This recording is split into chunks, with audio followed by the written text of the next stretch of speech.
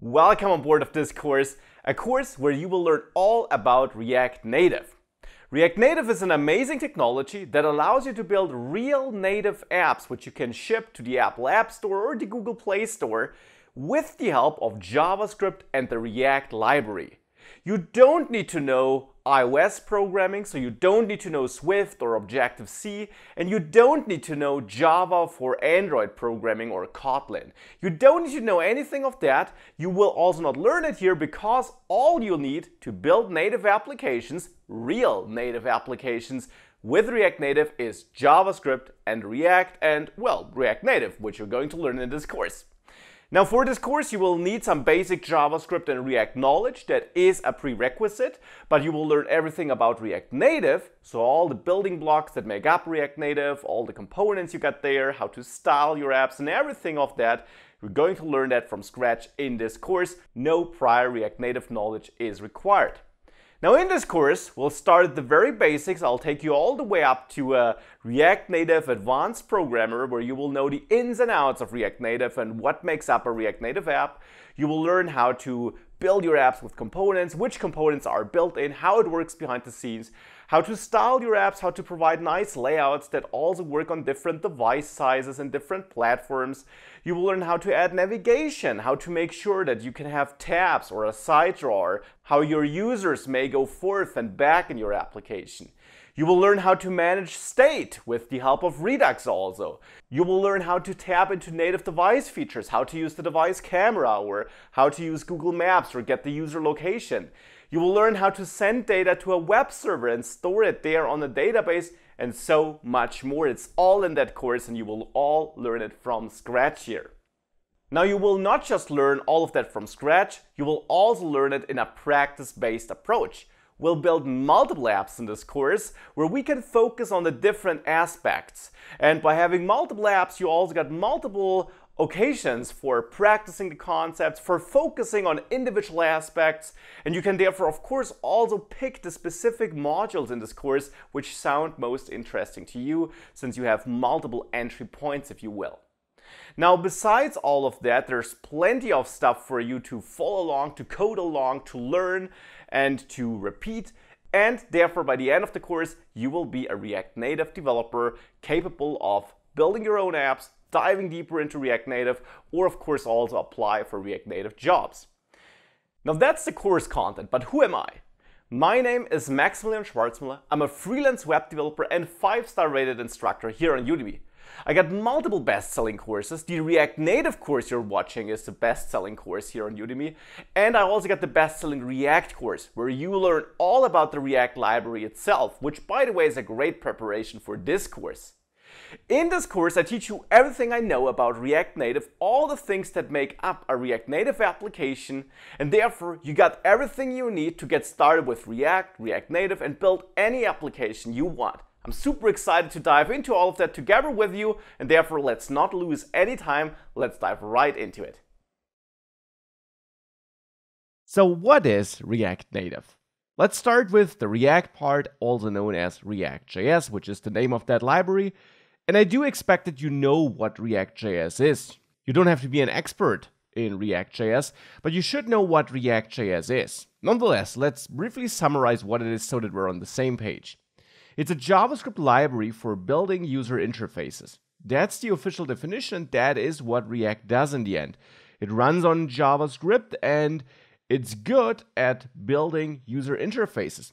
Typically, we use React in web development for building web apps, but it's important to understand that React itself, the library, actually makes no assumption about what we're building with it, because it's actually another library which you also use when you're building web apps with React that is responsible for rendering something onto the screen, and that's the React DOM library.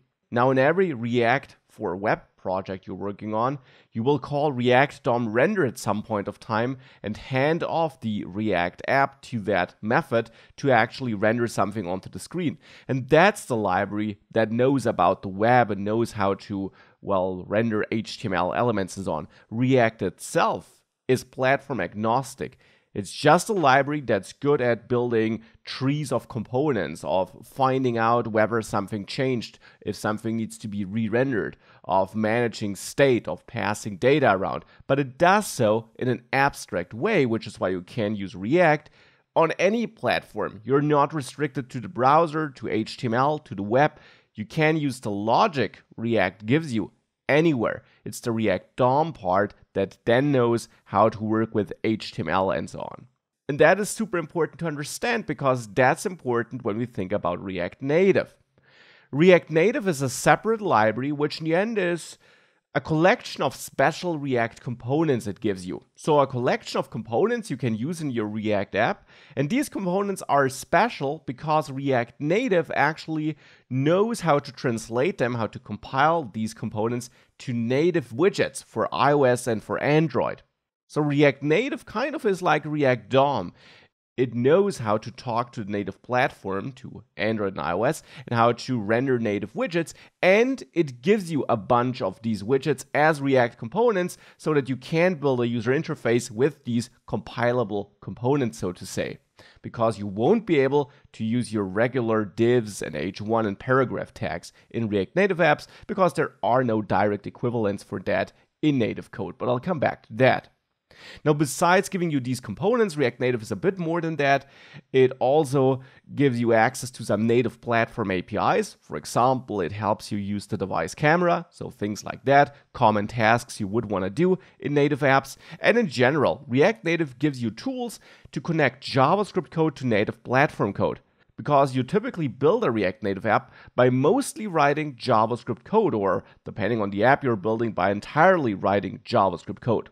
Now, I say mostly, at least that's a possibility, because you can also write native code for iOS or Android, and React Native gives you the tools to connect your JavaScript code to that native code, though that's a bit more advanced, and in many apps you will never need that. And therefore, React Native gives you full flexibility. It gives you a way of connecting JavaScript to native code, and it also gives you a lot of pre-built native features which are conveniently usable from inside your JavaScript code. So if you then combine React Native and the features that gives you with React.js, which knows how to update a user interface and how to control a user interface, then you get everything you need to compile a real native mobile app. And that's also what React Native gives you. It gives you everything you need to then take your JavaScript code and compile that to a real native mobile app, which you can then ship to the App Store for iOS or to the Google Play Store for Android. So you get a real native mobile app as a result in the end.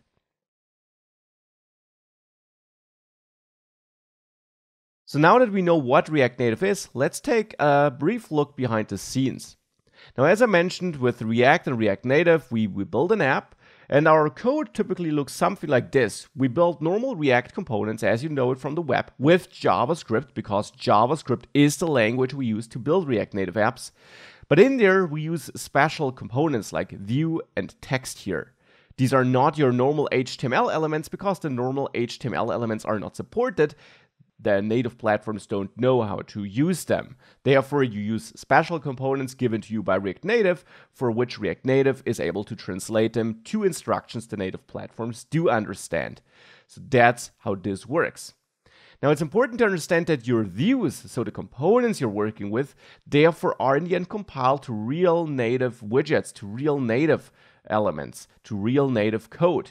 Your JavaScript code, where you manage your business logic, will not be compiled, but your views will be. And that, of course, also means that you typically get a great performance when building React Native apps, because the result is a real native app where a large chunk of the code is real native code. Now, if we take a closer look at this component thing, it's important to understand that you can, of course, use React for building web apps, but that you could also build native apps for Android and iOS with native code, so without React Native, or that you can use React Native. So these are 4 different ways of building apps where, of course, React for the web won't give us a native app, but just to compare how this would be related. So if you're using React for the web, you typically work with, let's say, a div to structure your content. If you would work directly with Android, so you would build your app in Android Studio without React Native at all, You would work with an Android View, for example. That would be a widget you can use there in the user interface you're building directly with native platform features to structure your content. On iOS, that would be the UI View widget. And you don't need to memorize these terms. I just want to explain how React Native translates things for you. Because in React Native apps, you actually use the view element. Now, if you have a look at that view element, you of course see that it's very similar to the div element. It looks like a HTML tag. The difference, of course, is that it starts with a capital character, and that view is no HTML tag. The browser wouldn't know what to do with a view. But React Native does, and React Native will translate that view to the Android view or to the UI view for you. And it does that, of course, not just for this view general wrapper component, but for example, if you're fetching user input on the web, you would do that with the input element. If you would build a native Android app, you would use added text. For a native iOS app, you would use UI text field. And in React Native, there's the text input component. Again, React Native compiles that to the native widgets for you. And that's how React Native works behind the scenes. Of course, we don't care about the web in this course here, just so that you understand that there are some similarities. We use these tags, which look like HTML tags, but of course that the important difference is that these are special components compiled to native code. Now, as I already mentioned, it's important to understand that for the UI, React Native gives you special components, which are then compiled to native views. For your other logic, so if you're using Redux or if you're having any business logic, you're sending HTTP requests, you're transforming data, all your other JavaScript code is not compiled to native code, but instead it's running on a special thread hosted by React Native. So you can imagine your React Native app, which you get in the end, as a real native app, because it is one, where all the views have been compiled to native widgets, but where there is an extra mini app inside of your app, a mini JavaScript app running in there, hosted and started by React Native, so to say, which runs all your JavaScript code, and your JavaScript code can then talk to the native platform. You can picture this like this here. You have your code, your app, and you build a native app, and that's running on a native platform, and of course there you have certain platform features available, like for example using device camera. Now, as already mentioned, your code can be split into two things here, your views and your business logic, so the other JavaScript code.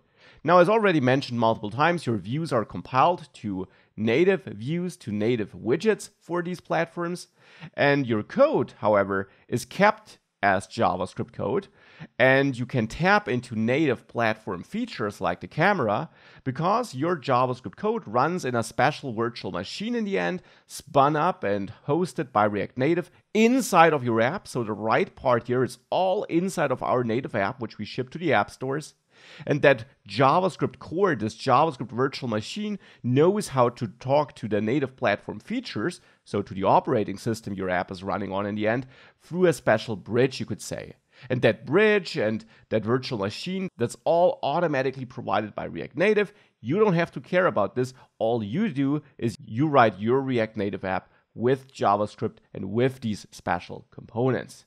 And that's all you need to know for now. This is how a React Native app works behind the scenes. And I find it important to be aware of this because it takes some of the magic away in a positive sense, because you understand what you're actually writing and what will happen with your code and how this code ends up in a native app. And of course, you also understand that you have a real native app therefore in the end. Not all your code is compiled, that would be pretty impossible, but your views are compiled. And of course, the views, so the part the user sees, is the most important part when it comes to performance for an app, because re-rendering the UI and all of that, that's typically the performance intensive part. And therefore, it's very good that this is compiled. That's one of the huge strengths of React Native. So now that we have an idea of what React Native is, we can get started with React Native. And I'd say let's get started by building our first little React Native app, or by getting our first React Native app up and running. So we want to create a new React Native app, and as it turns out, we actually got two options for that. If you search for React Native, you'll find the official page. And on that official page, if you click on Get Started, you actually have two options here. You have the Expo CLI Quick Start and the React Native CLI Quick Start. Now, what's the difference and which approach should you use and why, and what will we use in this course? So we can use the Expo CLI, the Expo tool, for generating and managing our React Native app, or we use the React Native CLI. Now, if you first have that choice, you would probably go for the React Native CLI, because we want to build a React Native app after all, right? Well, let's have a look at what Expo is. It's a third-party service which is completely free to use. You don't need to sign up to get started, and you don't have to pay to build an app which you can publish to the app stores. So it's really free to use. What Expo gives you is kind of a managed app development workflow. It takes a lot of the complexity away from you, because building React Native apps can be very complex, especially when it comes to integrating certain native device features like accessing the camera. And Expo simply gives you a lot of convenience there. It makes development of React Native apps a breeze and so much easier. The downside is that you're limited to the Expo ecosystem, because Expo in the end is like a wrapper, you could say, around your app, a thin extra layer between your app and the native raw React Native experience. And you still get a native app in the end, and you still use React Native under the hood. That's all happening. But Expo abstracts away some of the complexity, which also means it, of course, removes some of the fine-grained control you would normally have if you build a raw React Native app. Because if we have a look at that other workflow, the React Native CLI, that's in the end managed by the React Native team or parts of the React Native community, and there you have a bare bone development setup, which means you get a native app, you need to install Android Studio, you need to install Xcode to build that app, and you need to configure and manage a lot on your own. As soon as you start adding certain native device features, like let's say as soon as you want to use the device camera, you'll have to bring in third-party packages where the setup process can be quite complex. And therefore this can be more cumbersome. You have pretty much no convenience or utility features to tap into. But of course, the advantage would be that you have full control. You can control every tiny piece. You can easily write your own native Android and iOS code and connect this to your JavaScript code. That's not really possible with Expo. So if you are a super advanced developer and you already know you'll be building a very complex app where you need to do a lot of manual workarounds, a lot of fine-grained configuration, then you definitely want the full bare bone experience on the right. If you're getting started or if you're building a normal app, then the Expo CLI will very likely give you everything you need. It gives you wrappers for the most common native device features you need, like using the camera, like using maps. That's all made super simple. And if you ever get to a point where you find out, oh, I need more control, then you can always also switch from the Expo workflow to the native workflow. You can eject, and then you have the full flexibility. Therefore, nothing speaks against getting started with Expo. You can always switch to the other experience if you need to. And we'll use Expo in this course because it's simpler, because it gives you everything you need for most apps, because it's so much more convenient to work with it, and because you can always switch. Now, later down in the course, I will also give you an introduction to the more bare bone workflow and what that would mean for you. But for the majority of the course, we'll work with Expo. Behind the scenes, this Expo tool works such that you have your native device or your simulator, so your iPhone or your Android phone, and you have your app, your React Native app you'll be writing, so your JavaScript code where you write your React Native app. Now, on your native device or on the simulator, you will install an extra app from the App Store, the Expo Client app, and we'll do that together in the next lecture. Now, your app can then be loaded into that client app, which is this extra wrapper, to see it there, to run it there, to test it there. And that's, of course, great for development. You can also publish your app as Expo app so that other people who have the Expo client installed can easily run your app. They don't even need to install it from the Google Play Store or the Apple App Store. But of course, typically you want to build an app which you can publish to these app stores, and no worries, that's possible with Expo too. That extra client app which you have, which wraps your app, is great for development because it speeds up the entire development workflow.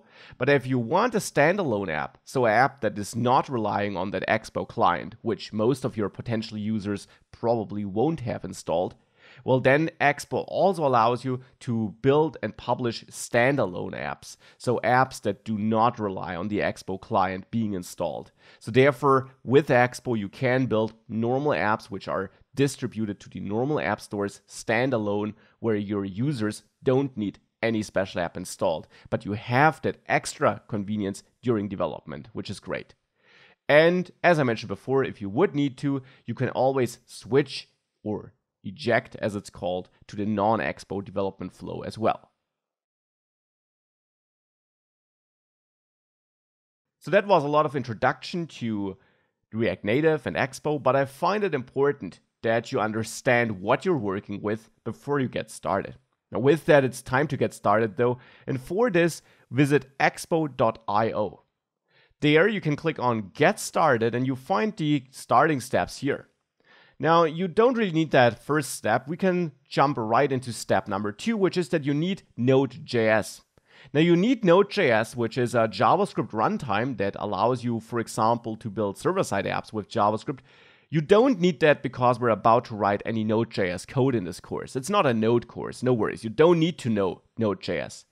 But it's a package which allows us to run JavaScript on our machine, and for example the Expo client behind the scenes also runs on JavaScript. It's totally not related to React Native, that's just for this tool to work correctly.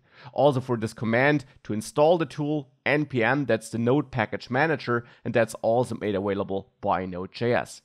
So the first step is that you visit nodejs.org and there download the latest version, in my case 12.6, from there to get started. And whatever your latest version is, when you're viewing that, simply download that version, install it. It gives you a normal installer. You can simply walk through by clicking through all these steps there, nothing too fancy. It's available for Mac OS and Windows and Linux.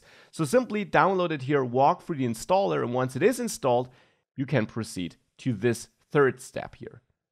So with Node.js installed, let's copy that command here and then open your normal terminal or on Windows your command prompt and paste that command in here. Now on Mac and Linux, you might need to add a sudo in front of this. On Windows, this will not be required to get the right permissions.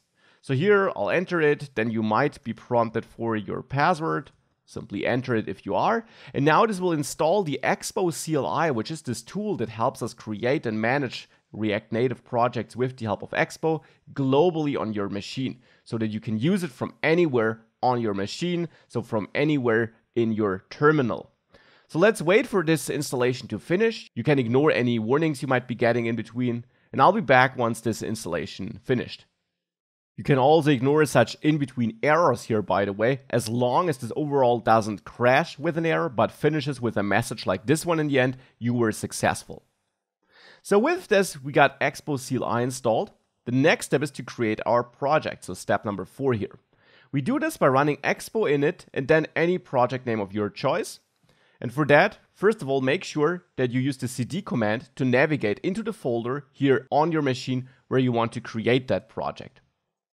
So I did that here. I'm in that folder and now I can run expo init and I'll name this rn first app because it's our first React Native app here after all. Simply hit enter. That name, of course, is totally up to you, which you have here.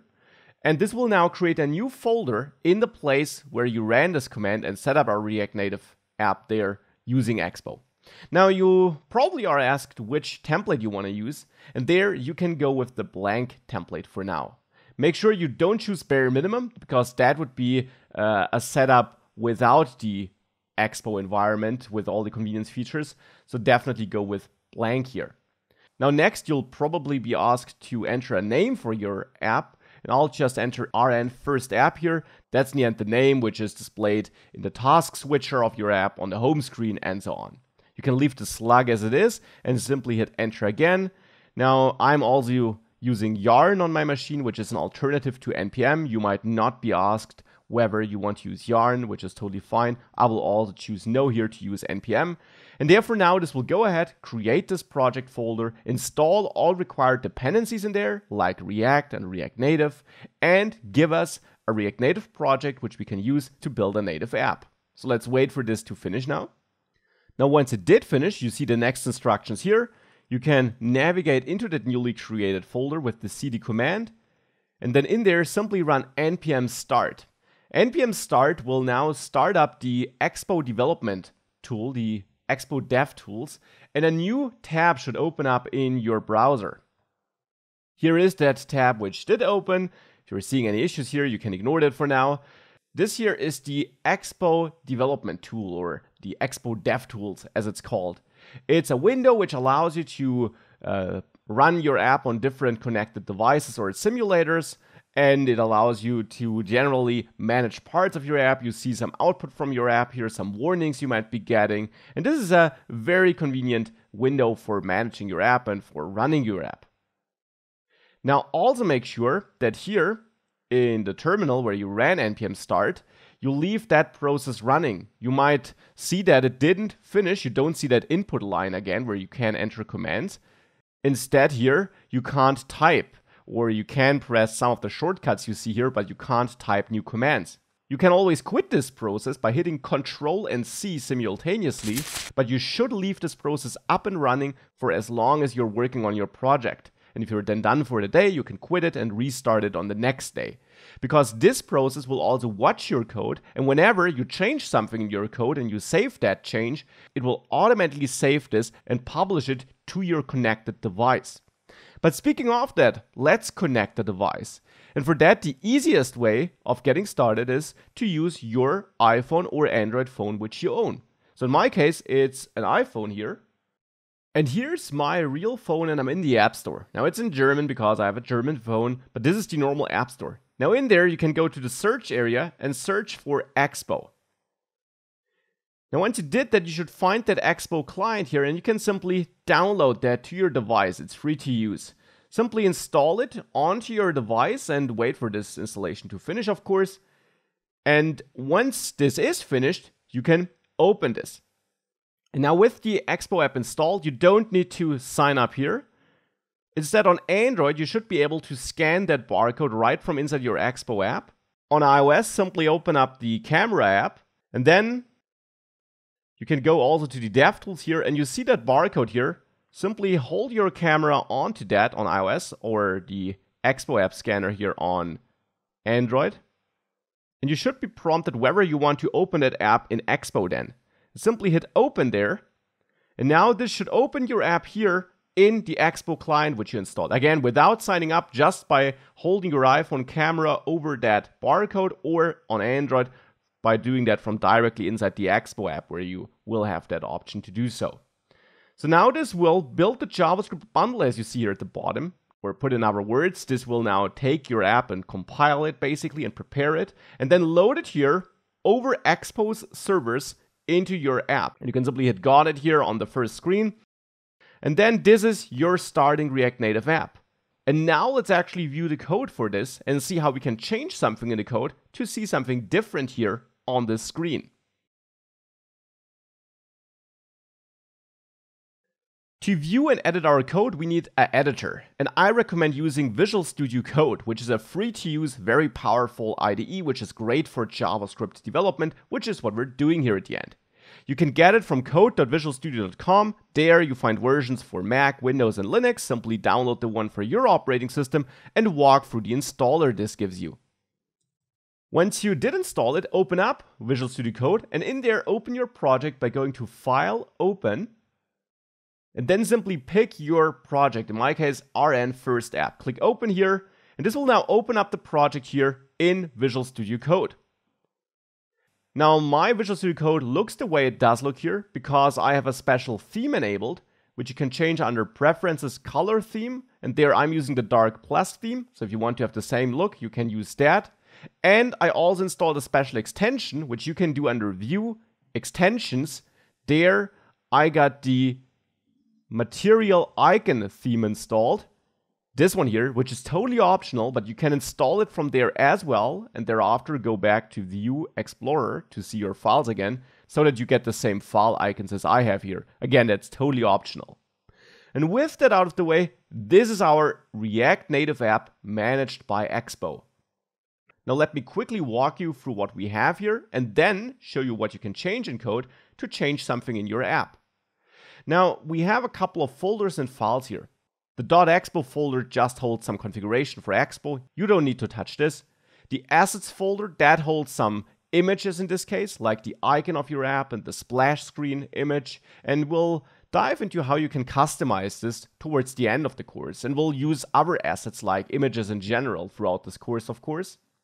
The Node Modules folder holds all the dependencies of this project. That's, for example, React and React Native, but also dependencies of dependencies. And this folder is managed automatically for you, so you don't need to touch this, and you shouldn't touch it indeed. Gitignore is a file that helps us with Git, which is a source code management system or a source code management tool. And you don't need to use Git. If you do, you probably know what Gitignore does. And if you don't know what Git is, after this lecture, you'll find a brief introduction to it or some resources that help you get started with it, but you don't need to use Git to work with React Native. Watchman config, that's something you can ignore. As you see, it's empty here. It's a tool used behind the scenes by Expo in the end. And the app.js file then is the file which holds the code that is responsible for rendering what we see here on the screen. We'll dive into this in a second. App.json holds some configuration for our React Native app powered by Expo, and we'll dive into this throughout this course as well. For now, let's ignore it. Babel config configures how the JavaScript code is optimized and compiled. You can leave the defaults here as well. And the package.json file manages your dependencies. And there you see that you're using Expo, but also React DOM, because Expo actually also supports building React apps for web. But then also React Native here, and well, React Native web, because again, Expo gives you the option of also building web apps with the help of React Native. It's not something we'll focus on in this course though. So that's the setup we have here. The important file for us at the moment is the app.js file, because that's in the end responsible for getting something onto the screen. Now, the exact file content you are seeing here in your app.js file could change over time though. This starting project, which gets generated automatically, simply sometimes is changed. That does of course not affect what I explain here or this course. It does not mean that anything is outdated or anything like that. It's just a different starting project. And if you want to follow along with exactly the same one I got, you find it attached, so you can also use that. But of course, you could also continue with yours if it looks slightly different, because as I mentioned, it's just the starting project you got. React Native, of course, still works the same as I explained it here, and therefore you can absolutely follow along with that and edit your app.js file just the way I edited it. And in there we see we do import React, just as we would do it in a React web app. We need to import React because here you can also see we're using JSX, which is this special JavaScript syntax that looks like HTML, but in the end is just JavaScript. In case you never saw this, definitely dive into a React app or React tutorial first. I do expect that you know how React generally works. We also have another import here, and that's the React Native import, where we import style sheet, text, and view from there. Now, these are these special components and features I was talking about earlier. Text and view are components provided by React Native that are compiled to native platform widgets. And style sheet is an extra feature provided by React Native that helps you with styling. Now then, here we have a normal React component as we would build it in a React for web app too.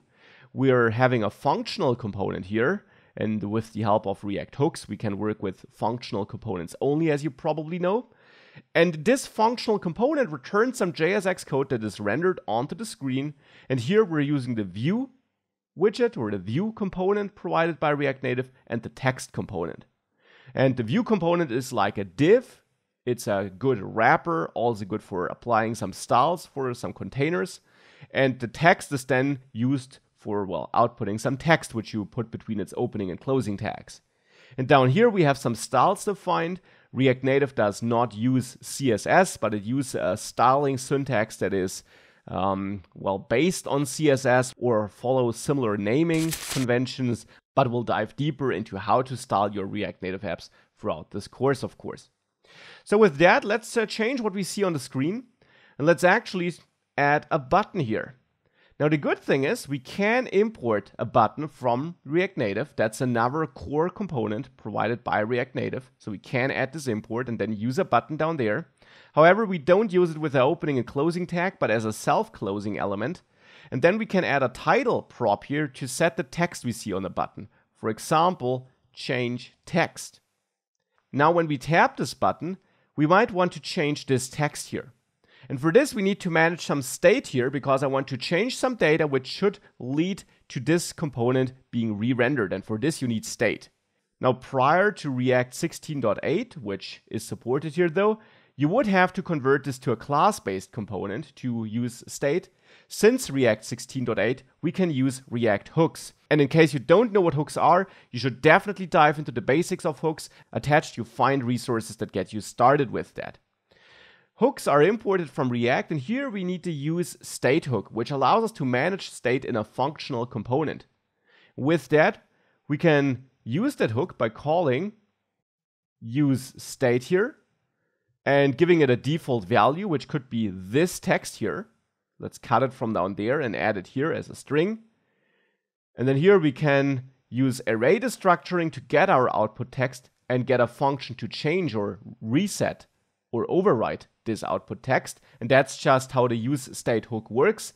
It gives you an array with exactly two elements, where the first element is your current state snapshot, so either our starting state or thereafter for subsequent re-render cycles, whatever we set our state to. And the second is a function that allows you to set your state to a new value. And calling that function will re-render the entire component, and output text will then refer to the latest new state. So here, between text, I want to output text, and upon a press of this button, I want to change this. So on the button, we can therefore register on press, which is basically the equivalent to on click, which we would have in the web. Here it's on press. And then we need to bind this to a function, for example, to an anonymous inline function here with this syntax, where we call set output text, and we set this to the text changed. So this will call this function here, override our state, therefore re-render this component. This will be updated in the next render cycle, and therefore, since we output text down there, this will change. If we now save all of that, the cool thing is, your app, which you should still have opened on your phone, should have automatically reloaded. You don't need to restart it. You don't need to scan this code here again. Just by changing the code and saving this file, it should automatically reload here. And now if we now tap change text here, you see the text changed. And that's your first React Native app doing its job, powered by Expo. But again, you can build and publish this as a standalone app, and we'll do that by the end of the course. And therefore, this is an amazing way of getting started. And React Native development can be as easy as that. Now with that, let's finish up this first module before we then dive way deeper into React Native and into writing React Native code from the second course module on. Getting started with React Native apps can be really hard work. It wasn't that hard with Expo, and indeed generally Expo makes working with React Native pretty simple and fun. But it's important to understand that React Native is not about writing JavaScript once and running it everywhere. It's instead about learning React Native once and then write code that is flexible regarding the platform it's running on. For example, and you will see that throughout the course, there aren't that many components React Native ships with that would automatically adapt the way they look to the underlying platform. You as a developer instead have to find out on which platform your code is running and then adjust your styles to that platform to get a look that fits the platform, or maybe even adjust your logic to that platform. The same for orientation or device size changes. You need to write code that is flexible. You will learn all about that in this course, but you will see that writing React Native code is not about writing code once, but instead you will have to add some if checks to find out on which platform you're running to adjust the look and feel of your app based on the platform and device size your app runs on. So to sum it up, you have no or very little cross-platform styling of components. Most components that are built into React Native don't come with a lot of styling attached to them. You have to take care about styling instead. And you only have a basic set of pre-built components anyways. Don't expect a vast amount of pre-built components. If you worked with other alternatives like Flutter or Ionic, you're used to having a bunch of components which are pre-styled and give you a lot of awesome functionality out of the box. React Native is much more bare bone. You got some basic components which you need, but then all components that would be a bit more complex are components you'll have to build on your own based on these primitives you're given. And indeed, you will see these primitives you're getting are actually all you need. But again, we're back to you will need to combine them manually, install them manually. And that's something other alternatives sometimes do for you. For React Native, you have to do it on your own. Also, as I just mentioned, for creating responsive designs where your app looks good on different device sizes and different device orientations, you don't really have tools that help you with that. You will have to write code that is flexible, that checks the available device size, and that then automatically adjusts. So there's a lot of manual work to be done by you, as you can tell. But that also gives you a lot of power, and in this course you will get all the knowledge you need to master this and build truly amazing React Native applications. I also don't want to hide that React Native is a fast-moving target. We got new versions being published almost every month. Breaking changes do happen, and of course I'll do my very best to keep this course updated to let you know about changes and how to adjust your code. But sometimes you just have to go back to an app you built 6 months ago and you have to change something there because something changed in the latest version of React Native, and in order to continue working on your app you need to change something in the code which used to work before. That's normal, that will happen. Not all the time, not every month, but it will happen. Also in React Native, you typically have a high dependency on third-party packages. Now the good thing is when working with Expo, that's only partly true because Expo already itself is such a wrapper with a lot of cool features built in. Therefore, you have a high dependency on Expo when working with that, but you don't have to find dozens of other third-party packages to access the camera, to work with Bluetooth, or anything like that.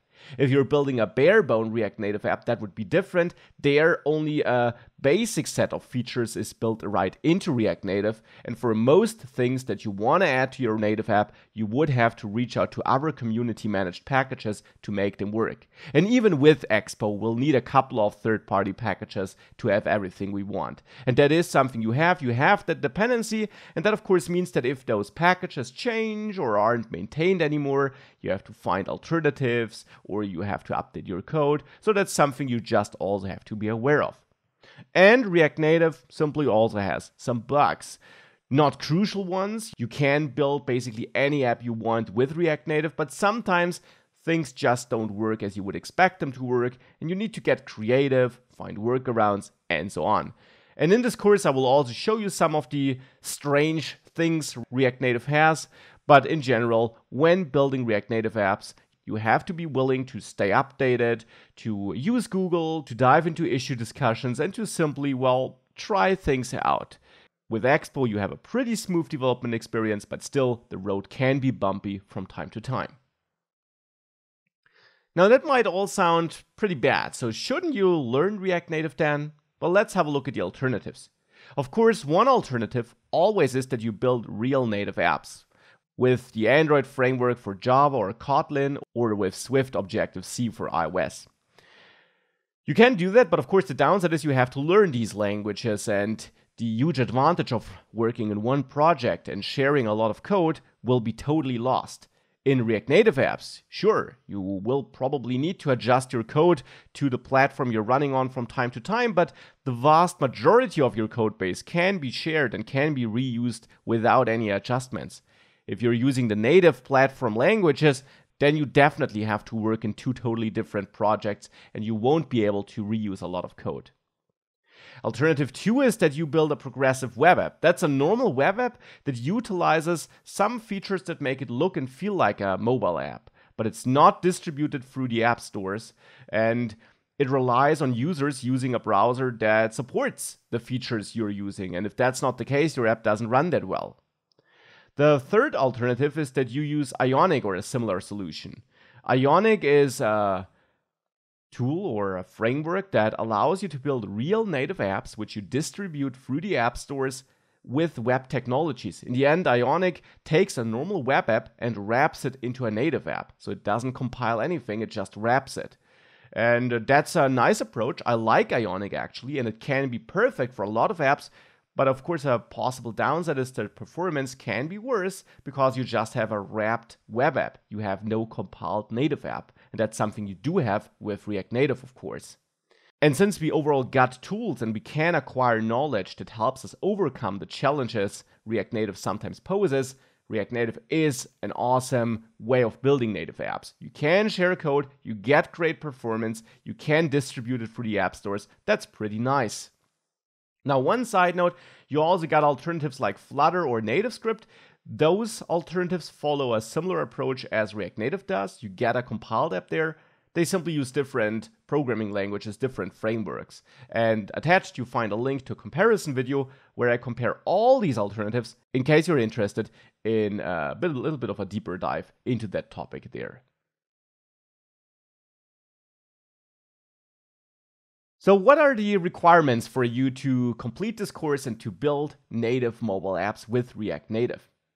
You need JavaScript and React knowledge. You don't need to be an expert, but basic knowledge is required. You don't need to know Android, Java, Swift, or Objective-C or Kotlin. You don't need to know anything of that. Will not write code in those languages. Now, regarding the hardware and software you have, it depends on what you want to build. If you want to build an iOS app, which you distribute through the App Store, then on Windows that's not possible locally, but with the help of Expo, you can actually build such an app there remotely, which means it's getting built on Expo's servers and you can also distribute it to the App Store with the help of Expo. But it's a bit more difficult, and if you're not using Expo, you absolutely can't build iOS apps on Windows. That's simply a restriction imposed by Apple. Same is true for Linux, by the way. You can't build iOS apps there either. Android apps can be built on Windows locally with or without Expo, and it's the same for macOS and all platforms. You can build iOS and Android apps on macOS with or without Expo without problems. So it doesn't look too bad, I'd say. No real deal breakers in here. With that, let's dive deeper into React Native and learn all about it. Now, we tested the application on a real device, which is of course pretty nice and also amazing to see it run there. But for development, I will actually use a simulator, which is a virtual device running on my machine, simply so that I don't constantly have to test the app on my real device. I like having it here. Also makes it easier for recording. You probably also want to test the app on a simulator at some point. For example, because you probably only own either Android or an iOS device, and you also want to test and see your app on the respective other platform. Or you have both devices, you have an iPhone, you have an Android phone, but you also want to test your app on an older iPhone, on a smaller Android device. And with simulators and emulators, you can launch different types of devices and test your app there. To get started with that, go to that guides section down there and click on up and running. Doesn't really matter where you click though, in the end you just need to get to docs.expo.io, and there in the managed workflow you can click on iOS Simulator or Android Studio Emulator. And there you'll learn how to install Android Studio and then launch a virtual device, or install Xcode, which is Apple's development environment, and launch an iOS simulator. Important, an iOS simulator can only be launched on macOS devices because Xcode, a tool which you absolutely need for that, is not available on Windows or Linux. So you can't run an iOS simulator on Windows or Linux. You can run an Android Studio emulator there though. On macOS you can run both. So let's now install these things, and let's start with the Android Studio emulator. For this you first of all need to install Android Studio. For this you can of course simply Google for Android Studio and you should find developer.android.com/studio. Simply click on there and then there choose download Android Studio and agree to these terms here. Now this will open up that download window and now download Android Studio, which is quite large and therefore this download can take a while. Now I'll be back once this download is finished to then continue with the setup. So the download finished for me, and with that I'm opening this up. Now I'm on Mac here, but also on Windows you simply, double click on that downloaded file to start the installer, and the installer will open up and walk you through a couple of steps. Now in that installer, you can simply leave all the default settings. Now with Android Studio installed and the installation finished, we'll launch it in a second. Now before I launch it together with you and we walk through this first step, make sure you have these settings down there on macOS and Linux configured correctly. So on Windows, you should need to do that, but on macOS and Linux, make sure you follow these 2 steps which you find in the official docs so that everything works correctly. Now with that, let's launch Android Studio. Once you start it, you should see a screen that looks something like this. There, you can click on Configure and then choose the SDK Manager. Now here in the SDK Manager, make sure that you have one of the latest SDKs installed. Now, typically you have the topmost SDK, which is still in beta. So in my case, that's the Android API level 29 Q, which has no official name yet. And the latest stable version, in my case, Pi, is the one you should install, typically the second item here in that list. So the first version, which has a real name, so to say, in this case Pi, make sure that this is installed simply by checking it here. And once you checked it, you can click Apply down there, and this will automatically download and install it. Besides having an SDK installed, make sure that in the SDK tools, you have the Android emulator installed here. So simply click on this here, add a checkmark here, and the SDK platform tools and the SDK tools, that all these 3 are checked here. Also, check the Intel x86 emulator accelerator here and the Google Play services. With all of that checked, click Apply, and now again this will prompt you and then start downloads of all these items and install them into your Android setup here. And you need all these things installed to develop Android applications. So let's wait for this download and installation to finish here. And with that finished, you're done here. You can close that. And the next step, still in that Android Studio window here, is that you click on Configure AVD Manager. This is the manager that allows you to create and launch virtual devices. You see, I got a couple of devices already. You might have none. You can always create a new one in the bottom left corner by clicking on Create Virtual Device. And then choose a phone here. And you can choose any image you want here to create different devices of different sizes. I would recommend going with one that has the Play Store installed. That can help with testing certain features, which we might need later. But in general, you can pick any image here, which you want. I'll go with the Pixel 2 here. Click Next. Then choose an Android version you want to use on that device. And there I would use the latest stable one. So not the beta one, not Q in my case, but the latest stable one. You might need to download it first, this image. This is independent from the SDKs you installed a second ago. These are device images. So make sure you download the latest stable one and select it thereafter. Click on Next. You can leave the default settings here. You could dive into advanced settings if you really know what you're doing, but otherwise you can leave the defaults and click Finish.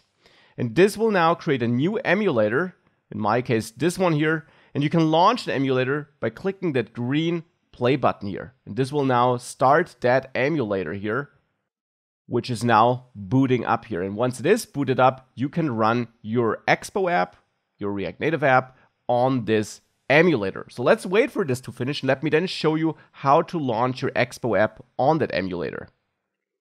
So the emulator finished up booting, and now you can launch your app on this emulator simply by going to your project where you might have your process still running. If you quit it, you can simply restart npm start in your React Native Expo project. So that's what I'm doing here. And it's again starting the Expo DevTools in the browser here. And now here, where we previously scanned this QR code, you can press Run on Android device or emulator. And if you have an emulator up and running, it will automatically run your app there. Or in your terminal here, where you have this running npm start process, you can press A to also launch your app on the emulator. That's what I just did. This will now install the Expo client on the emulator automatically, so you don't need to install or manually install the Expo client there. It's done for you. And once it's done with that, it builds your app and runs it on that Android device. So let's wait for this to finish. Here it is. Here it's booting up. And yes, click OK here. You're prompted whether you want to allow displaying this app the first time you launch this. turn this on here, then go back, go to the app drawer here or to the task manager and go back into your app here. And now here's your Expo app launching. It's again building that JavaScript bundle at the bottom. And once it's done, it will launch your Expo app here. And only that first build takes quite long. Subsequent rebuilds and hot reloads, as you saw, are pretty fast. So let's wait for this build to finish. And now it is finishing up here. And here we see our app. By the way, this is nice. We saw it on the iPhone before, at least here in the videos. Now here it's running on Android, and the button is one of the very few components React Native offers which does automatically adjust its look to the platform. So that's pretty sweet. And we have the same functionality as before. And this allows us to test this not only on a real device, but also on a simulator. And there you can simulate any Android device you want, which is of course pretty useful. So that's the app running on an Android simulator. And throughout this course, I will always also show how this runs and works on an Android emulator. Now let's next dive into running this on iOS. So we installed Android Studio and launched the app here on an Android emulator. Now let's do the same on iOS. And this, as I mentioned before, only works on macOS. You can't do this on Windows, unfortunately. The first step there is that you install Xcode, and you do that from inside your App Store, so the App Store on your Mac. There you can simply search for Xcode and then install Xcode. I already got it installed, but simply install it from there. These are the Apple developer tools. You can only install them on a Mac, and you should do so there. With that installed, make sure you install the Xcode command line tools by simply launching Xcode. And there, without necessarily opening a project, you don't have to do that, going to Xcode preferences in the top left corner, and then make sure you got command line tools installed here by selecting the most recent entry you have here under command line tools. That is already all. You can now launch a simulator by going to Xcode and then open developer tool simulator here. This will now launch up an iOS simulator. Here it is booting up, and for me it picked the iPhone X here. You can change that simulator by clicking on it and then going to hardware here, device, and then selecting iOS, and you can pick different phones. And if you choose a different one here, it will launch a new emulator with that different configuration. And here I'll just go with this iPhone XS simulator. I closed all simulators and then restarted it, and then it automatically picks the last one you chose here. And now let's wait for this to boot up before we can run our React Native Expo app there. Here it is running. And now again, go back to your npm start process, which should be up and running. And in there, you can hit I to launch this project on an iOS simulator. Alternatively, you can always go to the Expo DevTools in that browser tab and click Run on iOS Simulator there. That would work as well. Here you also see some log where it tells you that it's connecting and so on. So now here we're asked where we want to open this in Expo, and the answer is yes. Just as on Android, it automatically installed the Expo app, so you don't need to do that manually. It does it for you. And then it launches this app and launches your project in that app. So let's again wait for that to finish. Click Got It here, and here's the app, and just as on the real device, we can click Change Text to change the text. So this is the app now running on simulators. This is the setup I'll use for the course so that I can show this app on different devices here on the screen. You can test it on simulators as well. You can test it on real native devices. Before you ever publish an app, you should definitely also test it on real devices though. Otherwise you won't know how your app behaves there. So using simulators only is not an option, but for development it's of course great. So what's in this course now? What will you learn in this course? We're almost done getting started, and therefore with this basic module where, well, we set everything up and you get a rough idea of what React Native is and how it works. After this, we'll of course have a very important module where we dive into the React Native basics. In this module, you'll learn all the core fundamentals you need to know about React Native, how these apps work, how you work with React Native components, how you build your own components, how you make that all work as a native app, which you can test on your emulators or real devices. All of that is in this super important module. Now, after all these core basics, which are really important, we'll also have a look at debugging. How can you track down errors? Which tools are there to help you with debugging? These are all questions we'll tackle in the debugging module. Now, thereafter, we'll dive back into the basics, but into the advanced basics, if you want to call it like this. We'll have a look at how you build real apps, how you style apps, which different options you have there, how you work with all these components that are baked into React Native and with your own components that you can build based on those, how you lay out your apps. So here, we'll really bring together many concepts and compose that all in a more realistic app, which does more useful things, and where we'll need to tackle certain problems you have to tackle in real apps. So that's another core module for you to learn how React Native works and how React Native apps are built. Now, once we completed this module, we'll have a solid understanding of all these fundamentals, but there will be one problem. Up to this point, the apps we built thus far are not really flexible, they're not really adapting to different screen sizes, and there might be differences between iOS or Android regarding how apps should look like or how certain things should behave, which we don't really cater for. Therefore, we'll then have a module where we dive into how to build responsive and adaptive apps. So how you make sure that your apps look great and work the way they should work on different devices, different device sizes, and also on different platforms, so on Android and iOS. And how you can use one project and one code base to still fine-tune your app to different platforms in certain areas.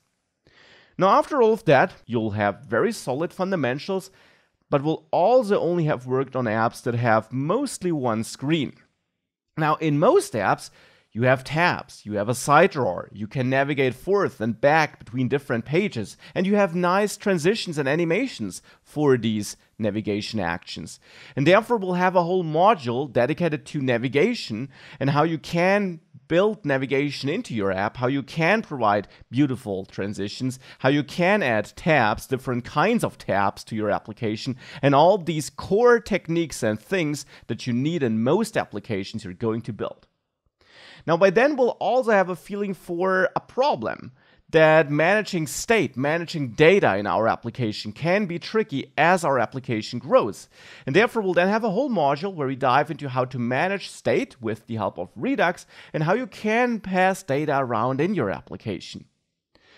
After all of that, it's really time to practice, and therefore, we'll have a whole module where we build a brand new application from scratch, where we incorporate all the things we learned thus far. That's a module where you can practice this on your own, or you just follow along with me, or you practice first and then compare your solution to mine. So it's a big practice module where all these core things we learned about come together and can be seen in practice. Now, after that, we'll take that same app and enhance it, for example, by handling user input in a better way, by validating it, by showing error messages, by making sure that our app has certain data criteria that needs to be fulfilled before we can continue, and so on. So that's another core module because, of course, in many applications, you'll need to gather user input. Now, thereafter, we'll also leave our application, in a certain sense, because we'll learn how to send data to a server and store it on that server in a database. Of course, that's another crucial task because not all data lives on your device. Instead, there is some data that needs to be shared with other users, for example, or that should be backed up, or that should be available even if users reinstall your app. And for all of that, that data needs to be stored away from your app. It needs to be stored on a server, it needs to be stored in a database, and that's exactly what we'll have a look at in this HTTP requests module. Now, speaking of servers and so on, many applications also need user authentication. You need to be able to sign users up and log them in, log them out, manage their session, and that's exactly what we'll have a detailed look at in the user authentication section, another core section with another core feature that you need in many applications, and we'll have a detailed look at all of that in this module. After this module, you will have a lot of core building blocks you need for apps you typically build, but one thing will be missing, and that's how you tap into native device features, how you can use the device camera, how you can get the user location, or how you can use Google Maps. And that's what we'll have a look at in this native device features module. You will learn how you can get the user location, how you can use it, how you can store it on an on-device SQLite database. All that fun stuff is in this module, and therefore this is another crucial module, of course. Now thereafter, I'll dive into different ways of building your React Native app, because for the majority of this course, we actually use Expo, the tool we got started with in this first course module, because it makes building React Native apps such a breeze. It's such fun, it's easier, and therefore definitely my recommended approach. But you might not always want to use it. And in this module, I explain when you might not want to use it and how you then build apps without it. Though I can already have a little spoiler at this point, for most applications, the vast majority, Expo is an amazing tool, and also important, really important, all what you'll learn in this course can be applied to Expo and non-Expo apps. And I make that clear in this different workflows module as well. And I show how non-Expo works work and how you write code for them. And surprise, it's exactly the same as you learn in the rest of the course, basically. Now, thereafter, we of course aren't really there to just build an app and then throw it away. Instead, you typically want to publish it. So I'll have a whole module focusing on how you publish apps, and we'll not just have a look at how you build it and how you then get it into the App Store. We also will have a look at over-the-air updates, for example, how you can automatically update the installed apps without forcing your users to re-download an updated version, which is really amazing. So that's also covered in this module. A lot of content. All these modules, of course, are extremely detailed. You'll get tons of knowledge about React Native, and by the end of the course, you'll be able to build amazing React Native applications. Now you know what's in the course. I also want to make sure that you're getting the most out of the course, and therefore here are my hints at how you can or how you should work with this course to ensure that you're getting the most out of it. Now, the obvious thing is that you should watch the videos. It's a video-on-demand course. It's fully built to, well, have all these videos for you to get all the knowledge. That's how knowledge is transported in this course. Now, be aware that you can adjust the speed of these videos. You have the playback controls here, where you can play videos back in a faster or slower way in case I'm going too fast or I'm going too slow. I do my best to find the best balance for all users, but of course you might have a different knowledge of React or even React Native, and therefore take advantage of these speed controls. Also, of course, pause the videos and rewind if something isn't clear. And of course, my recommendation also would be that you code along. And therefore, you might need to pause videos occasionally so that you can catch up or try something out on your own. And that's really how you get the most out of it, by coding along and trying things on your own as well. So definitely also pause videos, try something on your own first before you then watch me solve it. I think that's another great way of experimenting and getting a feeling for whether you really understood something. Now, also, of course, use all the course resources, and that's mainly, of course, the attached links you find on some lectures. I typically mention if something is attached, and all the attached code snapshots. Now, you find code snapshots on many lectures throughout this course, reflecting the progress up to that lecture, and always on the last lecture of every module. Now, these code snapshots are there for you to compare your code to them. You can also run my snapshots, these attached code attachments, as standalone projects, and there's a how to use text file in every attachment that shows you how to, well, get this attachment to run. Now, definitely take advantage of this. Compare your code to mine if you're facing issues, if something isn't working the way it should work or it's working in my videos.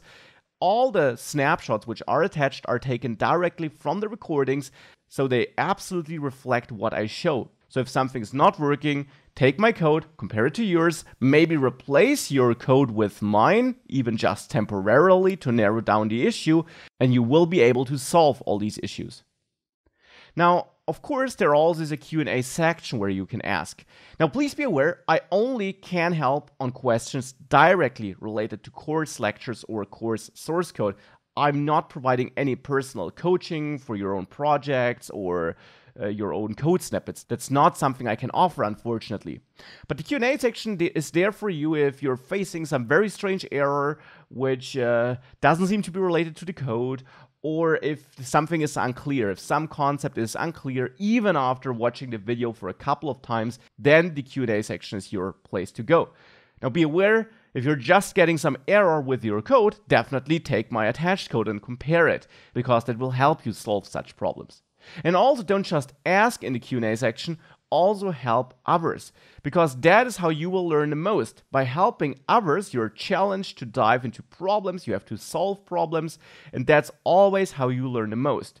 And if you're sharing a solution that turns out to be wrong, that's absolutely no problem, then you'll learn again by getting corrected. So definitely take this as an opportunity to master this topic, to master React Native, and to get the most out of this course.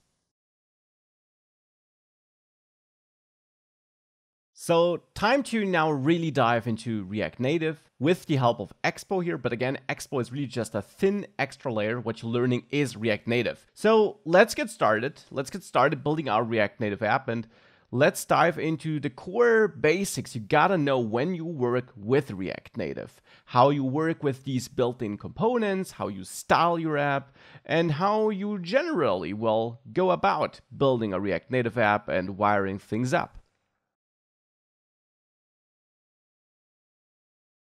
A crucial part of React Native are these components which are built into React Native. Because as you learned in the first section of this course, these are special components for which React Native knows how to translate, how to compile them to native platform widgets. And you can only use such components in React Native apps. You can build your own components, but these then also in the end have to be made up of these built-in components. You can't use divs or paragraphs or anything like that. So we have to work with the ones built into React Native, because there React Native knows how to translate them. And there we have things like the view, text, button, touchable text input image. These are some of the components you will see throughout this course. There are more, and we'll see plenty of them throughout the course. And you will learn how to work with those, how to configure them, and how to compose nice user interfaces with the help of these components. Now you, as I just mentioned, of course, build your user interfaces, your custom components with the help of these built-in components here. So you compose your user interface, your components from these built-in components there. And it looks something like this. You build your own myTitle component by taking the built-in ones and mixing and matching them together to get the look or the component you need. Styling also is an important part in React Native apps, and there it's important to understand that React Native doesn't use web technologies, it doesn't use HTML. It uses JavaScript arguably, but doesn't use HTML, and it also doesn't use CSS. So CSS, which you use for styling in the web, is not supported in React Native. But it gives you styling commands, styling configuration you can add to your components, so to these components that are built into React Native, either with the help of inline styles or with so-called style sheet objects. And there you write these style instructions in JavaScript, but you use a syntax which is based on CSS. So it's not directly related to CSS, but of course it's influenced by CSS. Many of the instructions you use here are inspired by CSS, and many of the rules or of the properties you know from CSS also work here in JavaScript in your React Native app. Now, regarding the inline styles versus style sheet objects thing, I will show both, but I will already say that using style sheet objects is preferred, but I'll come back to that once we do use it. And with that, now that we know roughly what's up with components and styling, why don't we just get started and start working with these things?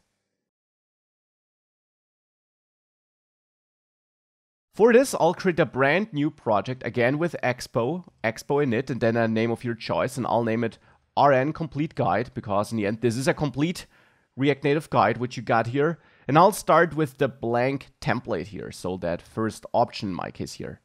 Regarding the name, I'll name this RN guide, but you can choose any name you want here. Simply hit enter, and I'll go with NPM, not with yarn. And now, just as in the first course section, this will create a new project and set up a React Native app in there. So let's wait for this to finish. And with it finished, you could follow these instructions, but I'll not do this here. Instead, here I'm back in Visual Studio Code, still with my first app from the first section opened, and I'll open the new one now, the one we just created. And here is the project opened up in Visual Studio Code. I walked through all the core files and folders we have here in the first course module, so I'll not repeat this here. And with that opened up here in Visual Studio Code, I'll now actually go to the menu and then choose Terminal, New Terminal, to open up my system terminal or system command prompt, depending on which operating system you're working on, here in the IDE. So that's your normal command prompt, your normal terminal, just integrated into the IDE and already navigated into that project folder. So you don't need to use CD to navigate anywhere else. And now here I'll run npm start, and this will do the same as if I would have run it here.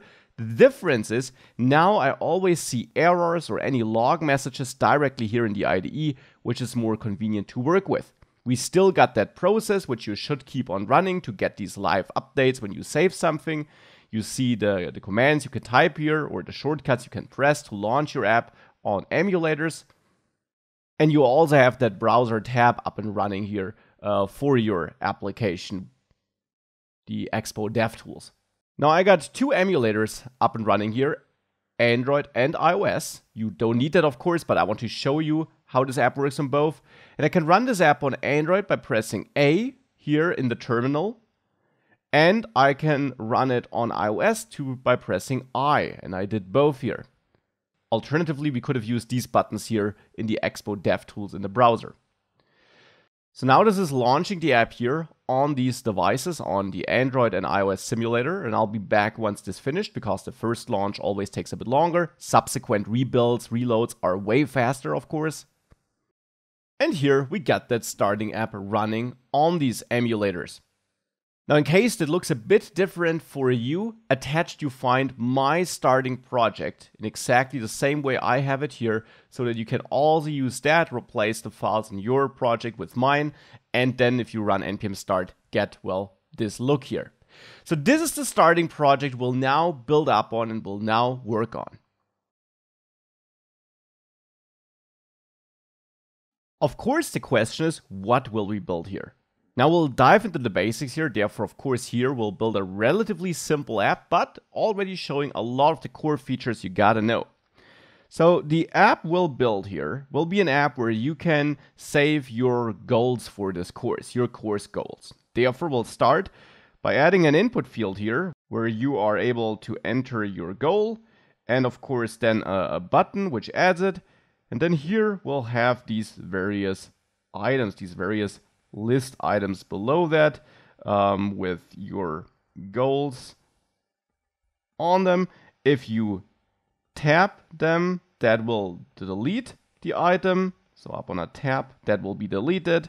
By pressing that button, we of course add an item, and we'll also enhance this application here throughout this module so that it also works a bit differently by the end of the module. Then we'll just have a plus button here, so to say, and by pressing this button here, we will open a modal, which is an overlay over the screen where you can then enter your goal, and we still will have the output here, but basically the inputs will be taken away from that main screen into that modal. The idea of this, of course, very trivial app here is that we get to know a lot of these core features, these core components you work with, how to style these components, how to work with such a modal, and so on. And we'll obviously build way more complex apps throughout the course, of course. So let's get started with this very trivial, nonetheless super important and helpful application now.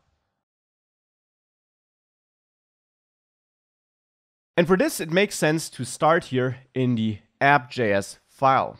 Now leave that terminal open here and that process running, of course, so that changes in your code are automatically reflected to the emulators. And now let's see how we can get started with that. I already mentioned in the first course module that React Native is all about these built-in core components like text and view. A view would be your div from web development in case you're a web developer, which you probably are if you know React.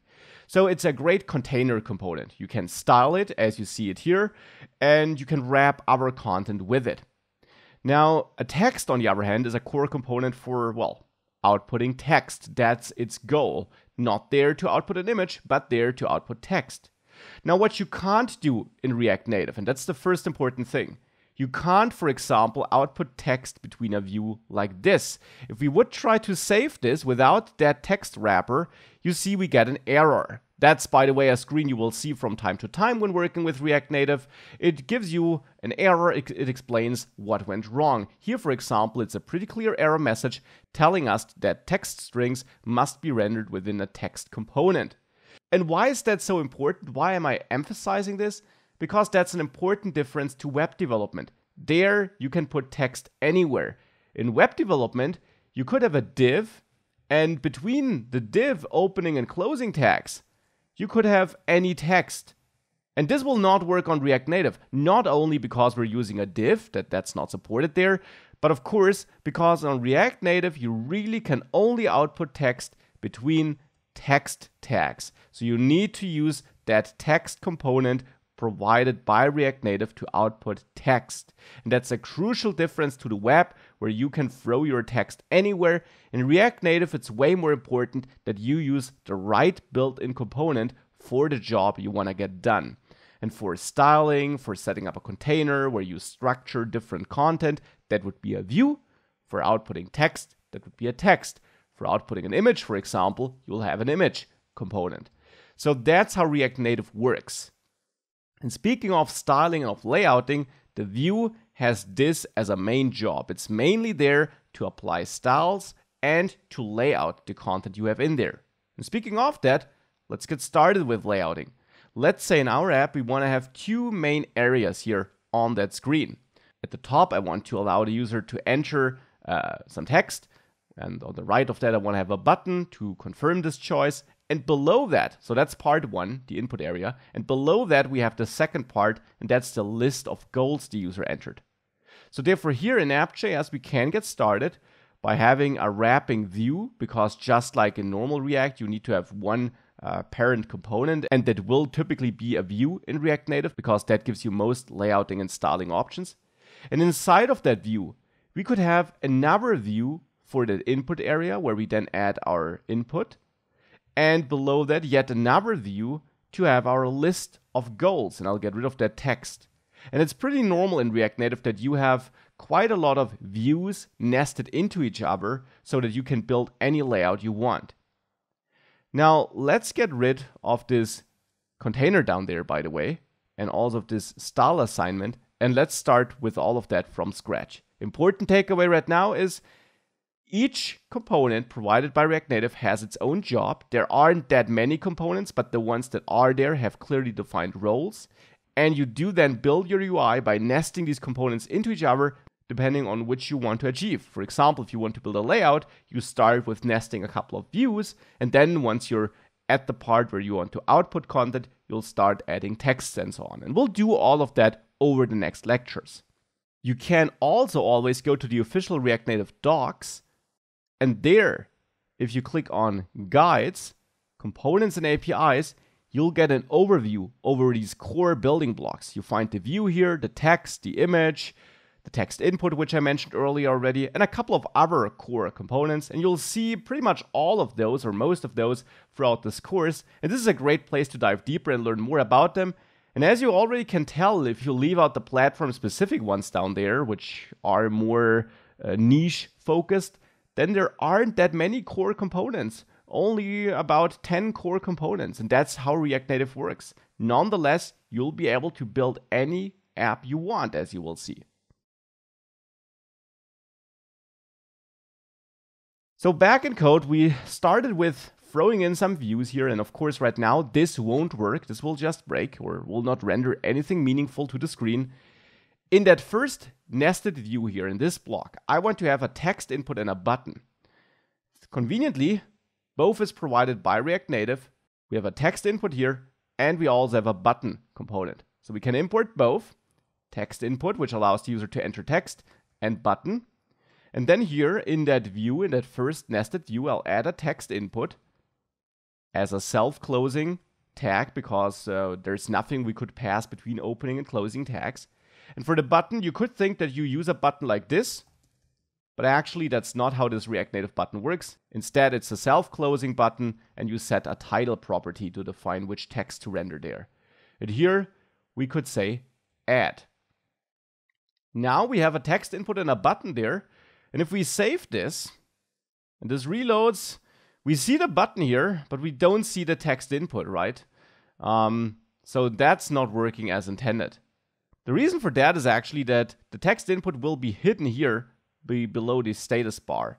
So now is the time where we should get started with adding some layout, some structure to this page. Because just adding components alone won't do the trick. A React Native app is all about using components and then adding the right layout, the right structure to your components. So here, for example, it would make sense to add some general padding around that views on this top view. Padding basically is some distance from the border of that view, which is basically the device frame in our case here, since I'm talking about the topmost view, to the content of the view. So some spacing between the borders of that topmost, of that surrounding view, and the content in the view. And for that, we can add the style property here on the view. Most components in React Native support the style property. The view does. And there you use this dynamic content binding here, which you know from normal React 2 with the single curly braces. And style expects a JavaScript object now. So we add another pair of curly braces here. And now a common mistake is that you think this is a special syntax which requires double curly braces. Indeed, it's the normal React syntax with single curly braces, where then the dynamic value you're passing to style just happens to be a JavaScript object. Hence, we have another pair of curly braces. And in this object, you can now have key value pairs where the keys are your style property names and the values are, well, the values for these style properties. And these style property names are influenced by CSS. So here what you can do is you can add padding that exists in React Native as well. And a comprehensive list of supported style properties can always be found by going to the component you're using, like the view here, and then by clicking on the style property. And here, if you click on view styles, you see a list of all provided properties which you can use. And you see some special properties for the view here, and then some general props like layout props. And there you would find the padding, for example. So that's how you can find out what's supported, but you'll also see many examples throughout this course. So here I add padding, and the value now can just be a number, which will be device-independent pixels, so a pixel value which always looks good no matter which device size you have. So here we could add 10, and if we do that, now we see the button is a bit further down. Maybe let's add 30 here so that we can see a bigger difference. And now that's working, and now if you tap above the button, you don't really see an input here, but you see that my soft keyboard opened up on Android. On iOS it doesn't open by default, but there also you can tap here, and if you tap often enough, or if you go to hardware and then keyboard, toggle software keyboard, it should open up there as well. So here we also have an input. So now we can see that input because now it's not behind that status bar anymore. So adding that padding probably made sense because now we made sure that our layout is inside of our screen here. Now there are other tools for making sure we have enough padding here as well, but for now let's manually set the padding and let's maybe set it to a value of 30. So we were getting started with the layout. Now let's go back to this component and let's make sure we can see something. We can see that there's a text input and we don't just have to guess it. For this, we can go to the text input and there, for example, add the placeholder prop. And just as before, to find out what you can set, you can always go to the official docs. In this case, to the text input docs. And there you find a description on how to use it and some examples. But if you scroll down, you also find all the props you can set. And there, for example, you find out that you can set a placeholder prop, which is that dummy text that is shown before the user entered some text. So here that takes a string, and here we could enter course goal, because you should be able to set your course goal here. And if you do that, you see both on Android and on iOS there is this course goal text. Now still, it could be a bit better, it could be a bit clearer that there is a text input. And therefore here I'll also add a style, another inline style, and here I'll set a border bottom color of black. Black now is a string.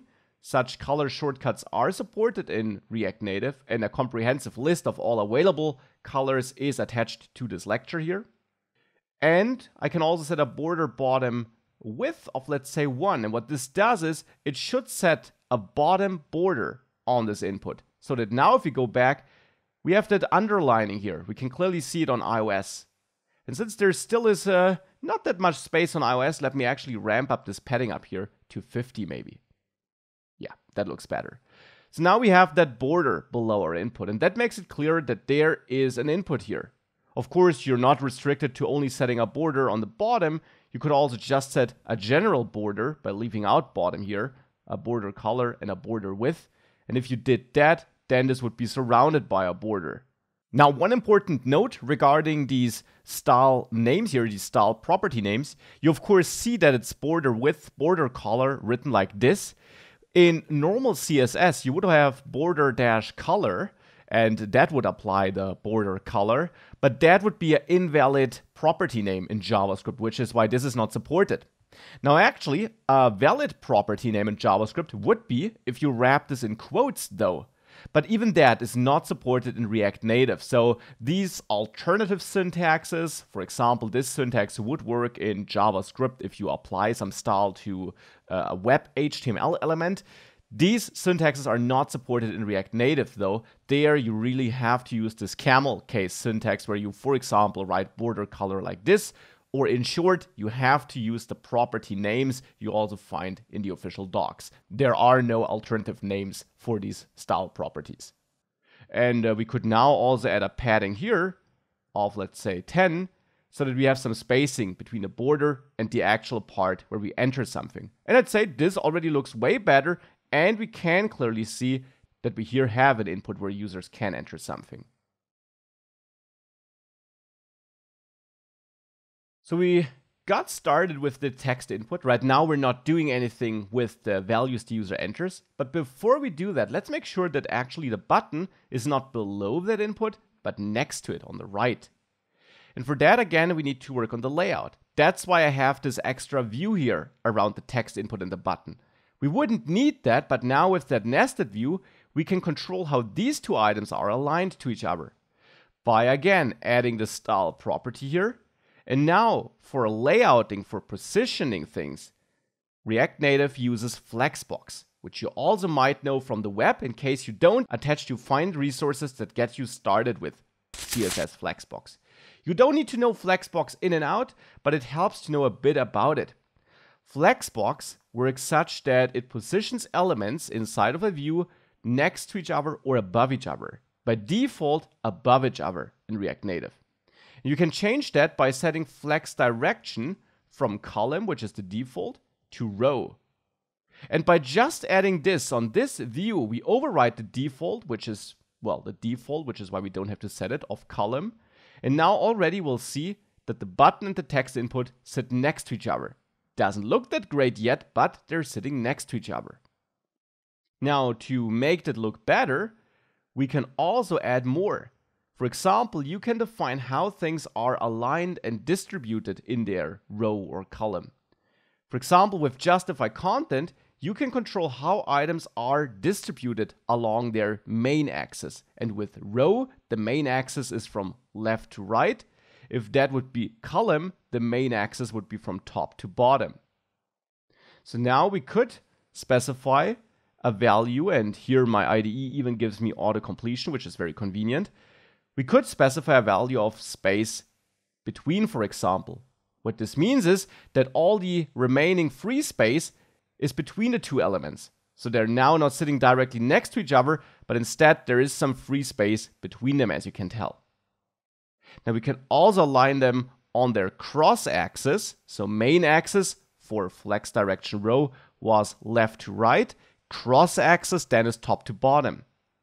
For flex direction column, the main axis would be top to bottom, and the cross axis would be left to right. So the cross axis simply is the opposite of the main axis, so to say. Justify content positions along the main axis. With align items, you can control how the child elements of this view are aligned along the cross axis. There you have different values, like for example, center. So in this case, since we have flex direction row, this should vertically center all items, which means that the button now looks nicer and is simply centered there in the middle of this input. Well, and now we can also ramp up the width of that input a little bit by going to the text input, and there on the style, we can also add a width of, let's say, 200 to give this a width of 200 pixels, which means that this now is a bit bigger. Alternatively, by the way, you could have also chosen a percentage value like 80%, which means that this takes 80% of the available width made available by its parent component, so by the view that surrounds it. And now with that, we had a look at the first important fundamentals about laying things out in React Native and styling things. But right now we're doing all of that with that concept called inline styles, which means we're setting up the styles directly on the elements. And that's not ideal. In this lecture, I want to dive a bit deeper into Flexbox, especially regarding how you use it in React Native apps. If you know all about that already, you can of course skip this lecture. So for this, I prepared a simple dummy application, and of course you find that attached. It's a normal React Native app built with Expo, and in the app.js file here, what I have in the end is just a view with 3 views in there, where each view then has a text with text 1, 2, 3. This simply creates some boxes with different colors, red, blue, and green. And now we'll use Flexbox to move these boxes around so that you can get a feeling for how Flexbox works, because it's so important. Now, first things first. By default, every view in React Native, even if you assign no special styles, uses Flexbox. And that's different to the web, for example. There, if you have a div, which would be your equivalent to a view, kind of, it doesn't use Flexbox by default. In React Native, it does. Every view by default organizes its children with the help of this Flexbox thing. Flexbox simply is simply a concept from CSS that is all about organizing child elements in a one-dimensional space. So here, for example, in a column. That's also another default. Not only does every view by default use Flexbox, it also by default organizes children in a column, so from top to bottom. That's also a difference to the web, and I don't want to emphasize these differences too much because, of course, you don't need to be a web developer to build React Native apps. But I think a lot of people do know web development, do know CSS, Flexbox, and therefore it makes sense to also talk about the differences. So in the web, when you use Flexbox, not only is it not turned on by default, in addition, if you do turn it on, the default is to organize all child elements in a row. And here the default is to organize them in a column. You can change that default though, so in this case, on the view which holds my boxes, by adding flex direction here and setting this to row, for example. Now you will see that these 3 boxes are organized in a row from left to right. Now besides row and column, you also have row reverse and column reverse.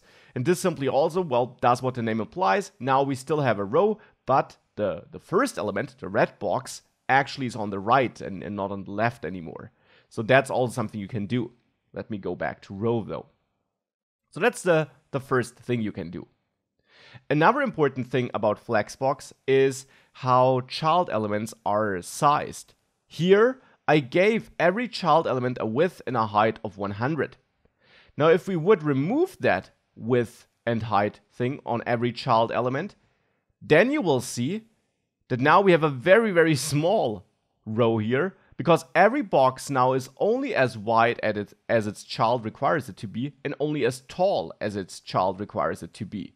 So every box here which holds a number is only as wide and tall as the number it's containing. Now you can change that with the surrounding Flexbox container too.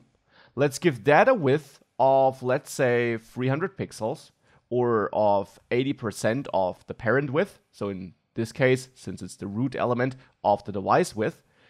And let's give it a height of, let's say, 300. If we do that, and now really important, I'm doing this on the view which holds all these boxes. I'm not doing it on the boxes themselves. So if we assign this width and height on the surrounding box, you see something interesting. The height is assumed for all the elements. Now all the views in the flexbox take the height of the parent. The width has no impact here. That's also a default behavior you got here, obviously, since we haven't changed anything. The default behavior here indeed is that the child elements in a flexbox, so in this outer view here, are organized such that they align themselves along the cross-axis by stretching. Okay, that were a lot of terms. What does this mean? Now, when working with flexbox, we have two important axes. The main axis depends on your flex direction. For a row, which we have here, flex direction row, the main axis is from left to right. For row reverse, it would be right to left. For column, it would be top to bottom. And for column reverse, it would be bottom to top. So that's the main axis. And then you also have a cross axis, and that's simply the opposite of the main axis. So for a row where the main axis is from left to right, the cross axis would be from top to bottom. If the main axis is from right to left, which would be the case for row reverse, then the cross axis would be from bottom to top. Okay, so that's the main axis and cross axis concept. Now you can organize your child elements. So in this view where we have the three boxes as child elements, you can organize these child elements along these axes. You use justify content to organize elements along the main axis, and you have align items to organize elements around the cross axis. Now you see the values you got for justify content here if you add these quotes or if you place your cursor in there and you hit Control Space. You see you can center elements, you can position them at the end or at the start of that container, or you can add some space in between. For example, if we use space between here and we use align item center, then things will change. Now you will see they're taking the width of the surrounding container. Every box itself still is pretty small, but they're split or they're distributed across the width of the parent container. And they're no longer taking the height because along the cross axis, we're aligning them with align items. And there I set this to center. The default here is stretch. And if I set it back to stretch, then unsurprisingly, they do stretch for the entire height. Now, if you want to make sure that they take the available width, you can't set stretch here on justify content, which is your main axis positioning vehicle. So you can't set stretch here. So what can you do regarding that then? Well, that is something you now configure on every child item itself. You can tell a child item how much space it should take of the space it's potentially getting. Stretch here is kind of a special case. There you set this up on the parent item. Normally you set this up on the child item. So for example, if I set this to center now so that the parent doesn't tell the child how much space it should take, then we can fully control the space a child takes by going to the child style, and there you can add flex, the flex property. The flex property is applied to items that are inside of a flex box, so that are inside of a view in this case here. And that can be a view itself, but that could also be another component like a text, for example. So now here you can add flex and you can set this to a value of 1, for example. So flex needs to be a number.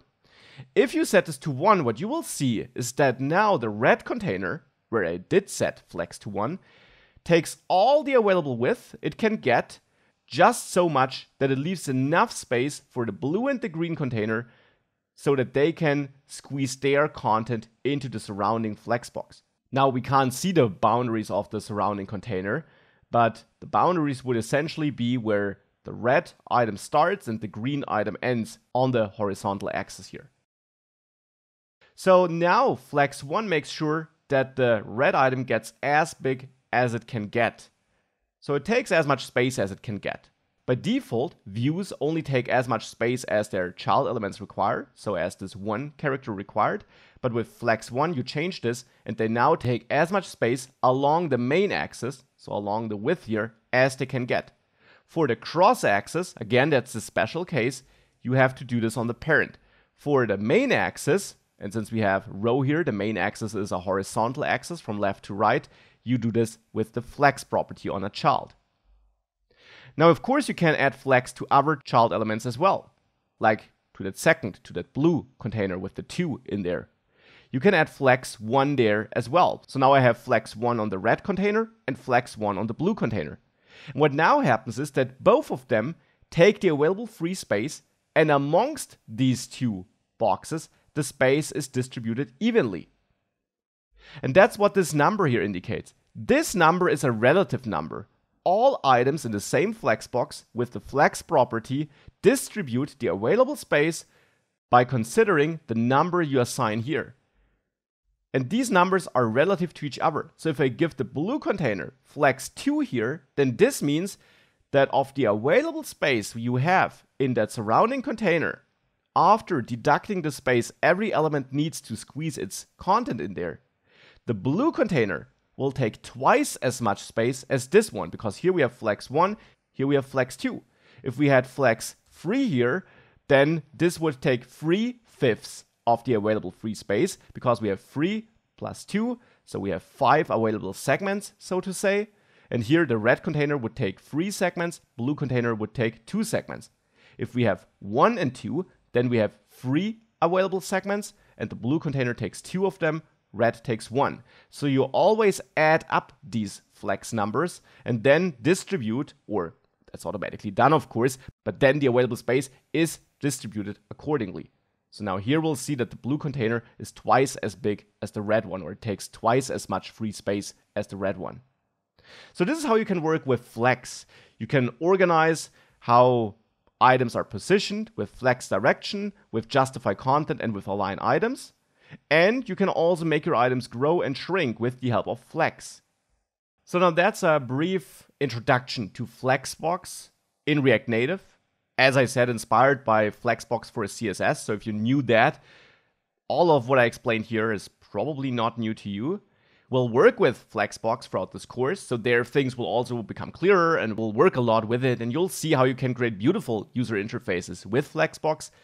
Flexbox in the end is the tool in React Native to structure your content on a page, to organize your content. And you typically work with a lot of views, which you also nest into each other, so that you can position elements the way you want. Because of course, and that's also important, you don't just have to have one view in your app which uses Flexbox. You could have another view in there which also uses Flexbox. And actually, as I mentioned, every view by default uses Flexbox. And you can then nest these views into each other so that you position everything the way you want. And you'll also see this in this module already. And actually, I'm already doing it here. In my views here, which are in the surrounding view, so my boxes here, there I also use justify content and align items to center my numbers in these boxes so that 1, 2, and 3 are centered there horizontally and vertically. And that works because we have Flexbox turned on by default and we can't turn it off, by the way.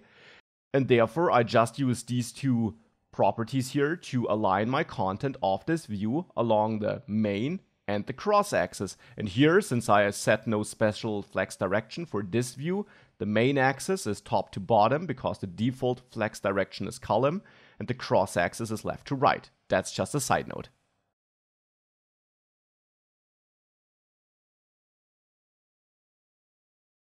Inline styles are very easy to apply, but their downside is that the more complex your app gets and your setup gets, your component gets, the harder it is to follow along with all these inline styles. You will have a lot of code up there in your JSX code, and it can be hard to read it, to understand it. Therefore, whilst you can use inline styles, it's actually recommended to use a style sheet object, and that's exactly what's getting created down there. This uses style sheet, which is a class in the end provided by React Native, which is why we import it from there. And this in the end creates a JavaScript object which contains all your style configuration. The difference to a vanilla JavaScript object, which you could also create on your own like this, is simply that style sheet create could, in the future, also apply some performance optimizations and apply your styles more efficiently in the end. Therefore, you should use that because you lose nothing, but in the future, you might benefit from additional optimizations. Right now, when I'm recording this, there is no difference though. But again, you should use Stylesheet Create because it won't hurt and you might get additional performance optimizations in the future. Another advantage of using the style sheet is that this will automatically add some validation, which means that if you're using an incorrect style property or an incorrect value, React Native will detect this and will throw an error, which simply makes it easier for you to spot such errors. If there would be no validation, it would fail silently. It would just not apply the style. And you might not even see that instantly, or you see that the styling isn't correct, but you don't really see why it's not working. Therefore, this built-in validation is another advantage of using that style sheet object here. To create, you pass a JavaScript object as an argument. So the argument you pass here is a JavaScript object. And in that object, you can now define your styles. And you don't do this by adding padding 10 because it would be unclear where this should be applied. Instead, you use any property name of your choice, like for example, screen, to set up the style for our overall screen view. So for this top level view here. And you could have chosen any name you want here. This doesn't have to be screen. Here you now have a nested JavaScript object. So the value for this property is another JavaScript object. And there you set up padding 50, for example. So the styling we had up there as well. Now we can remove that style up here. I still have the style property, but I no longer have the inline style object. And instead here, I now point at styles, which is this constant, which holds our style sheet object. I point at styles, and then with dot, I point at the screen style.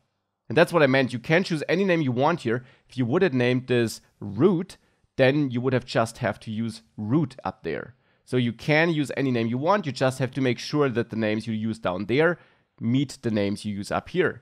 And now this tells React Native that this view should get the styles defined for a screen down there. We can do the same for our input container, let's say. Again, this name is totally up to you, input container. Here I will take this style object, I applied as an inline style to this view before, and I applied this as my value for this input container. Now, here on that view, we reference styles.inputContainer. Now with some auto formatting, which you, by the way, can do in Visual Studio Code by going to Preferences, Keyboard Shortcuts, and then search for Format Document. That's the shortcut you want to press, so that auto formats the document, the file. With that, we have some clean code structure here. We see these are our input container styles, and we apply them here. Another advantage of having this style sheet object is also that you can apply the same style to multiple views without copying it. So if we want to have the input container style, not just on this view, but also on this one down there, well, we could simply write styles.inputContainer. You can apply this style to as many components as you want.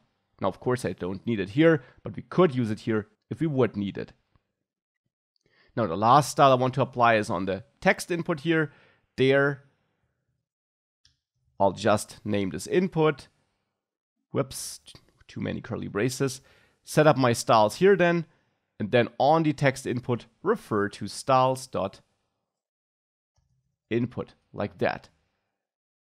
With that, if we save this, we have the same look as before, but now we're using the style sheet objects, which makes sharing and reusing styles easier, and which possibly also yields us some future performance optimizations.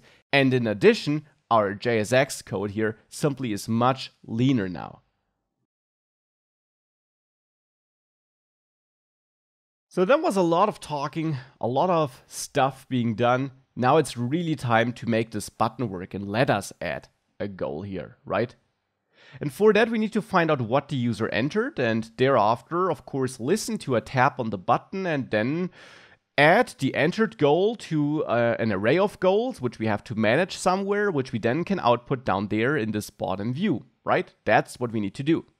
Now, in this course, I will use functional components only with the React Hooks feature, which is relatively new. So in case you don't know React Hooks yet, definitely learn about them first. For example, in my React Complete Guide, I thoroughly cover them, but attached you also find some other resources that get you started with React Hooks. Because we'll need React Hooks to, for example, get the user input. We use the use state hook for that, which we import from React, not from React Native, but from React. It's a core React feature.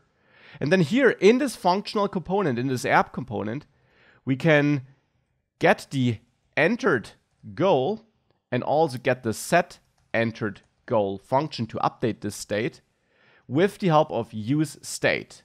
And by default, we have an initial state, which is an empty string because the user hasn't entered anything at the beginning. Now we can bind this to the text input. That means when the user types a character, we want to update our state and save the entered text in this state here, which we can then access through entered goal, and we'll pass the entered goal back into the text input. That's this two-way binding. It's a so-called controlled component, which you also know from React for web with normal HTML input elements. So here we can listen to onChangeText, a prop provided by text input, which takes a function that will execute for every keystroke. Now we could provide an inline function here, but we can also set up a separate function to have a bit of a cleaner code. And you can have a function in a function, and we need to have it in here so we can use our state or set entered goal function here by simply adding a new function here. Goal input handler could be a name. The name is up to you though. In that function, we'll get the entered text automatically. That will be passed in by React or by React Native here. And we can then call set entered goal and pass the entered text as a value, because the entered text here will already be a string, because we connect goal input handler to onChangeText by simply pointing at it here. Now that's important. Don't add parentheses down there, because this would execute this function when this code gets parsed, so when the UI gets rendered for the first time. You don't want to execute this immediately though. You want to execute it on every keystroke, and therefore you just take the name of the function, you pass that name of the function to onChangeText, and that effectively tells React Native, hey, that's the function I should execute for every keystroke. So don't add parentheses here, so that this can run on every keystroke. Now instead of this function syntax, you by the way also can use a different syntax, which is the one I will use throughout the course, where you create a constant with that name here, and then the value of that constant after equal sign is simply a function using that arrow function syntax. So then this here is your argument list, and this is the function body.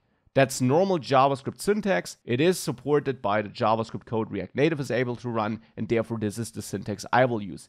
You connect it to onChangeText exactly in the same way as before.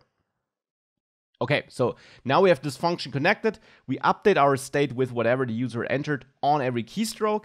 Now we also have to pass that text back into the text input so that it's displayed there correctly by simply binding the value property to entered goal. So to our state, which will change with every keystroke. And with that, we're getting access to the user input because it will now always be stored in entered goal. Now, when the user presses the button, we want to use that entered goal.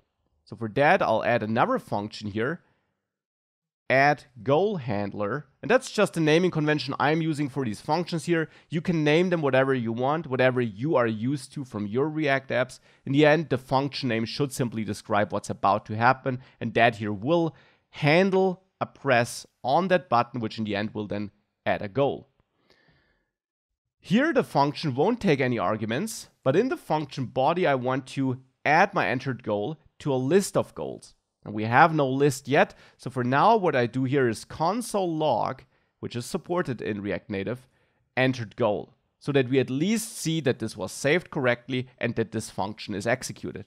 For this to execute, we need to connect it to the button though. There we can add the onPress prop and point at the add goal handler, again without parentheses, so that this does not execute immediately, but only when a press happens.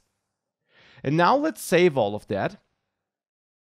And let's go back and let's maybe enter learn React Native. And the good thing is you can use your real keyboard here and press add.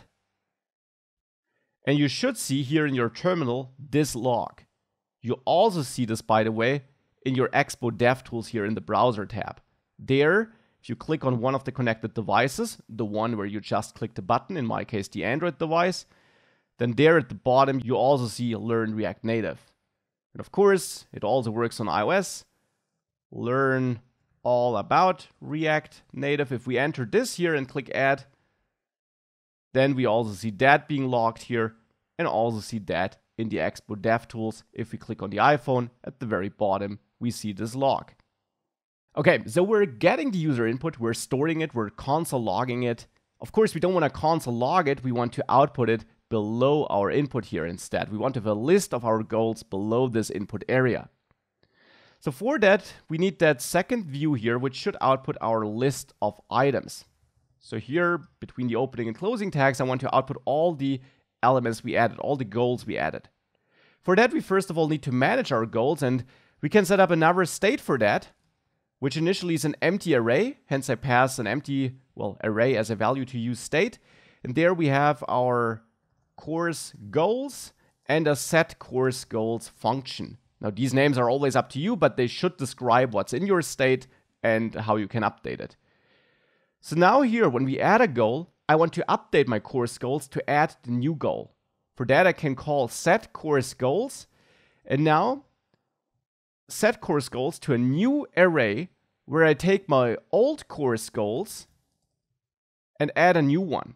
Now, this is a syntax you might not know. That's the so-called spread operator. It's a JavaScript feature which takes an existing array, and course goals is an array. It's our current state snapshot before the update, and pulls out all the elements from that array and then adds them here to a new array, which is why I have the surrounding square brackets. Without these surrounding square brackets, this would not work. But now we create a new array and we add all the elements of the old array, and now we can also add a new element.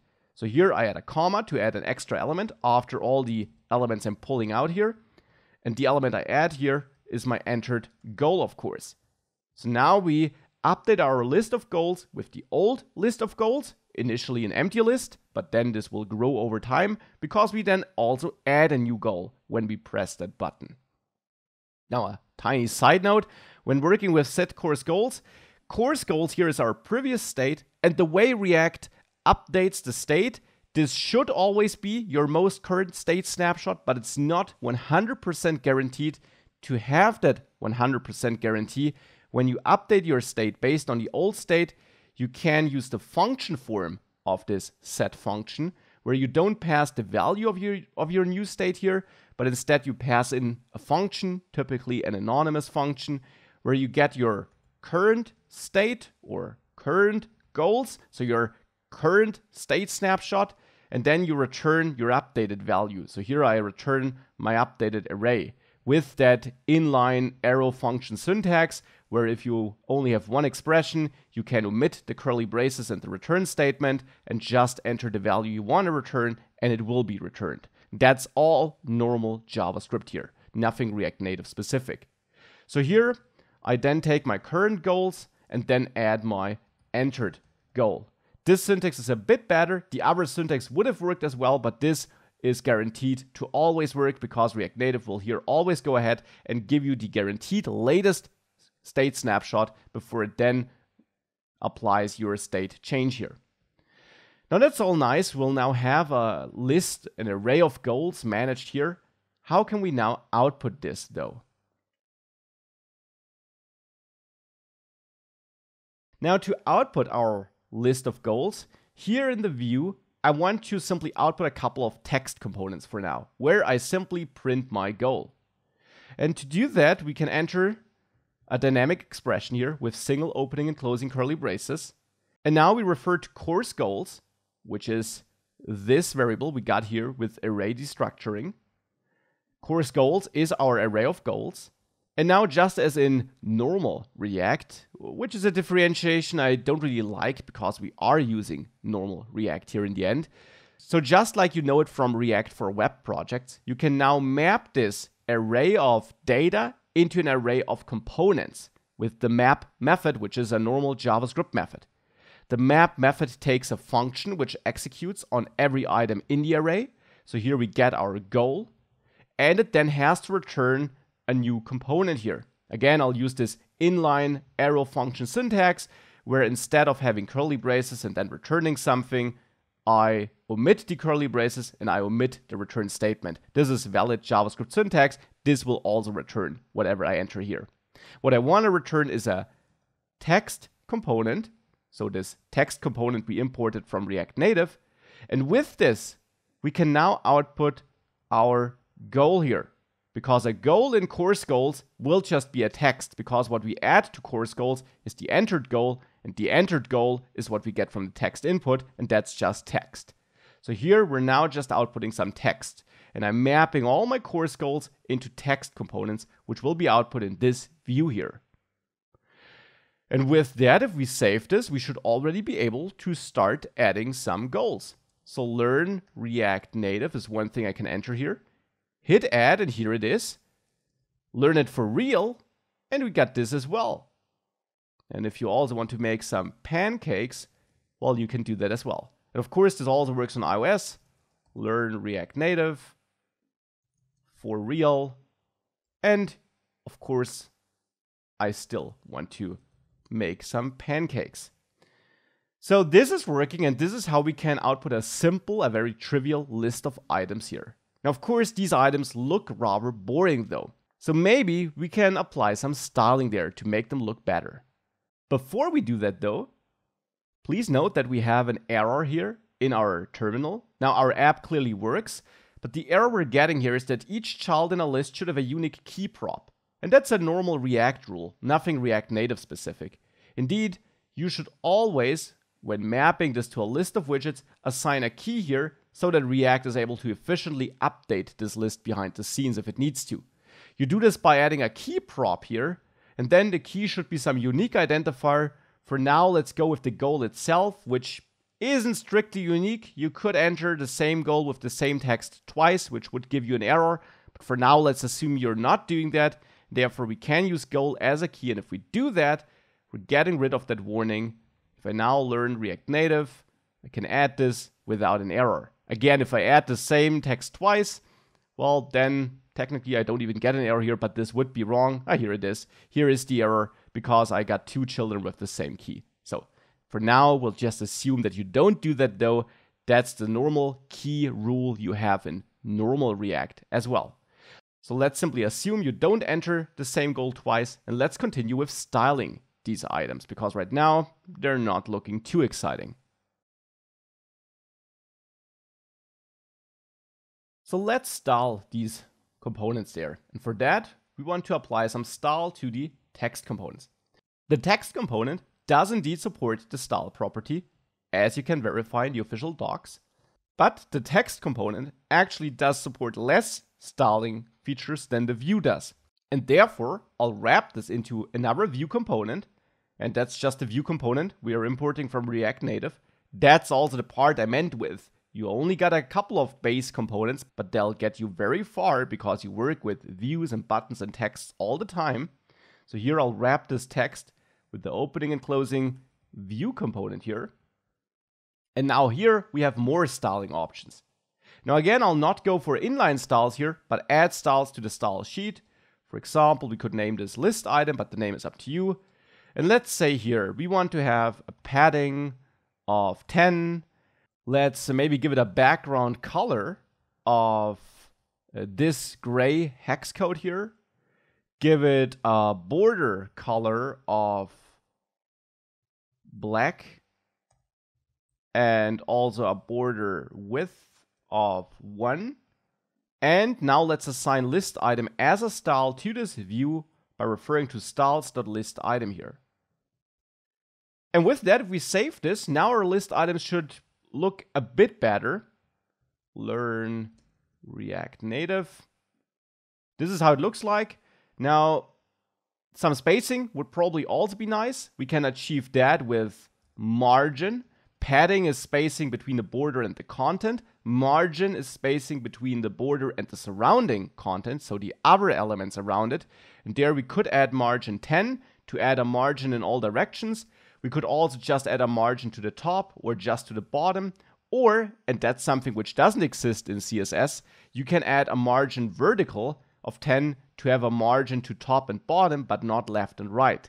And that's, by the way, an example of how this is based on CSS, but it's not the same because margin vertical wouldn't be a property you have in CSS while you have it in React Native. So if we now save that and we add learn React Native here, now you see there is some spacing between these items. And of course also on iOS if we do it there. So this now adds our items. And whilst we probably still don't win a beauty award, it's a good start at least. And we'll dive way deeper into styling and all you can do there later in this course. We just have to get there step by step, of course. Now, one thing we have to adjust now, by the way, the key here always has to be on the root element in your list. So the element which you are repeating. And we're not just repeating the text anymore. Instead, we're now repeating the entire view. So the key should be added to that view here, not to the text in the view. That's why I got this warning or this error again. Now with the key moved to the view instead of the text, this should be gone. Now there's one thing you will notice. If you enter a goal here, and here I will quickly use the same goal over and over again, even though that gives me an error, but the app will continue to work. So let's ignore the warning at the bottom. If I enter this often enough, you see at some point of time, we'll exceed the boundaries of the screen, but by default, you can't scroll. And that's something which can be really confusing if you're getting started with React Native, because if you're coming from the web, there you can always scroll. The browser by default makes your page scrollable if your content exceeds the boundaries of the page. Here, that's not the same. You don't get scrolling just because your content goes beyond the boundaries of your screen. Instead, your content is just not reachable anymore. Now, obviously, that's not an option. That's a horrible user experience. We want to have a scrollable content. But in native apps, you have to be explicit about the fact that this page or a part of this page should be scrollable. And it's the same in React Native, therefore. So here, what we can do is we can use another component baked into React Native, and that's the scroll view. And as the name suggests, this is a view which is scrollable. So now we can replace this view here, which holds our list items, with the scroll view. On the scroll view, you also got properties that allow you to configure it. You can just place your cursor here and hit Control Space to get an idea of what you can set, or check out the official docs. For example, you could set horizontal to scroll horizontally, but here I'll leave the default, which is vertical scrolling. And by just adding this, you will see that now if I add learn React Native a dozen times here, so let me fill that page. Now this is scrollable, as you can see. I can now scroll my content, and only the part which is wrapped in the scroll view. We could have wrapped it around the entire page. So we could have replaced this view here with a scroll view, or wrap this with a scroll view. So that would also work. It's also something we can do. And then the entire page is scrollable. So if I now add learn React Native here, you see that now the entire page scrolls. Here on iOS, you can even scroll without items. That's the default iOS behavior. But it, of course, always bounces back.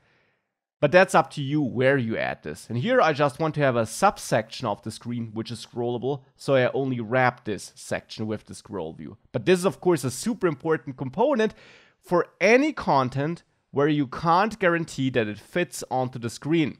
Now, of course, you might think that with all these device sizes available, you can never guarantee this. But there are certain pieces of content, like an input and a button, which you will always be able to fit onto the screen, and which also can be configured to resize themselves to fit onto the screen. Whereas there is other content, typically lists of data like this here, where you can't guarantee it, and where you just know after 10 or 20 items, it will definitely exceed any screen, and that's the content you want to wrap into a scroll view. Other content like input, buttons, hard-coded static text, so basically any content where you know how many items you'll have in advance, typically can be squeezed onto a screen with the right tools, namely with Flexbox, which we'll also do throughout this course. But for dynamically generated content like this, you definitely want a scroll view. Now I just showed you the scroll view, and it's already time to let go and to get rid of the scroll view. Why? The scroll view is great if you have a scrollable area on your screen, but it's not so great if you have a list where you don't know how long it will be, or which might be very, very long. Now, if you know you have some content, maybe a list of data, but you know it's only 20 items, so it will probably exceed my screen boundaries, but it will never be more than 20 or 15 items, then you can use a scroll view. But if you have very long lists, then a scroll view can be very inefficient, because what it does is it renders all the elements in advance, even the ones that are not on the screen. That means that even the goals down there, which are currently not visible, are fully rendered.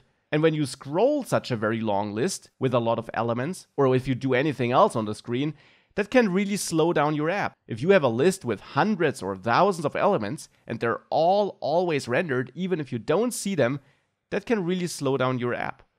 So in order to speed that up, there is a component built into React Native that handles such infinite lists or lists that are potentially very long in a more efficient way. And that's the flat list component, which you also import from React Native. Flat list replaces scroll view, so to say. So here we can simply use flat list, which is a self-closing element. And flat list has two important properties. The first property is the data property, where you point at your input data, and this should point at an array. So here I point at course goals, because that's the data I want to output.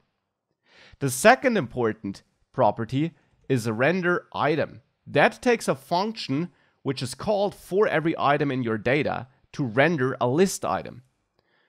This is a function which will get some data about that item, hence I'll name the argument item data, and then it has to return a component. So here I'll return the same view I had before, just get rid of the manual mapping logic, so I'll still return this view. Now you don't need to set a key here anymore, but I'll come back to how this is keyed in a second. So now here we got the item data, and therefore we don't have the goal here anymore. An item data is a more complex object, but in there what you'll have is a item property. Besides item, you also have the index, so the number, the position of that item in the array starting at 0. And separators, which would allow you to basically render separators dynamically between list items. Not something we'll do here. But item will be your data. So one element from your input data. And that here is therefore one of our goals. And if we do that and we save this, let's now learn React Native, maybe here on the iPhone to mix things up. And we can add things here.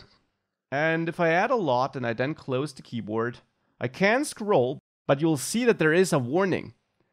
We expand this, we see virtualized list missing keys for items.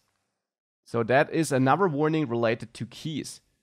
The reason for that is that flat list automatically adds keys to your items, but only if your data, your input data, has a certain shape. And our current shape, where we simply have an array of strings, is not supported. The shape it would expect is that you don't have goals, which are just strings, but instead that your list is a list of objects where you must have a key property in that object. And here I'll actually create a random key now with math random, and then I convert this to a string because it should be a string.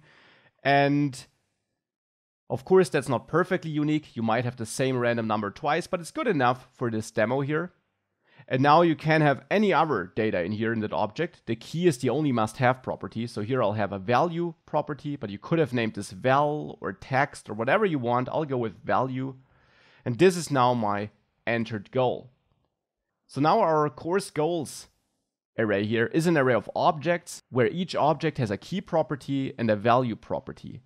And now if we feed that course goals array into flatlist, flatlist is happy because it expects a data source where you have an array of objects where every object has a key property and then anything you want. Now to output our data, it's no longer enough to access item data item because item is now an object and not just a string anymore. But item will have a key and a value property now, because that's what we're setting up there. And I can simply access the value property to output the text. And now if we save this rebuilds. And therefore now if we try this again with learn React Native, close the keyboard, you see we no longer get the warning. We can still scroll this, of course. We get no error here either, because now we have that key property here. Now, in case you have data where you don't have a key property and you don't want to transform it, let's say you had ID instead, which would cause a warning. As you can see, if I test this, we get the warning here. In that case, you can also add another property to FlatList. Besides data and render item, you can add the key extractor property, which takes a function that tells FlatList how to extract your key. And by default, the logic is I'll have a look at the item and look for a key property. But now with key extractor, you can change this. Key extractor takes a function which takes two arguments, the item it's looking at and the index of that item. And now you need to return a key. And by default, it would look for item.key. So that's the default logic, which you don't need to add. Now here I changed the key or the unique identifier to be on an ID prop. And therefore, I will change this down there in the key extractor to get the ID as a key. And now with that, you also get rid of the warning because you inform React Native's FlatList how to get a unique key for every item in your list. So now here, if we again learn React Native here, we add this. You see, this works. We can scroll this. We also get no warning.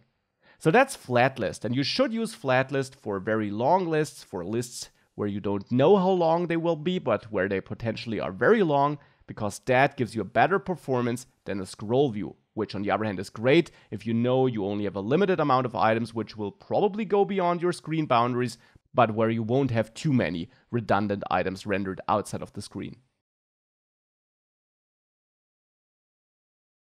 So we already had a look at a solid set of basics you need for building React Native apps, for working with these core building blocks, even though, of course, a lot of the things are still unclear. We haven't really had a closer look at styling, at layouting, and so on. But one thing which we definitely should do now is also explore how you can build your own components. Because thus far we always worked in the app.js file, and you will certainly not build bigger apps in one file only. That file would get super big after all. And if you have a custom component which you plan on repeating, right now we would have to copy and paste our code. So let's create new components. And therefore here in the project I'll add a new folder named components. The name is up to you, but since I plan on storing some components in there, the name makes sense to me. And in there I want to create a component for the list item and also one for our input area. So let's create two new files in there, and I will have a naming convention for the files where I start with capital case characters. And I'll have my goal item.js, it's a JavaScript file of course, and my goal input.js file. Now both will hold normal React components. So let's start with the goal item, and therefore import React from React, just as you need to do it in a React for Web project.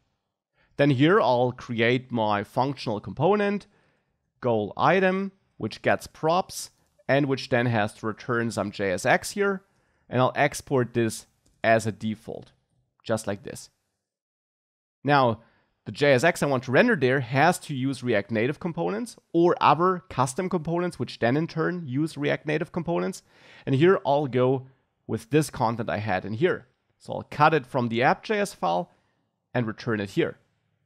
Now, in order to use this here, we have to import view and text, so these two components, from React Native. So let's import view and text from React-Native here. In addition, I'm setting up some styles, and I want to use the style sheet, so I'll import this here as well, and then set up my styles constant, which you could name differently, of course, with style sheet create. And I'll go back to the app.js file and grab my list item style here, cut it from there, and go to the goal item and add it here to this object I passed to style sheet create. Now this should work, but of course what I'm outputting here will no longer be on item data. Instead, let's expect that we simply get this as props. So either props children, so that it can be passed between the opening and closing tag of our custom component, or maybe props title, whatever you want, a prop name of your choice then. Now we can use our custom component, the goal item, by going back to the app.js file, and here I'll add an import to goal item with a capital G so that React recognizes this as a custom component from /components goal item. You can omit the .js. And now we can use goal item down here in render item as a custom component. In this case, a self-closing component, because since I'm using props title and not props children, I don't expect anything between the opening and closing tags of my custom component. I do expect a title prop though, so let's set this here with title, and then here we can point at item data, then get access at the item, which is an object where we have a value key. And with that, we should still see the same as before if we enter some goals here. Learn all about RN. Yeah, that's looking good. Now with our custom component. Now here's a good practice for you to also put the text input and button, or this entire view here actually, into our goal input component. And of course for that you'll also need to wire up communication between the app.js file and the goal input component to be informed when users press this button in the goal input component and then add data here in the app.js file. It's how you would do it in a React for Web project too, so if you have experience with that, it should be no problem. Otherwise, we'll do it together in the next lecture, but if you know how to do it, definitely try it on your own first now. Were you successful? Let's do it together. Let's create a new component here in goal input by importing React from React. And then here I'll name this goal input. And I just like this constant syntax here. You could use function goal input to create your functional component. That would be fine too. Then here I'll export the default goal input. And now here we need to return something. And that something is in the end this view with the text input and the button. So let me grab that entire view, return it here between brackets so that this is written across multiple lines and nicely formatted. And of course, we now need to again import stuff from React Native because we're using a couple of components from React Native. We are using the view component, we are using the text input component, we are using the button component, and I also want to use the style sheet component to set up my style sheet object. So for that, let's add styles here with stylesheet.create, pass an object to that stylesheet_create method, and of course take the styles from the app.js file. That would be the input container and the input, so cut both so that only the screen remains here. And back in goal input, I'll add both here to my style sheet so that this should work again.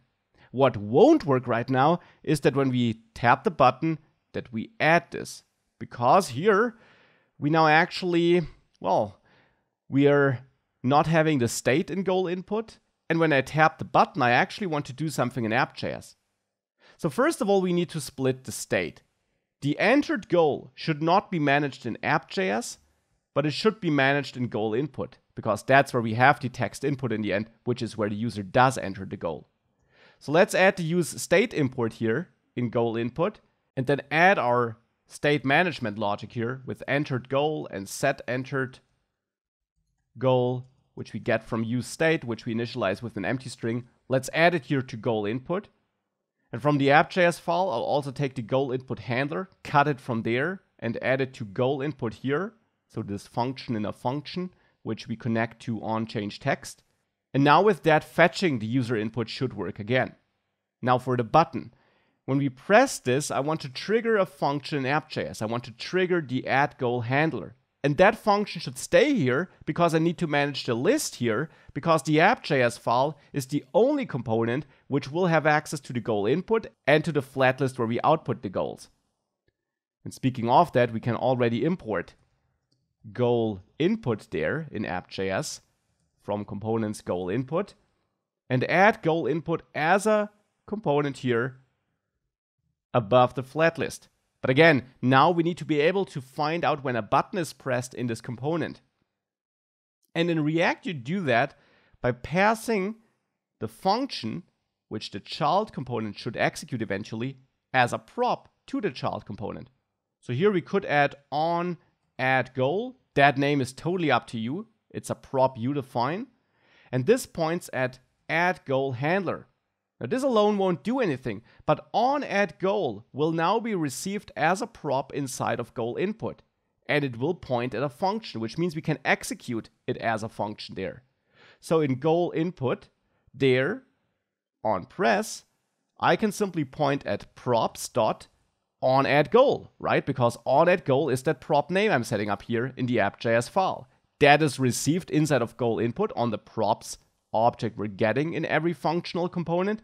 And on add goal points at a function, so we can pass it to onPress, so that onPress, or React Native therefore, knows that it should call this function when we press the button.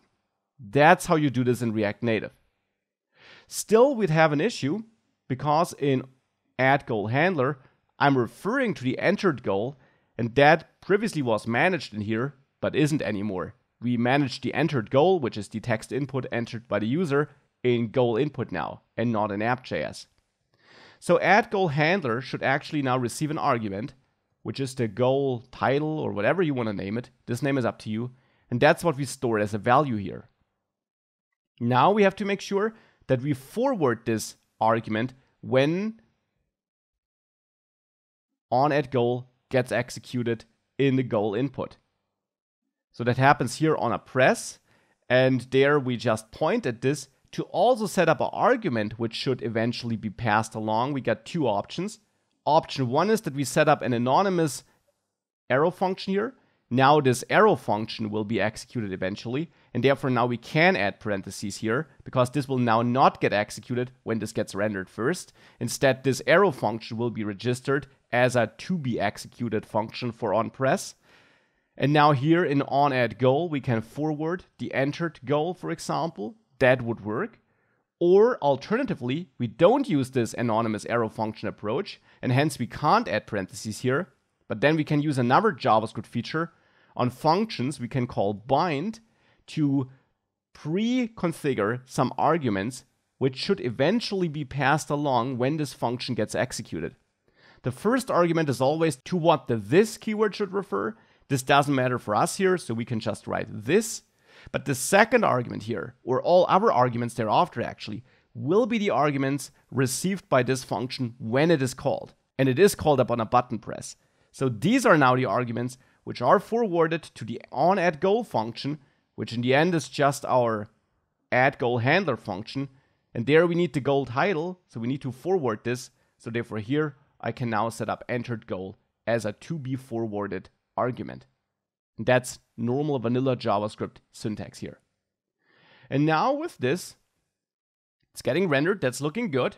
And if I enter learn React Native here, it's still getting output here. So that all works, but now we split this app into multiple components, which is what you typically do in React apps, in React Native apps, just like you do it in React for web apps, because it keeps your components leaner, more focused, and your code more organized and easier to understand.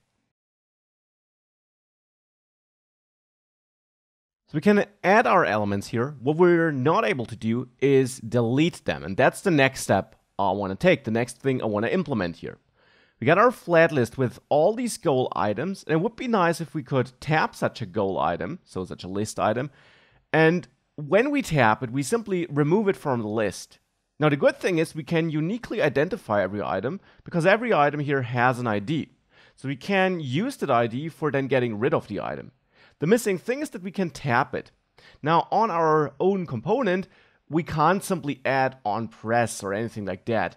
This will not work. If I console log does that work here, we'll not see that log as soon as I press the item. So let me show this to you.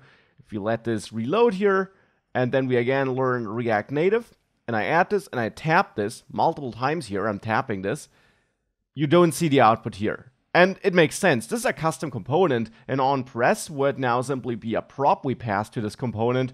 This prop would be connected to this function, but nothing is triggering that prop from inside the component.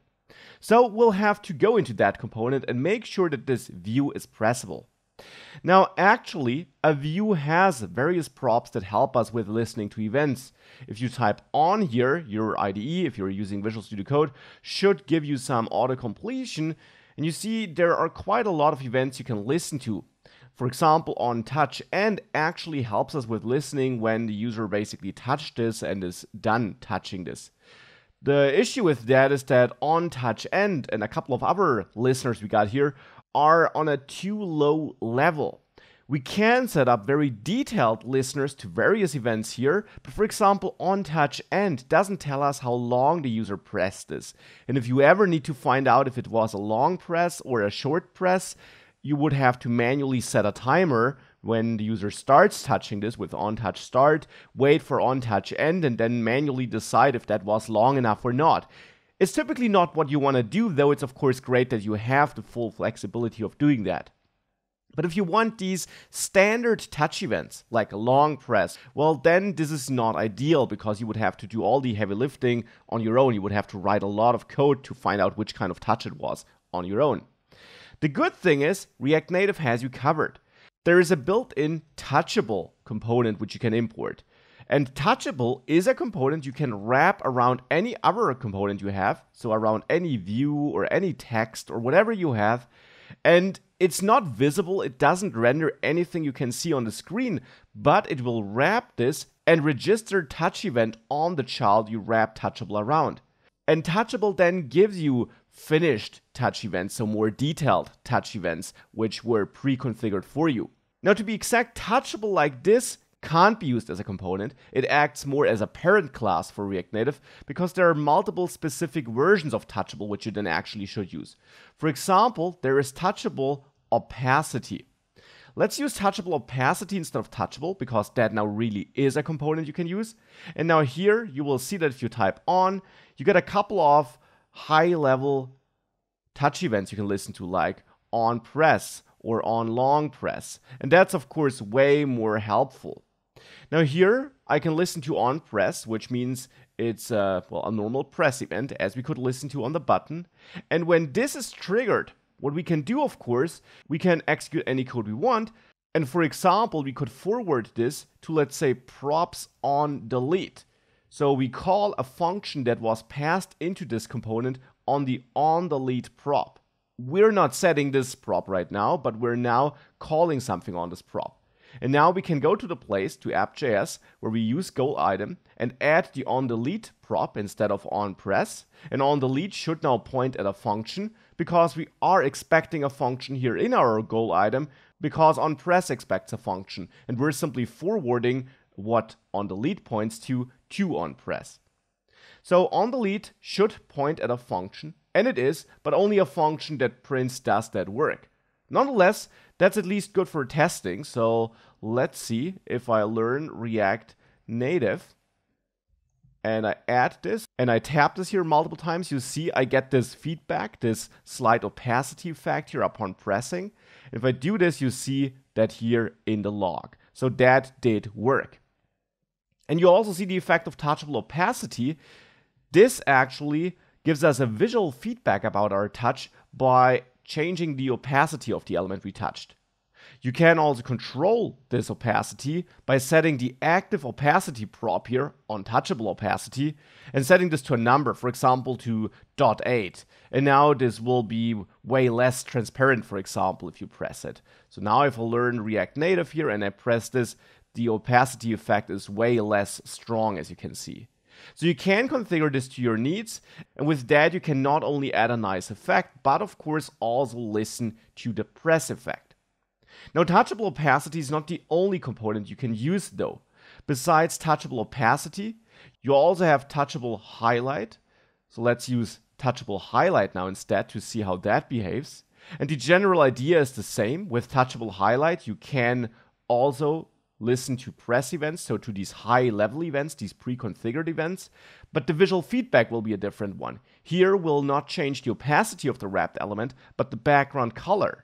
So now if I learn React Native, and I tap this, you see now the background color changes to black, and of course this here in this case is not the visual effect we want. Now you can also configure active opacity there if you want. You can configure which delay is assumed for a long press. You could have done it on touchable opacity as well. So you can configure that effect, and you can simply play around with that to get a feeling for how to use it. Besides touchable opacity and touchable highlight, you also have touchable native feedback, and that only works on Android. And for now, you don't know how to find out whether this runs on Android or not. I'll show how to determine which platform you're running on later. For now, let's use that, and you won't be able to test this on the iPhone simulator, but here on Android, if I now add this, you will see that you get this ripple effect now if you test this here. And of course, you can also configure this effect here with props you can set. And as always, the official docs are also a great place to go if you want to learn more about how to configure this. So having that ripple effect can be nice on Android too. And last but not least, there also is touchable without feedback.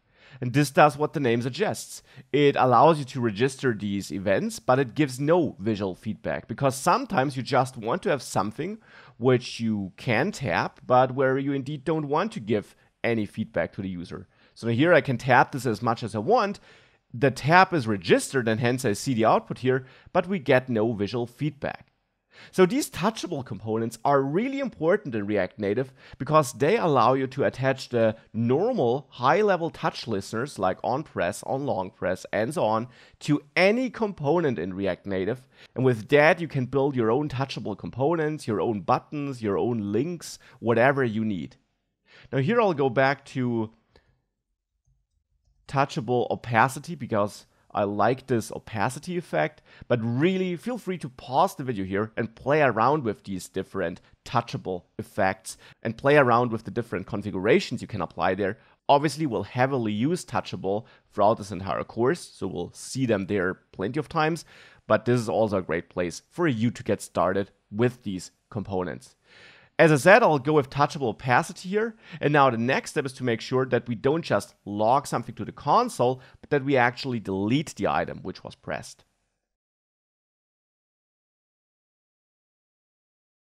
Now to delete the item which was pressed, I'll add a new function here in my app component, so a new function which I store in this constant, and I'll name it remove goal handler. And here I expect to get the goal ID as an input, because this ID allows us to identify the item which we want to remove. As an alternative, we could also get the index in the array and then remove the item by index, but I think the ID is even better because, well, we have an ID clearly matched to every item. Why wouldn't we use that for deleting it?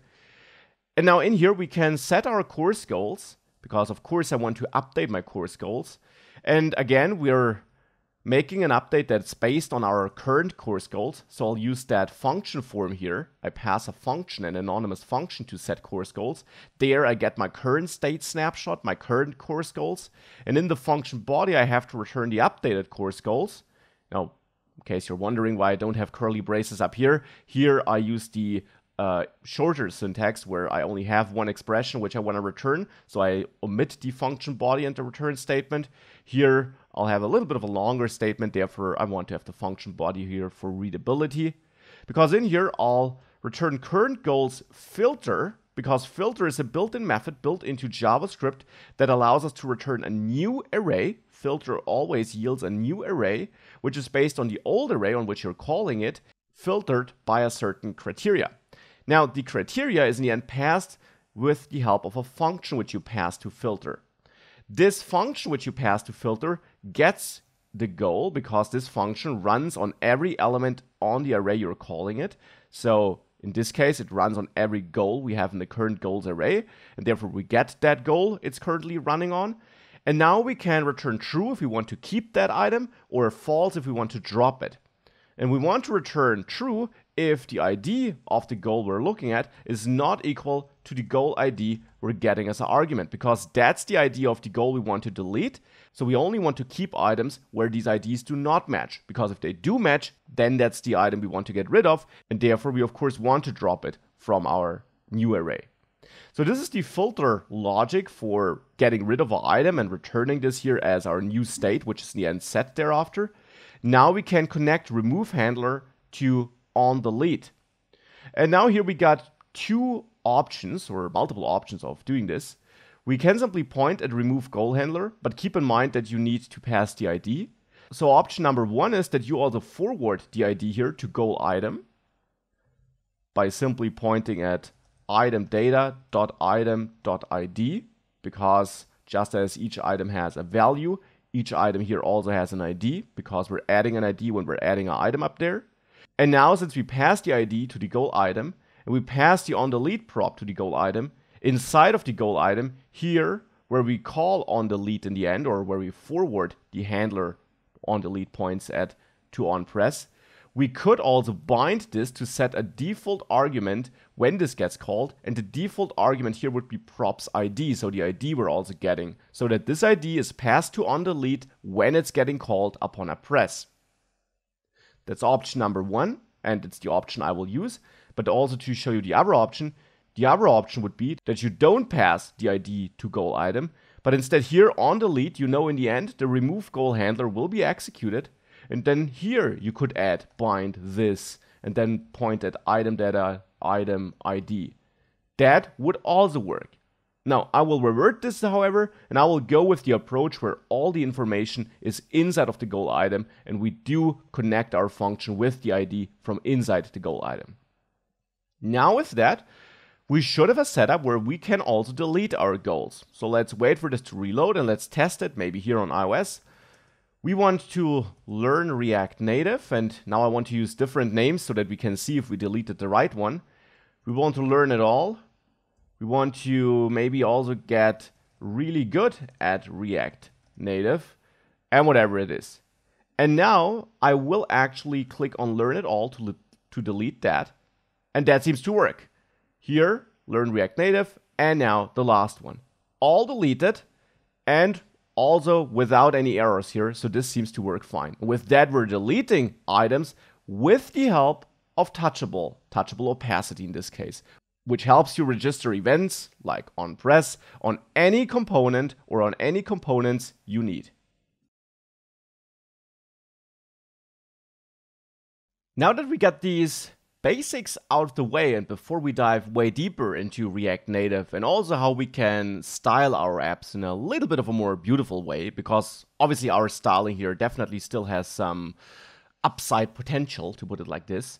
Before we dive all of that, let me show you another exciting component that's built into React Native and that also shows how easily you can add cool features to React Native apps. And that's the modal component. You find it, of course, in the official docs in that components and APIs guide here. And there you will find a modal down there. Now it's under others. And here, this modal is a nice component that allows you to, well, add such a nice overlay, full screen overlay with little effort. Now let's add a modal for actually hosting our goal input. Right now the goal input is here at the top and that's all right. But I actually want to move that into a modal so that we have it on a full screen overlay in the end. And we only have a button here at the top, so in place of goal input, which opens that modal. So let's go to goal input. And there I want to, well, wrap this into a modal. So I'll import modal from React Native because it's a component shipping with React Native.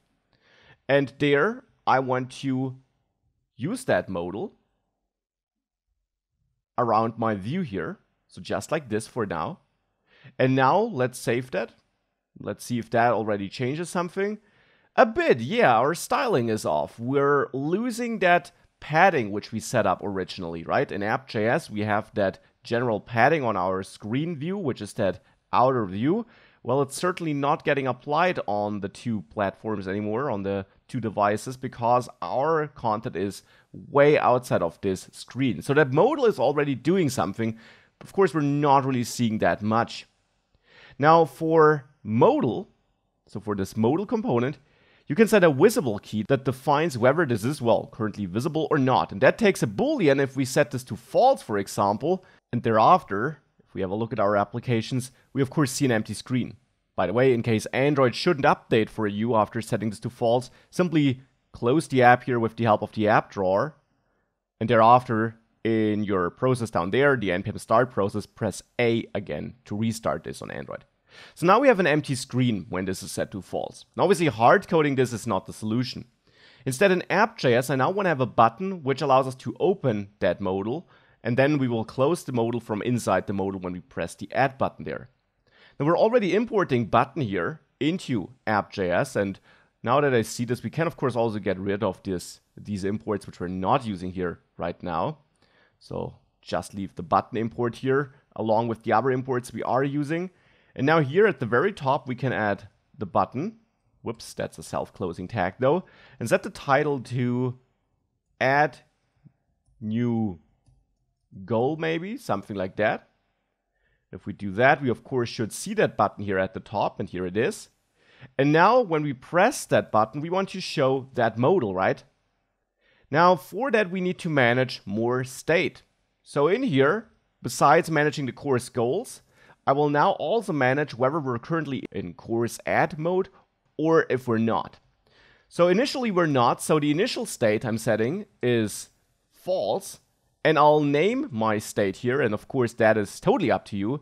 I'll name it is add mode and set is add mode.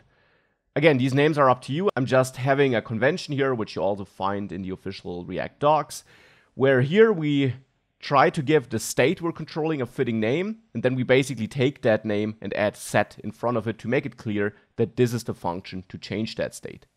So set is add mode is what we in the end need to call when this button is pressed. And here we can use an inline function or use a named function and just add the handler here, whatever you want. I'll go with the inline function and call set is add mode and set this to true here when this button is called so that we open the modal. Now we can take that is add mode state which we're changing and pass this to goal input to then change the visibility of the modal in there. So here we could add a visible prop, but that prop name is up to you because it's on our own component. And I pass the is add mode, so that's the state we're controlling, to visible mode. So the value stored in is add mode is passed as a value to the visible prop. Now in goal input, we can therefore now use that visible prop. So here we can use props visible, now referring to the visible prop we got on the goal input, which we then forward to the visible prop of the modal. If we now save that and we have a look at our app, if I press add new goal here, indeed, you see that modal content appear again. Now obviously, it's not looking that beautiful here, so we should change this.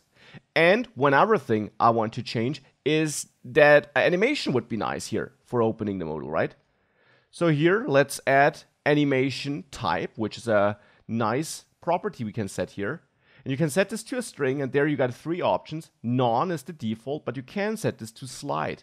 And now the modal should actually appear by sliding up. So if you press add new goal, now this slides up, also on Android. So that's a way better user experience, I'd say. The next step is that we ensure that our content in the modal is presented in a nicer way, maybe centered here in the middle of the modal.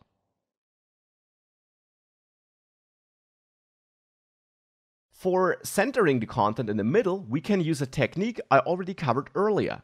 Styling, and there specifically Flexbox. So on our modal, we have that view, or in our modal, we have that view. That's our root view. It's the only element in the modal. And then this view, of course, has other child elements, but that's the only direct child of our modal. There we have the input container style, which we apply, and there we currently set a flex direction of row. Now, of course, we could leave that, but I'd say in the modal, if we present it on a full screen like this, I'm actually fine with a vertical orientation so that we have the input and below that the button. So I'll change this back to column, or since this is the default, simply delete this flex direction. And now I want to center this horizontally and vertically though.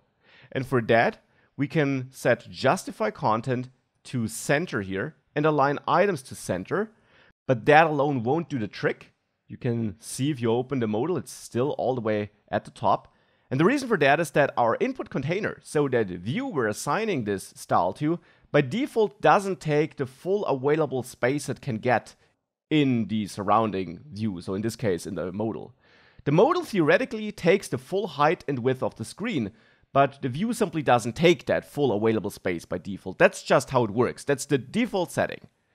It only takes the space its children require, so the text input and the button. So the view essentially has the height of text input and button combined, and then also the width of the broadest child in this case, so of the text input here. And by the way, here Android just didn't update correctly. That's why you see this strange output here. You can ignore that for now. So to make the view take the full available space here, you can simply go to the style you apply to the view, in this case our input container style here, and set flex to 1 here. Flex is a property which is, well, used in conjunction with Flexbox. And as you learned earlier in this module, in this extra Flexbox lecture, Flex allows you to control how much space your different items inside of a Flexbox take. And if it's the only item, this simply ensures that this container will take all the available space. You could also set this to flex 2. The exact value doesn't matter here if it's the only child, but you need to set flex to make sure that this takes the full available space. If you don't do it, it will just take as much space as its child elements do. If you set flex, it will take as much space as its parent element gives it. So as the parent element of that view, the modal in this case, gives the view. So with flex 1 added here, if you now save this, on iOS, you see now this is nicely centered.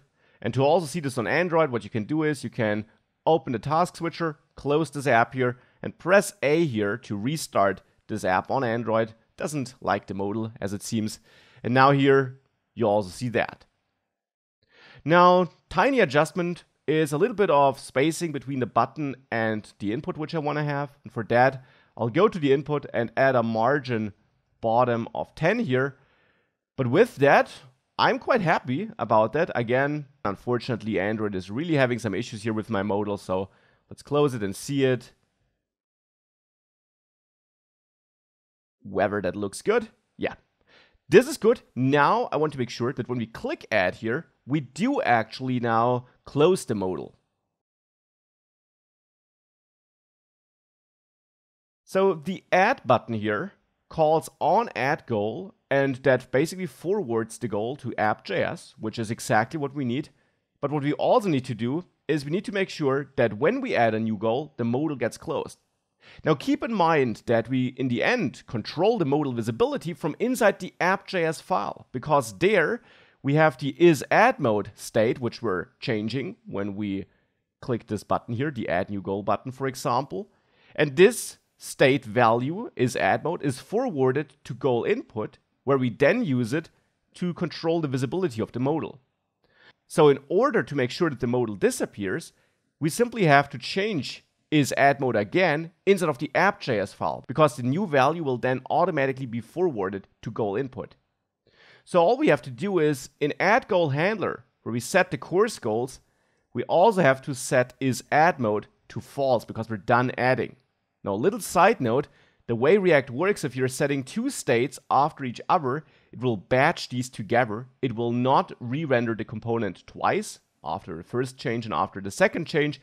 Instead, it will basically apply all state changes at once and only re-render the component once, which of course is good. Otherwise, we would have an unnecessary re-render cycle there, and this is simply a nice optimization React does for us. So we can absolutely change two different states after each other like this. And with that, the modal should now actually also disappear if we set this to false.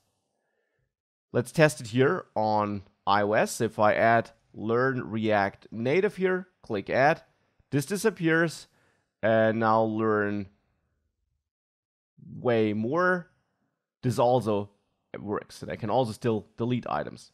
Now to test this on Android, same procedure as before. Let's actually restart this on Android. Click add new goal and learn React Native here. Click add, and this closes it. Now let's also learn way more here, like this, and this all works correctly. Now, two tiny improvements I still want to apply. For one, I want to clear the input once we're done, and in addition, I want to provide a cancel button so that alternatively, instead of adding this, we could also cancel here to close the modal without adding an item, because right now that's not something we can do. Let's start with clearing our input here after we entered something. For that and goal input, in the end, we have that entered goal and we need to reset this once we add a new goal. Now, of course, we add a new goal when we press that add button, and there in the end we trigger a function which we get with the help of the onAddGoal prop. Now, to also clear our input, what we can do here is we can add a function inside of the goal input component, add goal handler or whatever you want to call it. This is a function which doesn't have to take any argument, and in the end it's now this function which I want to trigger. So I want to trigger add goal handler, so my own function in this component. Now in here I want to call props on add goal without bind. Here we can just call it like this, because when this function runs I want to execute it. Here we're just passing a pointer at this function without parentheses, so here we must not have parentheses to not execute this too early. Here we absolutely need parentheses because this only runs when this function executes, and that is when I want to trigger the function in my parent component, so in the app component here. And here to onAddGoal, of course I still want to forward my entered goal here, so this state I want to forward this, but thereafter I also want to clear it. So thereafter I'll set entered goal to an empty string again, which will reset the text we entered here. So that's one thing. The other thing is a button that allows us to close this. For that we can add a button here, and that button could have a title of cancel, because that's in the end what this button should do. And for a cancel button it might be nice to not have the default blue color but change that color. And you can do this by adding the color prop here. For example, we could set this to red here, because red, in my opinion, is a nice color for a cancel button.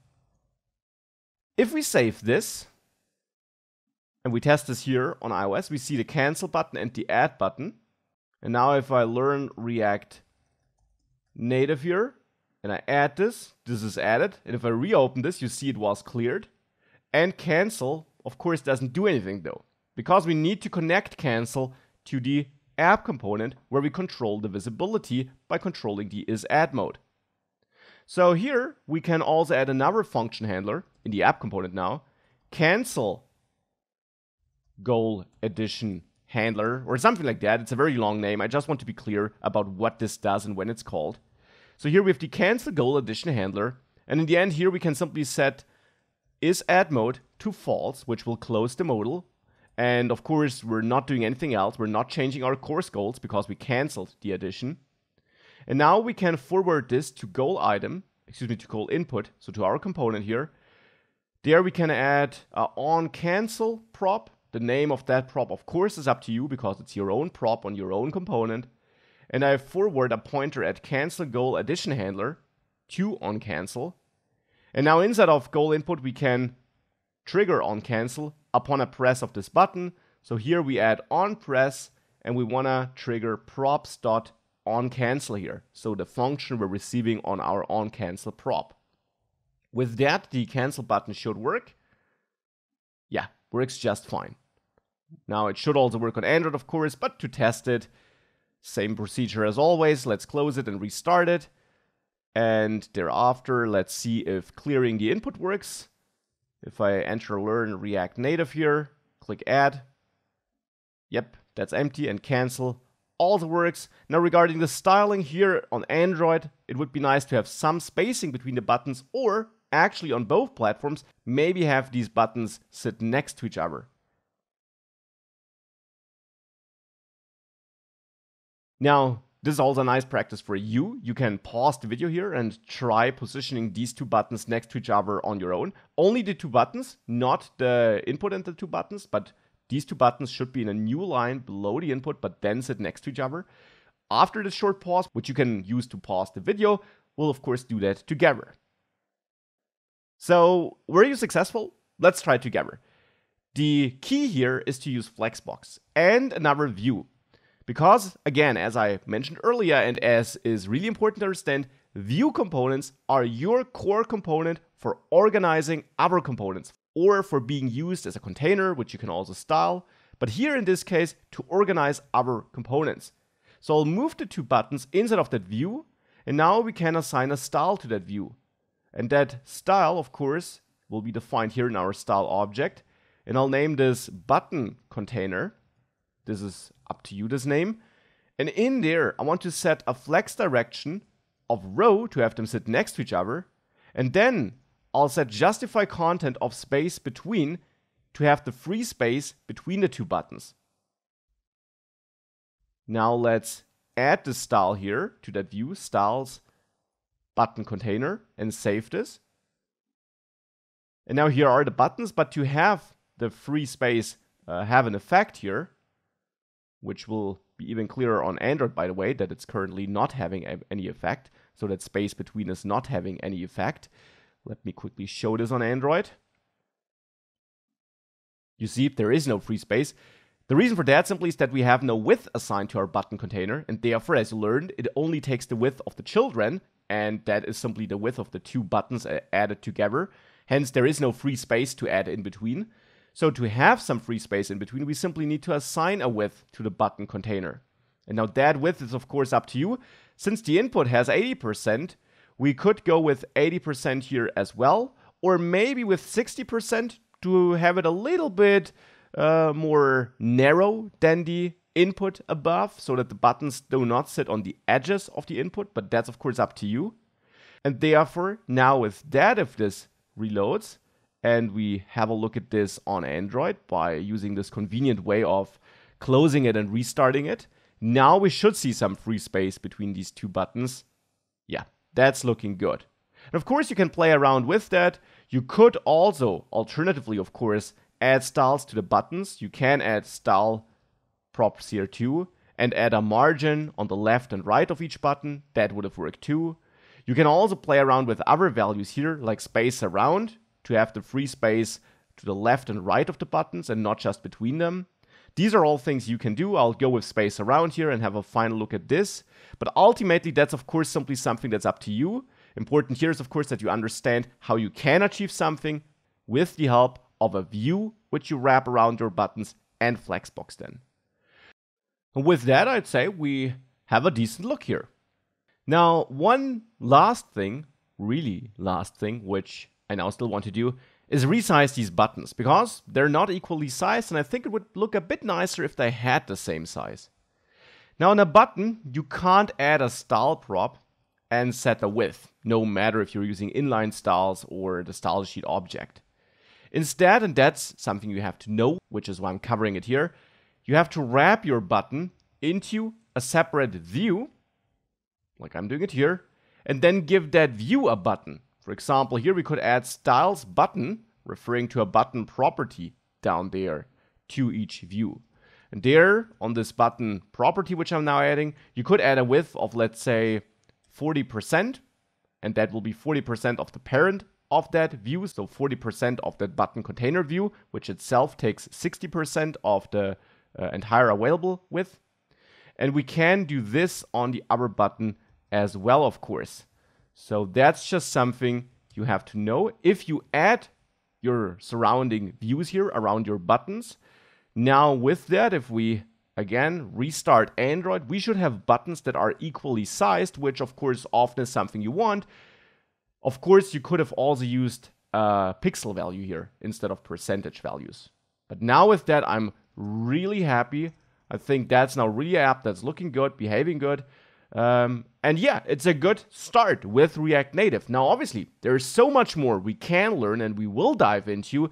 So much more we can do regarding the styling, because as I already mentioned, this is certainly not the most beautiful app you ever built, but we covered a lot of important fundamentals here. So throughout this module, we had a look at a lot of important basics you have to know when working with React Native. You learned about these core components which you import from React Native, and that you only can work with these core components. You can build your own components, but these components then in turn also have to be based on these built-in core components or on other custom components, which then are based on these core components. That is really crucial. You have to use these core components, and you can style these core components with the help of inline styles or a style sheet, as we're doing it here. In the end, all the styling, of course, happens with JavaScript, because that's all just JavaScript code here. It's a JavaScript object in the end, to which we're then pointing here when we're assigning a style. And in general, you control your entire UI with JavaScript. This part here, the view, so the elements you're building here, this is the part which React Native will compile to native code. This part up here, your other JavaScript code, that will stay JavaScript code. That will not be compiled. Instead, that will run in this virtual machine, which I showed you in section 1 of this course, and will then talk to the native code through a special bridge set up by React Native. Now, and other than that, we used normal React features. We're using props to pass data around. We're using state here with useState, the useState hook to use functional components only. You could have converted this to a class-based component to use setState there and use state in there, as you probably learned it about class-based components. But I want to use this very modern React syntax, and hence I use React hooks. And with that, we got the basics set.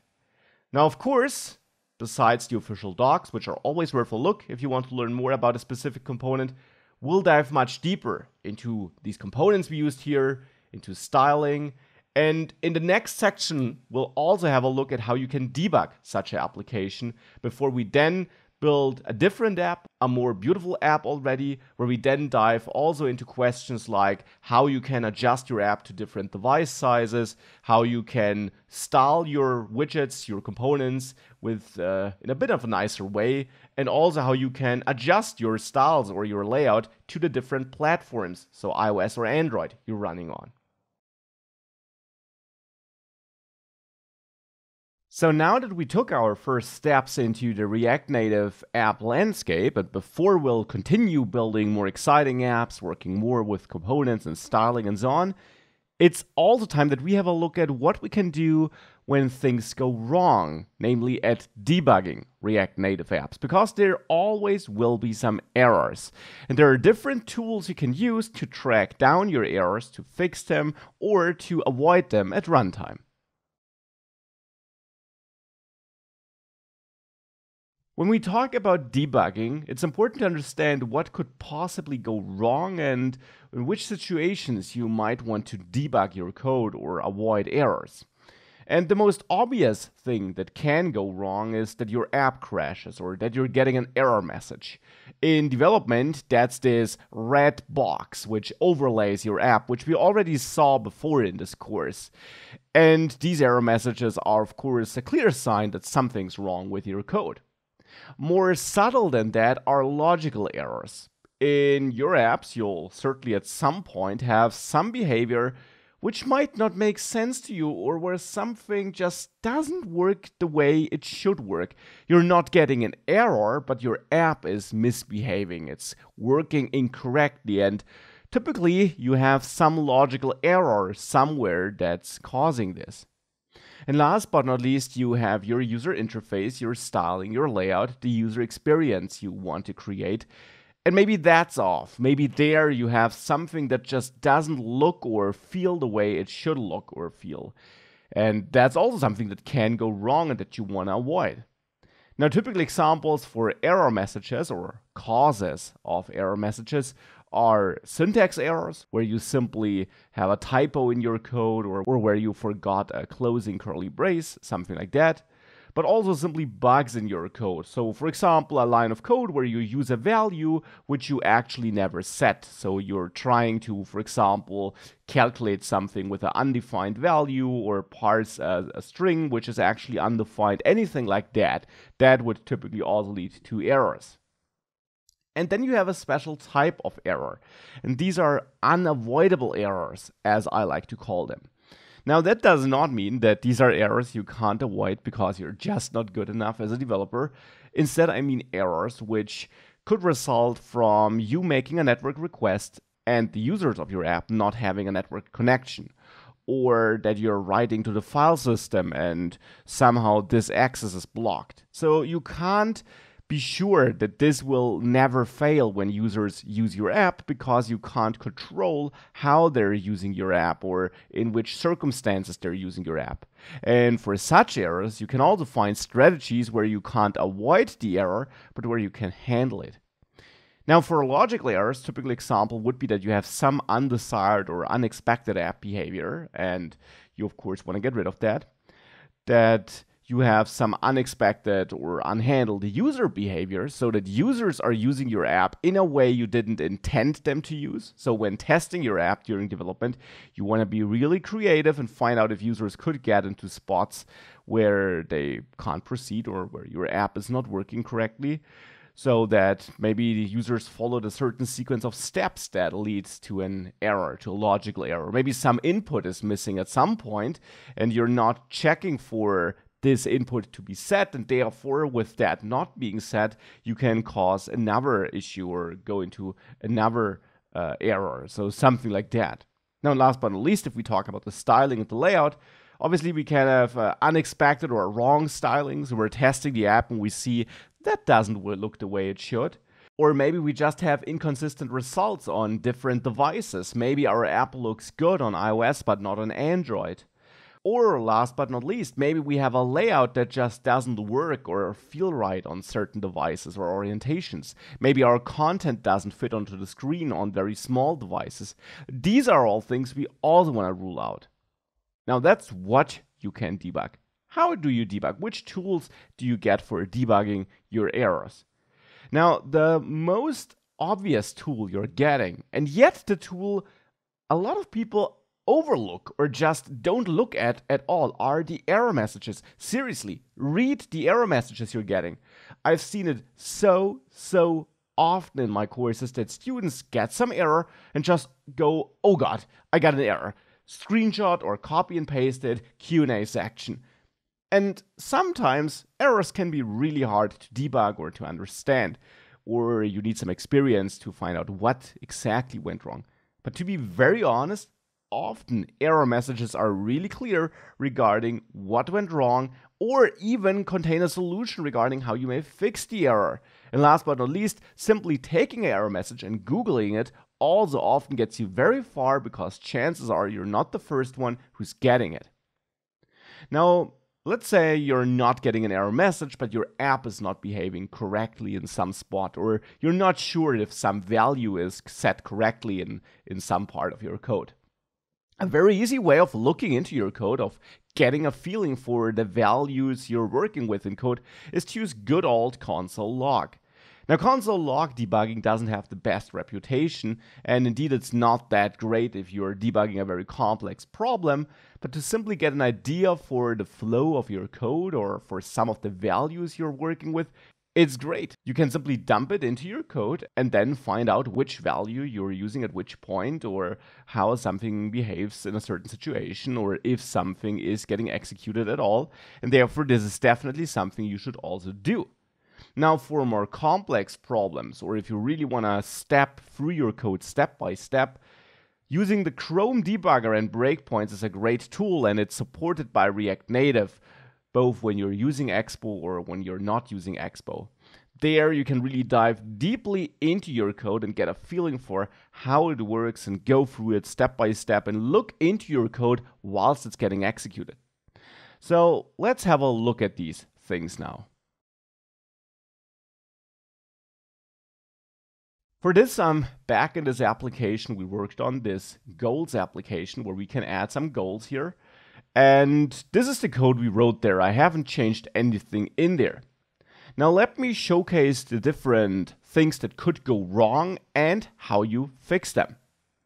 So let's start simple. Let's say we have a simple syntax error. Here, where we open our modal in the end by setting the add mode to true, let me remove that closing bracket. Now that's a clear syntax error. It's an error we can and we should totally avoid, because we as a developer made a clear mistake. Now the good thing is, even our IDE recognizes this and gives us a warning here, though unfortunately the error it's showing here is not entirely correct. It says that it's expecting a comma. Well, actually that's not the real problem. The real problem is a missing bracket. Still, we get an idea that something's wrong here, and whilst you still need to think about the issue and you can't blindly use that solution, by looking at that code, at some point you should find out that there's a missing bracket. Even if you forget this and you save this, let's say, then the JavaScript bundle will be built here. As you see, I launched this on both Android and iOS, and now we're getting this red error screen I was talking about. And again, here, we can simply read the error message.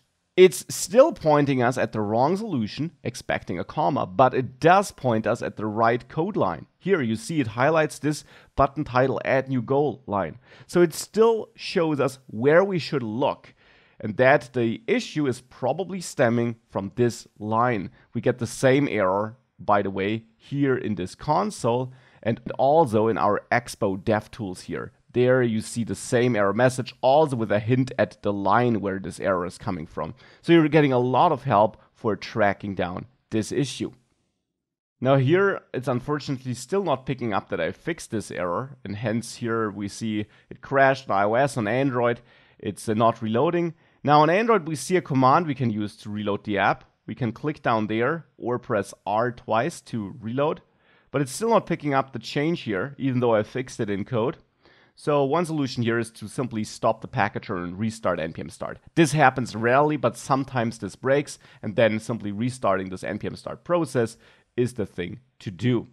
And with that, I'll rerun it on Android by pressing A, and on iOS by pressing I, and now this should relaunch the app on these devices. Again, this will happen rarely, but sometimes it, well, just happens, and you can just restart it to get this back to work correctly. Now with that running again, let me show you an example for an error message you're getting where you don't have a syntax error, but you still have a clear bug in your code. Let's say when we add a goal here with the goal title, we add a check where we see if goal title length is greater than 0 to check that the value is not empty, or actually that it is equal to 0, which means the user didn't enter a title. And in this case, we just return, which means we're not going to add this goal here, and we're also not going to close the modal. So we're just ignoring the user input because it's empty. We might want to show an error message, but for now, we'll just do it like this. Now, when we do that, it will generally work all right here, right? If I save this and we go back here, open this and I click add, you see I can't add an empty goal. I have to enter something for this to disappear. Now let's say in our goal input component where we are fetching user input, where we then forward it by calling on add goal here, we forget to do that. We forward null here, or we forward nothing because we simply forgot to add this here. Now our app starts just fine. It doesn't break immediately because we have no clear error in our code, no syntax error. But if I enter something here and I click add, I get undefined is not an object, evaluating goal title length. And again, this is an error message that helps us. It informs us that the problem has something to do with something being undefined and that it is related to this goal title length check. And then you could dive into the place where you access goal title length and trace down the issue. So we're having problems getting the length of goal title because it's undefined as it seems. Well, we're getting it here, so the error is certainly not here. But let's go to the place where add goal handler is called in the end. Now, if you remember, we're passing this to the on add goal prop here on goal input. So we should probably go to the goal input, which you, by the way, can also do by holding Command or Control and clicking on the component name. Well, in there, we call on at goal here, and oh, here we see what the error is. Now, of course, in this case, I constructed this error here, but you get my point, obviously. This is an error you could certainly have in your code where you forgot to add it, where you maybe changed the way your code works and you forgot to adjust it in all the places, and therefore you're suddenly getting this error. Now, the error message helped us find the issue. Now, that are error messages. We'll get error messages during development, and reading them is a super important thing to do because they really can help us find out what's wrong.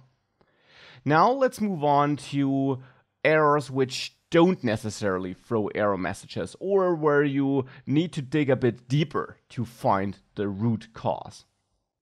And let's, for example, say that in app.js, we wanted to find out if we're really deleting the right goal here. To find out whether that's the case, we can console log our goal ID here, maybe add some info text like to be deleted in front of this so that we get some information about what's getting printed here. And then we have our list of course goals here. So that's the list without the item being deleted. And then we would want to see it after that being deleted, but the way this set state function here works in the end, the way React updates the state, just printing the course goals again in this line won't give us the already updated course goals. Instead, that will only be updated in the next render cycle. So we'll not see our course goals there, but that's no problem. We just need to log this at a different place. We log this right here in our component. There we log the course goals, and this entire component will be re-rendered when we update our course goals with this line. So this will rerun. So we can maybe just also add a little console log re-rendering component so that we know that the course goal list we're printing after this one is the list after every re-render cycle, whereas the course goal list we're printing after this to be deleted line is the course goal list before we deleted a course goal. And now we added some console log statements that allow us to dive into the flow of our code. With that, if I save this, the app restarts and we already see re-rendering component, which makes sense, it's getting rendered the first time. And we see we have an empty array, which also makes sense because we haven't added anything. Now let's add a new goal, maybe here on Android. Finish the course. If we do that, we see the component re-renders. Makes sense because we added something. And then, most importantly, for the other re-rendering where we added an item, we see that item here in the array. We also see the ID of that item and the value, which looks all right. Now let's add another item maybe. Learn React Native and add this. And we see this here. We also now see that it's an array with 2 items if we expand this here. So we're now able to look into our code. And now let's delete the item by clicking on it. And let's delete the finish the course item with the ID 0.818 and so on. So if I click finish the course, you see it gets removed. So it seems to work correctly. And our console log confirms this. We're re-rendering our array with this ID only, so with the other item, which we didn't delete. And up there we see to be deleted is this ID. Here, this log is coming from this line before we deleted it, so it's still included. But for the next re-render cycle, we see that this ID here is indeed not included anymore. Of course, that's a bit of a made-up example. We, of course, see that that's behaving correctly here. But simply imagine you have a more complex flow in your code you want to debug. Then such console log statements can really help you understand how your code is running, how often it's running, and if the correct values are getting used. So console log statements can really be helpful if you dump them into your code. Just don't forget to also remove them eventually so that you don't crowd your code with tons of console log statements. Now, sometimes console log alone doesn't get you that far. You need more help. And in such cases, you can debug your code remotely. Now, for that, you need to open the debugging menu on these emulators, or on real devices too, if you're working with those. You do that by pressing on the iOS simulator Command D, and it will open this menu here. On Android, you press Command or Control M. And it will open this menu. Now you see some options there, and we'll have a look at the important ones throughout this module. The option we'll now choose is Debug.js remotely.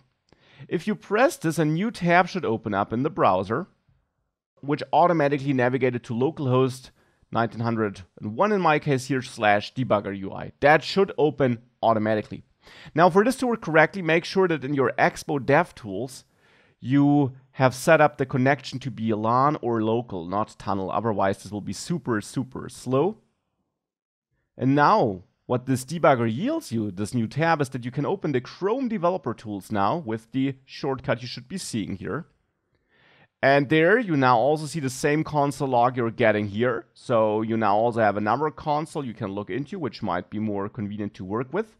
Just to quickly show that example with the course goals again, if I console log my course goals here and I save this, this rebuilds, and now we see the array here and we can expand it. So this might be a bit more convenient to work with, basically as you know it from web development, in case you're a web developer. But you can also do more. You can dive into sources, for example, to dive into your source code and set breakpoints. There, simply expand this debugger worker.js thing here, expand these folders, and you'll find the folder structure you're also working with. For example, there, in your users folder here, you find the app.js file, you find the components. So now in app.js, if you open that file, you see your code as you wrote it, so in the uncompiled version, which is great because it's easy to recognize your code there. And now here, for example, let's say you wanna stop the code when you're about to add a new goal, you can add a breakpoint by clicking on the left of the line number here so that you have this blue mark, and now your code execution will stop the next time you hit this code line here. Now, I enabled debugging on the Android emulator, so it will not stop if I try it on iOS. It will stop if I try it on Android. We could have enabled it on iOS too, here with debug remote.js, but I didn't do that, so let's go with Android. You can ignore this warning here. You can simply dismiss it, and now press Add New Goal, and maybe enter Learn React Native. Click Add, and now you see this is getting stuck here, because if you go back to the DevTools, this is now paused. You see, this is now highlighted in blue. It's getting paused. And now the cool thing is you can walk through your code step by step with these controls here. Simply play around with them. And you can also hover over things to look into your code. For example, to see the current value in goal title. Now we can simply progress through these lines step by step with this button. You can step into a function call with this button or step out of it with this button. And you can always resume code execution with this blue play button. This can be a very powerful tool for really diving deeply into your code flow because it allows you to fully understand what's going on, to look into your values at runtime, and to get full control over your code. Now, if you want to learn more about how to use the Chrome debugging tools, you find a helpful link attached to this lecture, which has more information about the Chrome debugging tools. Now I removed the breakpoint here, and now that we saw the debugging tools in action, let's have a closer look at these debugging overlays we can open on these virtual devices or on real devices too. So on Android, again, you open it with Command or Control M, and first of all, I'll stop remote.js debugging. You always need to stop this once you're done, and you should stop it when you're not in need of it anymore, because it slows down your app a bit if it's running. And now let's see which other cool things we can see there. For example, we can reload the app. Simply, reload it in case it got stuck somehow. You can also disable live reloading, which is this automatic reloading when you change something in code. You can try and enable hot reloading, which means it will try to reload parts of the screen that changed without reloading the entire app after saving a file. The default is that it reloads the entire app, and often hot reloading doesn't work in exactly the way it should work, which is why it's not enabled by default. So I'll also go with live reloading here, but you can play around with that. And then we got these three other things down there, where especially the inspector and performance monitor are very interesting. Let's start with the performance monitor. If you enable this, you get this overlay, which basically informs you about the performance you're having. And there you can see at how many frames your app is running, how many frames were dropped, and so on. Now, please be aware that the performance you're seeing here is not the final performance of your app, though, because it's still in development mode. We're not having the debugger attached, but development mode also means that there is a lot of overhead in your code. For example, the overlay you're seeing here, which is part of the app, so to say, which makes your app slower than it would typically be. So this can be an indicator, but it's not the final production-ready testing you should do. Still, it can be nice, here you open it with Command D on iOS, it can be nice to look into this and get a feeling for how your app's behaving and how it's performing, how much memory is consumed, and so on. This can also help you spot memory leaks if this value, for example, is going up and you're occupying more and more memory on the device. Now, there also is one thing in that developer overlay you can open, which is extremely helpful for debugging your user interface, and that's the toggle inspector option.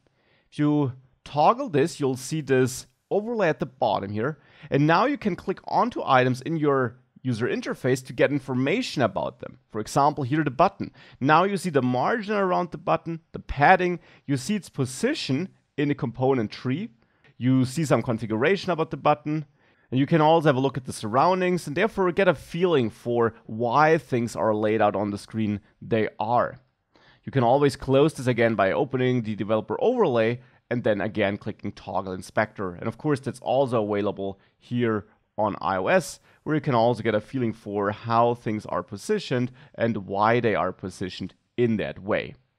However, there is an even better tool for inspecting this. Therefore, I'll close this here. And that's the React Native Debugger. You can search for React Native Debugger and you should find this GitHub page here. And on this page, you can download the React Native Debugger. You find installation instructions here, and you can simply go to the release page in the end here to download one of these binaries for your operating system. So for Windows, exe file here, the setup file, for Mac OS, a DMG file, and so on. So these are the different things you can download. I'll go with the DMG file to download the latest version here. Save this and wait for this download to finish. And then let me simply execute this and finish up the installation by simply walking through the installer, or in my case here on Mac OS, simply dragging this into the applications directory. And now I can open up the React Native Debugger here. And here it is. Now, it's not working right now because for this to work, you need to enable remote JavaScript debugging on the devices. Just what we did before to debug this in Chrome. Now, this essentially replaces this Chrome debugging experience, you could say, or enhances it. Now, with this opened up, press Command-T on Mac or Control-T on Windows or Linux in here to open a new tab and open and confirm that React Native Debugger port, which the Chrome tab also used before, and confirm this. And now it's trying to connect there, and to make this succeed, open up your developer tools, let's say on Android now, and debug JavaScript remotely. And now this should connect here, and you'll see your console output here now in the debugger tools. You'll also see, if I expand this, that in sources, you can again dive into your code here if you want to, just as before.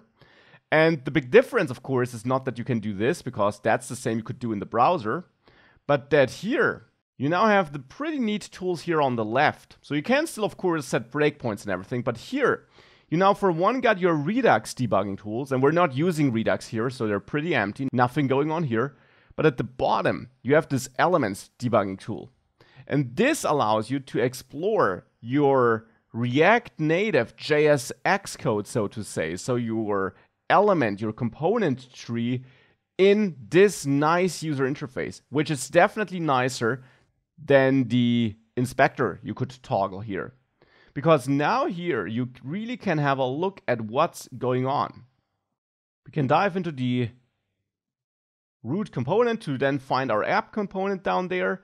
And in there, we find our view with that button. We can click on the button and we see the props that we're using on the button, like on press and the title that we set. We can click on our own component where we see the props we're forwarding there. We can even change the visible prop to toggle this modal like this if we want to. So that's really nice.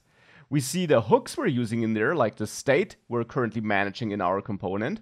And if I open that modal here, you see that state, the props here changes. And if I start typing here, like learn React Native, you see that this also updates here on the right. Slight delay, but that shouldn't be an issue. So that's really neat. We can add this and see the state changes here. We can, of course, dive deeper into our goal input to see the modal here. You can explore the flat list and what's configured there and dive deeper into this view if you want to. It's really a lot of stuff you can do there. And you can overall explore your component tree there to find out what's going on. On elements where you directly added a style, like on this surrounding view, for example, where I set this padding, you can even inspect the style and not just see the style, but also change it. For example, to increase the padding or reduce it. And this gives you an easy way of testing different looks and layouts on the screen to find out what's looking good for you and what you want to change. You can also go to the Profiler tab here and start a profiling session, then do something on the screen like open and close the modal and stop this, and you'll get the default React DevTools experience here where you see which of your components were repainted. You can dive into that to get an idea for what was repainted, which props it had at the time, and how many re-render cycles you had to, for example, find out if there are unnecessary repaints going on. Obviously a bit of a more advanced thing to do, and something you might want to do when you're closer to finishing up your app to make sure you're optimizing performance and you're avoiding unnecessary re-render cycles. But these tools can really be helpful for spotting little issues in your app and for making sure that everything is working in the way it should work in your app. Now, one other cool thing you can do with the React Native debugger, you can right-click anywhere here, let's say here, and you can enable Network Inspect. And if you do this, then you can go to the Network tab and you'll see outgoing network requests. Now, these are all just debugging related requests, but later in the course, when we'll add our own network requests, where we send requests to our own web server, we can even inspect those here and look into them and see if we're sending and receiving the right data. Something which is otherwise pretty hard to do with native apps. Here it's a breeze. So React Native Debugger really is a cool tool for looking into your app, for setting breakpoints, viewing the console, viewing your component tree, viewing the styles you're using there, and so much more. It really allows you to dive deeply into your application code, into your UI, into your logic, and find out if everything is working the way it should work. And you can even go in here and change certain things like the styling, as you saw, to experiment with different settings and find out where you need to tweak your app for it to work correctly. So now we had a detailed look at the React Native debugging experience, at the React Native debugger, at the different tools you have for finding and fixing errors, for analyzing your user interface, your component tree, and so on. Now, there's one type of error which I mentioned, which is the so-called unavoidable error. For example, that you're sending a network request and you can't guarantee that your users have a network connection, or for example, that the server is online. We'll handle such errors later, specifically when we do start sending network requests, because there we'll simply have a better example for when we need that. And there you will learn how you can handle these unavoidable errors too. With the knowledge you gain in this module, you hopefully have a solid set of tools to build applications where you are able to find and fix errors, because you will always encounter errors when you're writing code. There is no way around that. Now, with the fundamentals about React Native out of the way, it's time to dive deeper into what it takes to build real React Native applications and which core building blocks you need there. We'll dive into the heart of building React Native apps, so the core things you gotta know. And that would be components, that you know how to use the built-in components, where to learn more about them, and which important components are built in. And of course, that you also have a clear understanding of how you add your own components and how you use your own components, and how you would build a more realistic app with that mixture of built-in and custom components. And since components alone don't really make up for such a great app, they would look pretty bad, pretty boring. We'll also dive into styling and layouting in this module, because that's another core building block that you need to master, need to know to build React Native apps. You'll learn how to style components, and we'll dive into some more exotic styles, if you want to call it like this. You will learn how to add custom fonts and so on in this module. And I already had a closer look at how Flexbox works in the basics module, and will still, of course, also use it in this module, so you get more practice with that as well. Now, actually, there is a third core building block that you typically work with when building React Native apps, and that's the native API modules you can work with. So things like using maps, the user location, camera, these are all the important tools or features many mobile apps, of course, need, and many React Native apps therefore need. And I will cover this thoroughly in this course, but at a later point of time, simply because we need some more advanced knowledge to really work with these tools. So therefore, in this module, we'll have a look at components, how to build our own components, which important components are built in, how to style them, how to create nice layouts. And in detail, we'll build another app in this module. Still not the most complex one in the world, but definitely more complex than the previous app we built. We'll dive deeper into built-in and custom components. We'll add images and custom fonts. And in general, we'll dive deeper into styling and into adding layouts with Flexbox and into, well, building a more realistic app that looks good.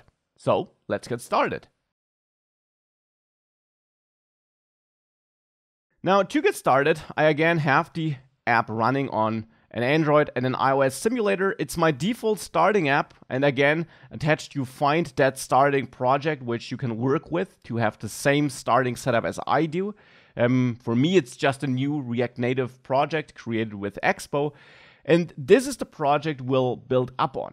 Now, the important question, of course, is which kind of app do we build here? What is the goal of this module? In this module, we're going to build an application where I want to have a little header at the top, so a little bar at the top, which simply displays the title, which is guess a number, because we'll build an application where you enter a number and the computer, the app, will try to guess it. And therefore, we'll have a starting screen where you have an input for your number, which the user of the app can enter. And then, of course, we'll have two buttons, basically a confirm button here and a reset button here. So two buttons that allow us to control that input. Then a button to basically start the game. So once you chose a number, which basically loads a different screen, you could say, which still has our title at the top, but where now the computer will output a guess, let's say 63 initially. So that's a guess from the computer, which you kind of output in a nice way here. And then you have to tell whether the actual number is lower or greater than what the computer guessed here. So you got two buttons to control this. We want to show an alert if you give the user a wrong hint. So if your number is lower and you say greater, then I want to show an alert where we say something like don't cheat, anything like that. So a little check in there. And once the computer guessed the right number, so once the game is over, basically, we'll have a game over screen here where we say something like game over, where I then want to output an image here, maybe such a rounded image, like some goal image, a summit, something like this. And below that, we'll output some info text, like the computer guessed your number 15 in 10 guesses. So basically a summary. And also a button to basically restart and play a new round with a new number. So the nice thing about this application is that whilst it, of course, isn't overly complex, there aren't tens of dozens of screens involved, but whilst that is the case, we have a lot of different components, which we also can style and lay out. We use an image, we'll use our own custom fonts, and we have also quite a bit of business logic in there to control the guessing, to check whether the correct number was guessed, and so on. So it's a really nice app, a really nice second step, which will make sure that all the basics are super clear and set after this module, so that you're more than well prepared for more advanced applications after this great application here.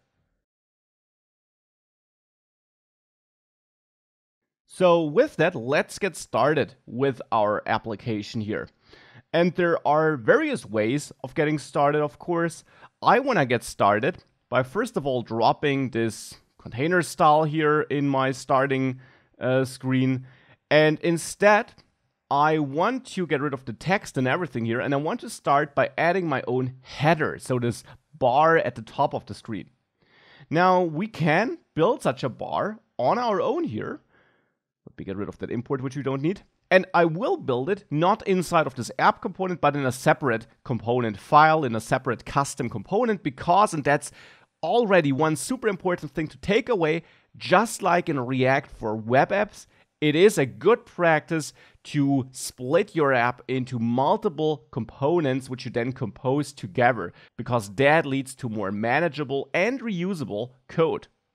So I'll add a new folder, components. The name is up to you though. You can name that folder whatever you want. And in there, I want to have a header.js file to hold the header component. There, we need to import React from React so that we can, well, use React in there and write JSX code. And then we'll also need some components from React Native, because you must never forget that these are the only core components you can use in the end. You can't use any web HTML elements or anything like that. You need these core primitives React Native gives you.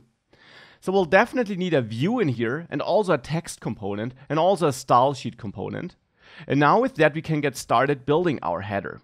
So for this, I'll add a header constant, which holds my functional component, because I'll work with functional components only in this course. We'll use hooks in places where we need to manage state or side effects. And here we will, of course, export this component in the end, and also set up a styles object with style sheet create so that we can style this in the end. Now let's create our component here. Let's return something here. And what I want to return is in the end a view with the text inside of it. And the text should be our title.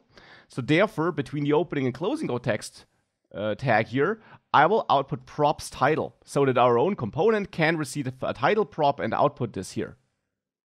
And the view surrounding the text will be used for positioning the text and for giving this some styling. So for styling our header, because text elements on their own are also stylable, but not to the same extent like views are. Views really are a bit more flexible regarding the styles you can assign and regarding how they behave. And therefore, you always want to use a view for such a surrounding container for this overall styling your component might have, or parts of your component might have.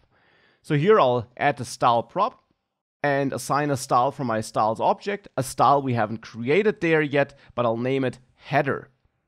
And I'll also give the text a style prop though, and point at styles header title or whatever you want to name it, because as I said, you can style text too. And here I want to have some text specific styles later to also make sure that the text looks good. So now here in the style sheet, we can start styling our header, and I'll start with the header itself by adding a header prop. And then this object will hold the style definitions for the header, so for this view component here. And there, of course, you are free to experiment with whatever you want. I'll go with a width of 100% so that it takes the full device width we can get, or the full width of the parent component to be precise, but I'll add it such that the parent component takes the full device width, and therefore this will also take the full device width in the end. Assign a height, and there you can experiment with different values. I found 90 to look quite decent, and therefore I'll go with that. Side note, for now I will optimize for these screens which I have here. In the next course module, we'll dive into how you can adjust your views and your code for different devices, both regarding their size as well as regarding the platform your code is running on. For now, we'll not have any differentiation there. We'll just tune our app to look good on these two emulators. But again, I'll pick up on this later. So height of 90, a padding to top of 36 to have some spacing to the top. And I need to add this to basically cope for things like the status bar here or this notch here. So therefore I add this padding top.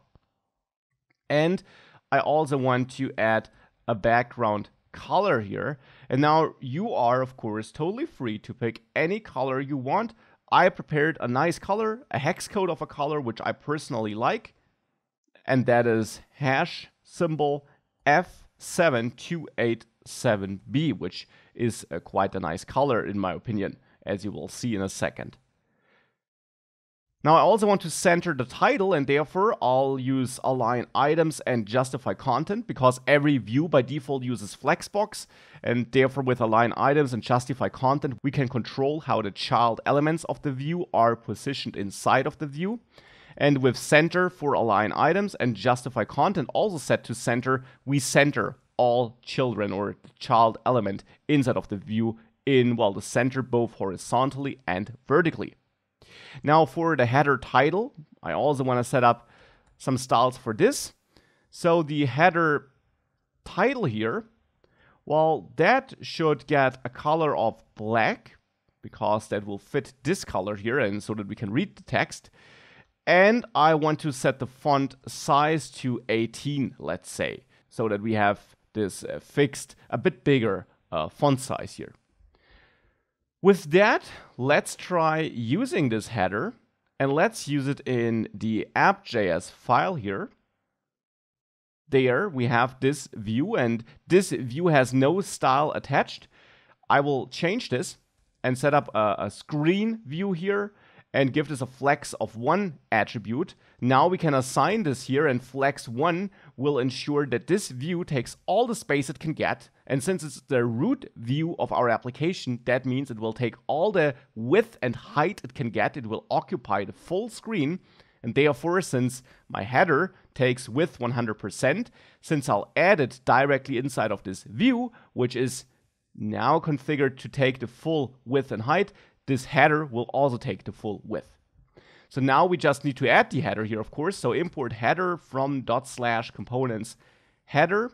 You can omit the file extension and then simply add header as a self-closing tag here. But don't forget to set a title prop, because remember that we're outputting the title prop here between the text tags. So we can add a title here. And I'll name it guess a number, because that's what our game is about. Now if we save this, it should automatically rebuild, and you should see a header that looks like this on the iPhone and like this here on Android. And I'd say that's okay for both devices. Again, we'll later explore ways of how you can fine-tune the look to the specific device your app is running on. So now that we got a header, we can continue with the part where users can enter a number which the computer should guess thereafter. And for this here in the app.js file below the header, I of course want to have the input area of the user. Now, just as before, I'll handle this in a separate component and not here in app.js to keep all components relatively lean. And we could create this component here in the components folder. That would not be wrong. But since I now will work on a component that essentially is responsible for everything we see on the screen besides the header, I treat this component as kind of a special component. I'll name it a screen, and I'll store it in a screens folder, because the finished game will essentially have 3 different screens: one for configuring and starting the game, one when the game is running, and one when the game is over. And I want to have these special components, which technically are totally normal components, but which fulfill a special purpose. I want to have them stored in a separate folder. And that's just my personal design decision here. You don't need to store them there. Technically, there is no reason to do it or not to do it. React Native simply doesn't care. So here I'll store it in there, and I'll name this startGameScreen.js to also make it really clear in the name that this is a special component to me. But as I said, technically it's a normal component, and therefore we import React from React, and we'll also import some things from React Native, of course. And we can already tell that we'll certainly need a view, because, well, you probably can't build any component. Well, you can, but not that many components which you can build without views. So we'll import the view here, and we'll definitely also need a style sheet for some styling, and we'll see what else we need. We'll certainly also need a text, I guess, so we can already add that.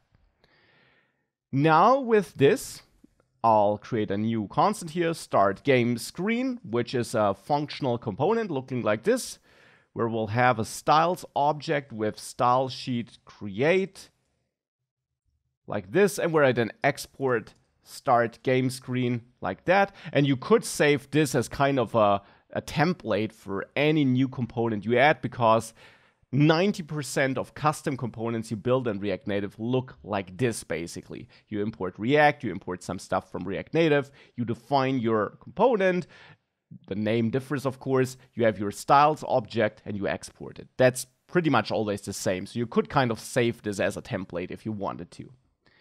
I don't want to here, though, so I'll just continue with working on the component itself, and the question now is, what do we render in this start game screen? How should it look like?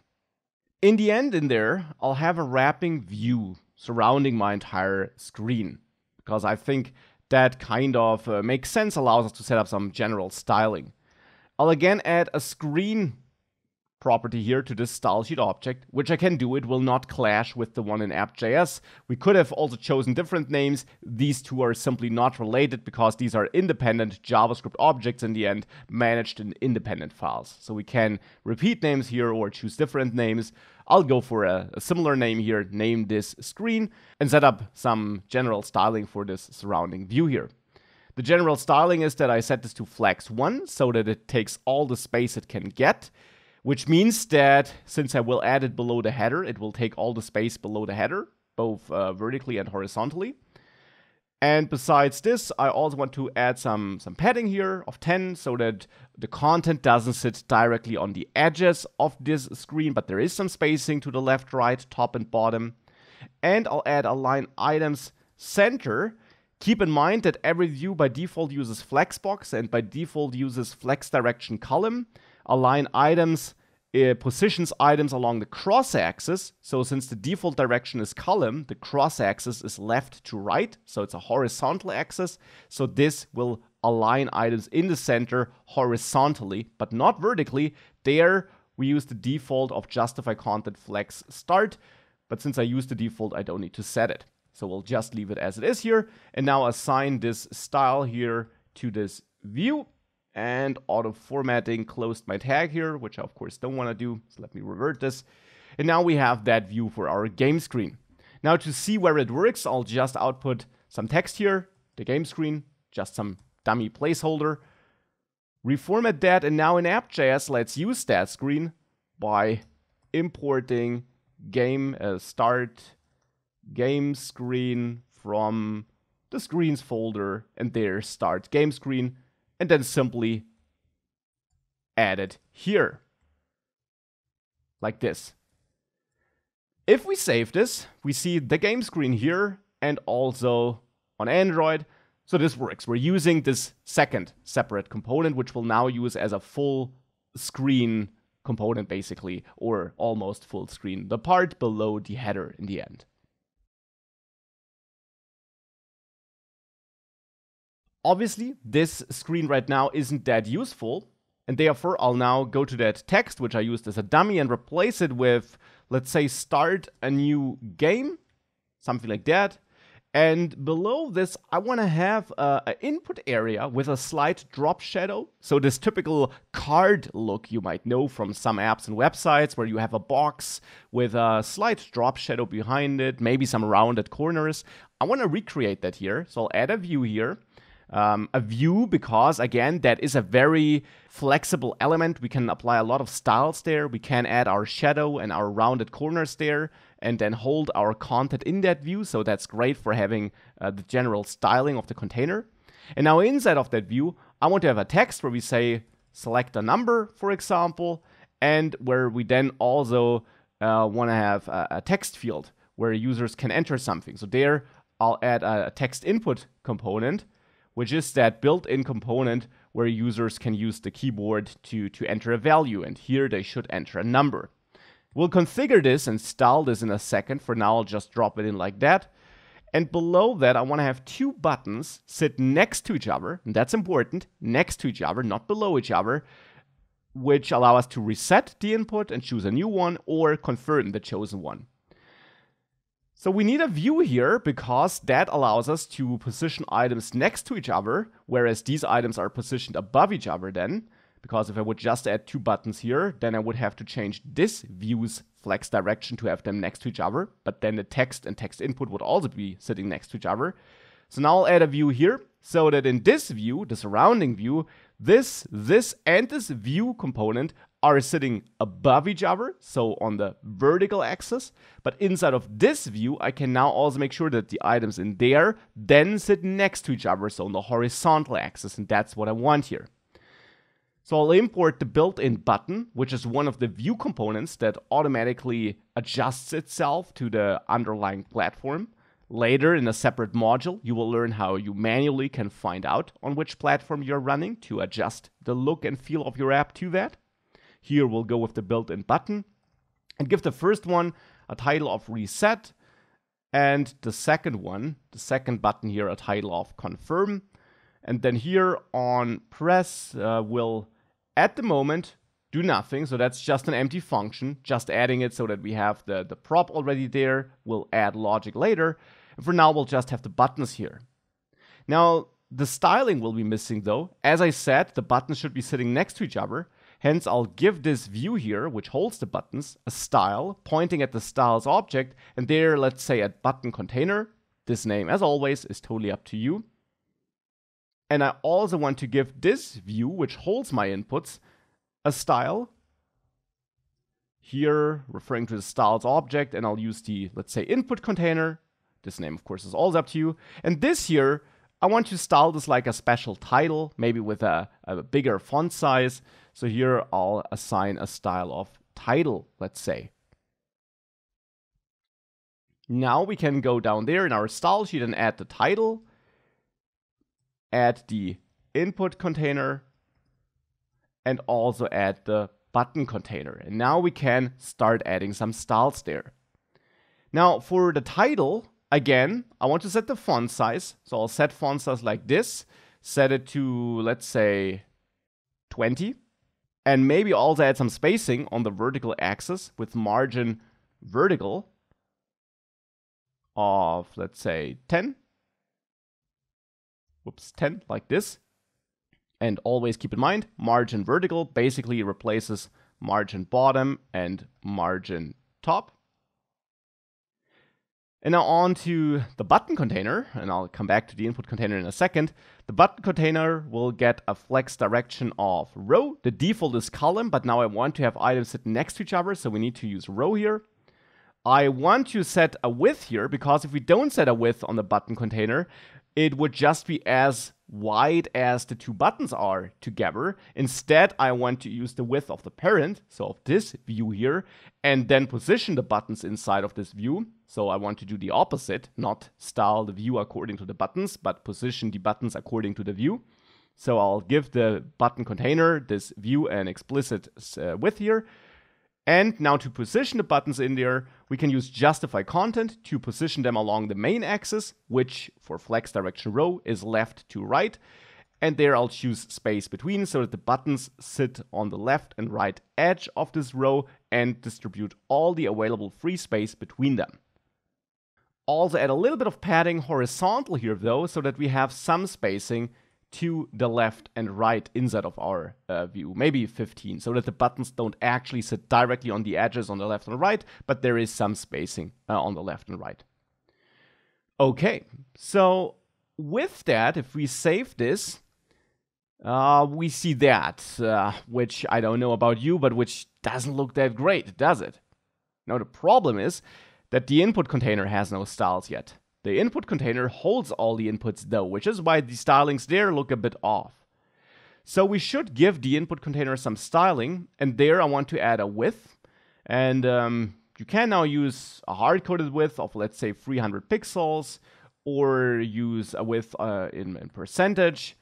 Now I'll add a width here of 300, but also add a max width of 80%, so that we have 300 pixels width. But if the device would be too small, so that's a little bit of responsiveness, which I add here already. If the device would be too small, we make sure that our width doesn't exceed 80%. And then I want to align the items in the center. Keep in mind, the input container is a view, therefore it uses Flexbox. It uses the default of flex direction column, and therefore with align item center, we position items in the center on the cross axis, which is left to right. So we center items horizontally. With that, now this looks way better. Can't really see the input, but that's the old thing, right? We'll have to style it so that we can really see it. We see the buttons though, and we can see that our general layout and styling is taking some shape. Still, I'm not 100% happy about the look of this yet. There are a couple of things where we could continue, but I want to continue with the input container, which is the container around these inputs. So around the selected number text, around the text input here, and around the buttons. And this container has a width and it aligns the items, but as I described earlier, it would be nice to have that card look there. And for that, we need some more exotic styles, which sounds really fancy, but simply some style rules we haven't used before. For example, I want to add a shadow, a slight drop shadow. You do this with 4 core properties which you can use. A color, an offset, an opacity, and a radius. Now a shadow color should be clear, it's the color of your shadow. Shadow offset is how much it's offset from your container, and that actually takes an object which then in turn takes a width and a height.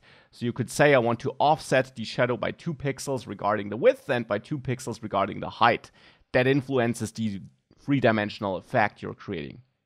Opacity describes how transparent this shadow is.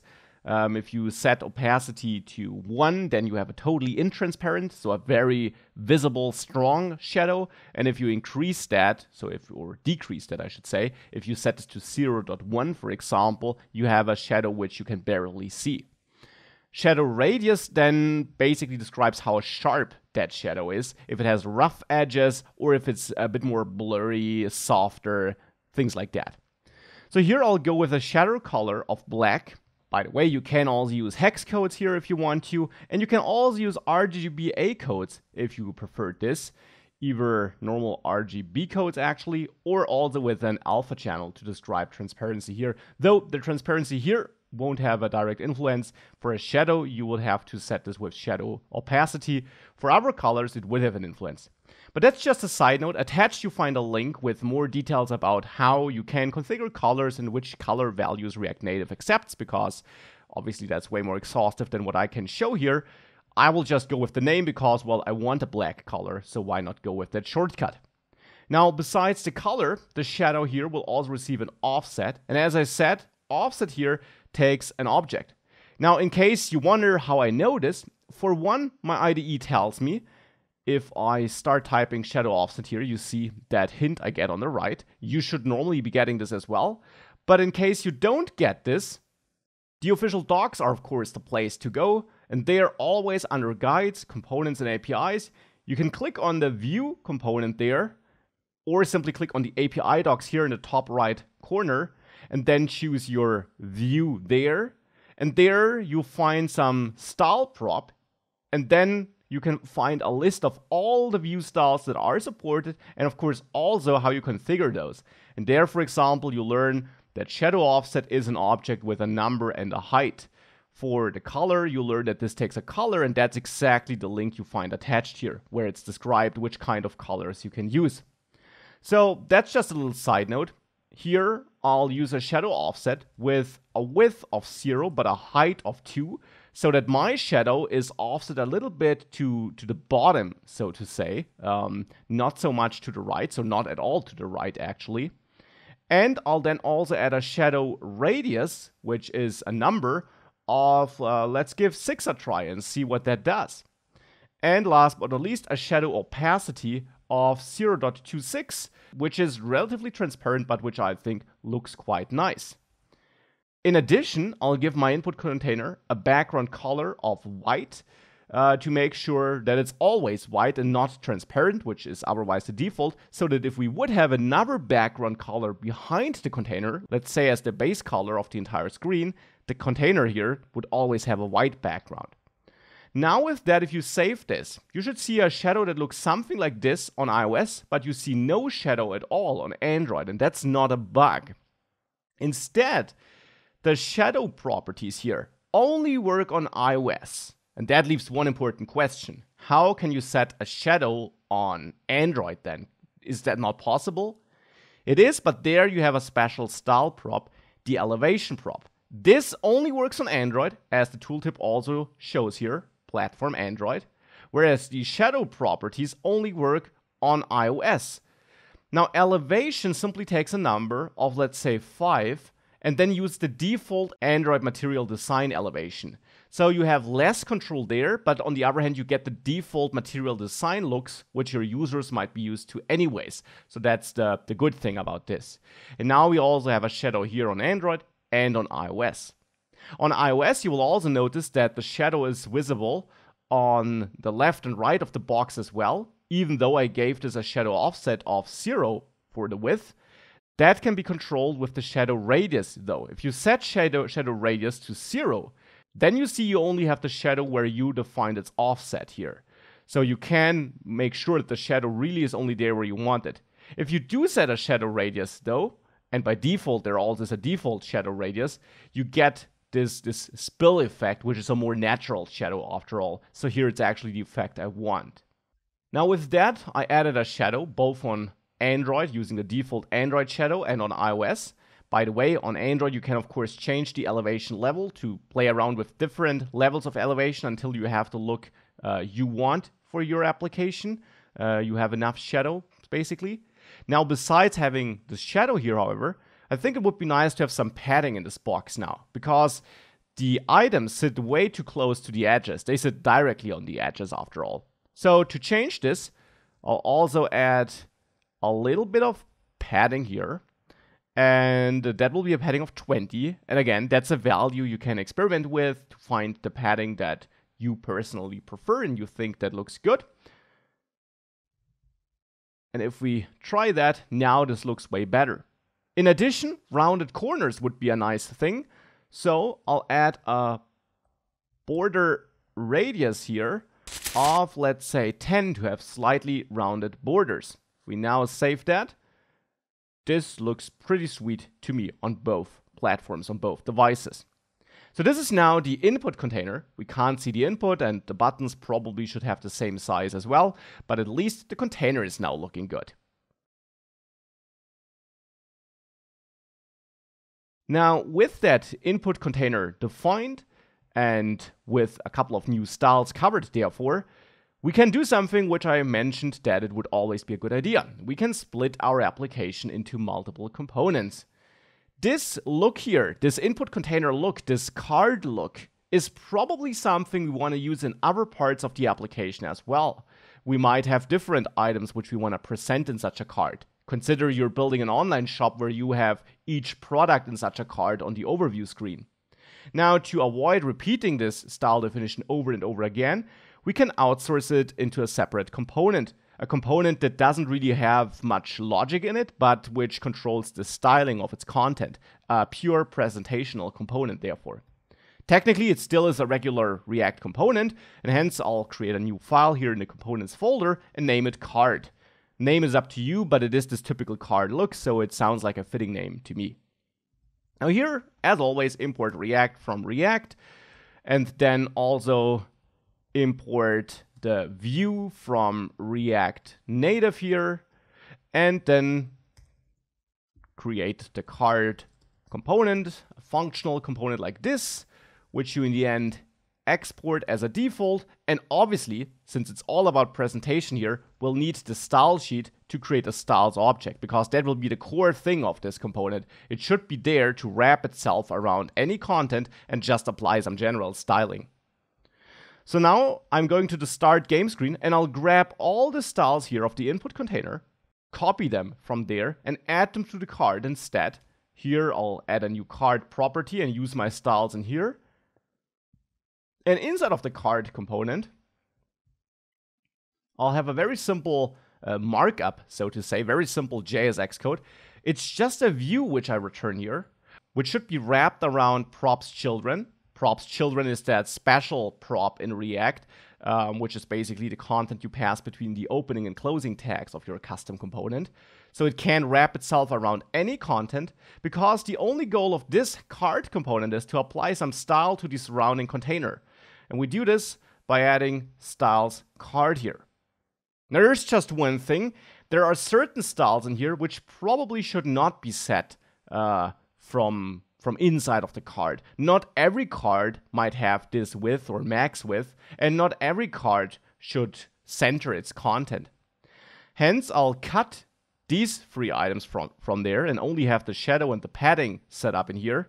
And I want to make this a bit more flexible. Besides the card styles, it would be nice if we could also assign our own styles from outside and maybe even override some of the card styles.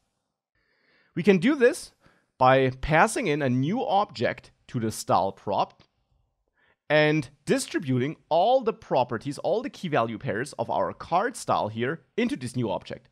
This is the spread operator, a modern JavaScript feature which pulls all the key value pairs of an object out of that object and adds it to a new surrounding object. So we copy all the styles defined down there into this new object.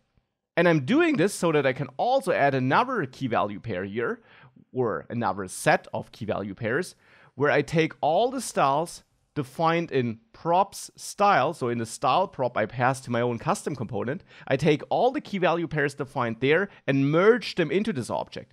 And since I do this second, this will override any key value pair set up in styles card, so that we can override any style set up in there from outside when we use our component.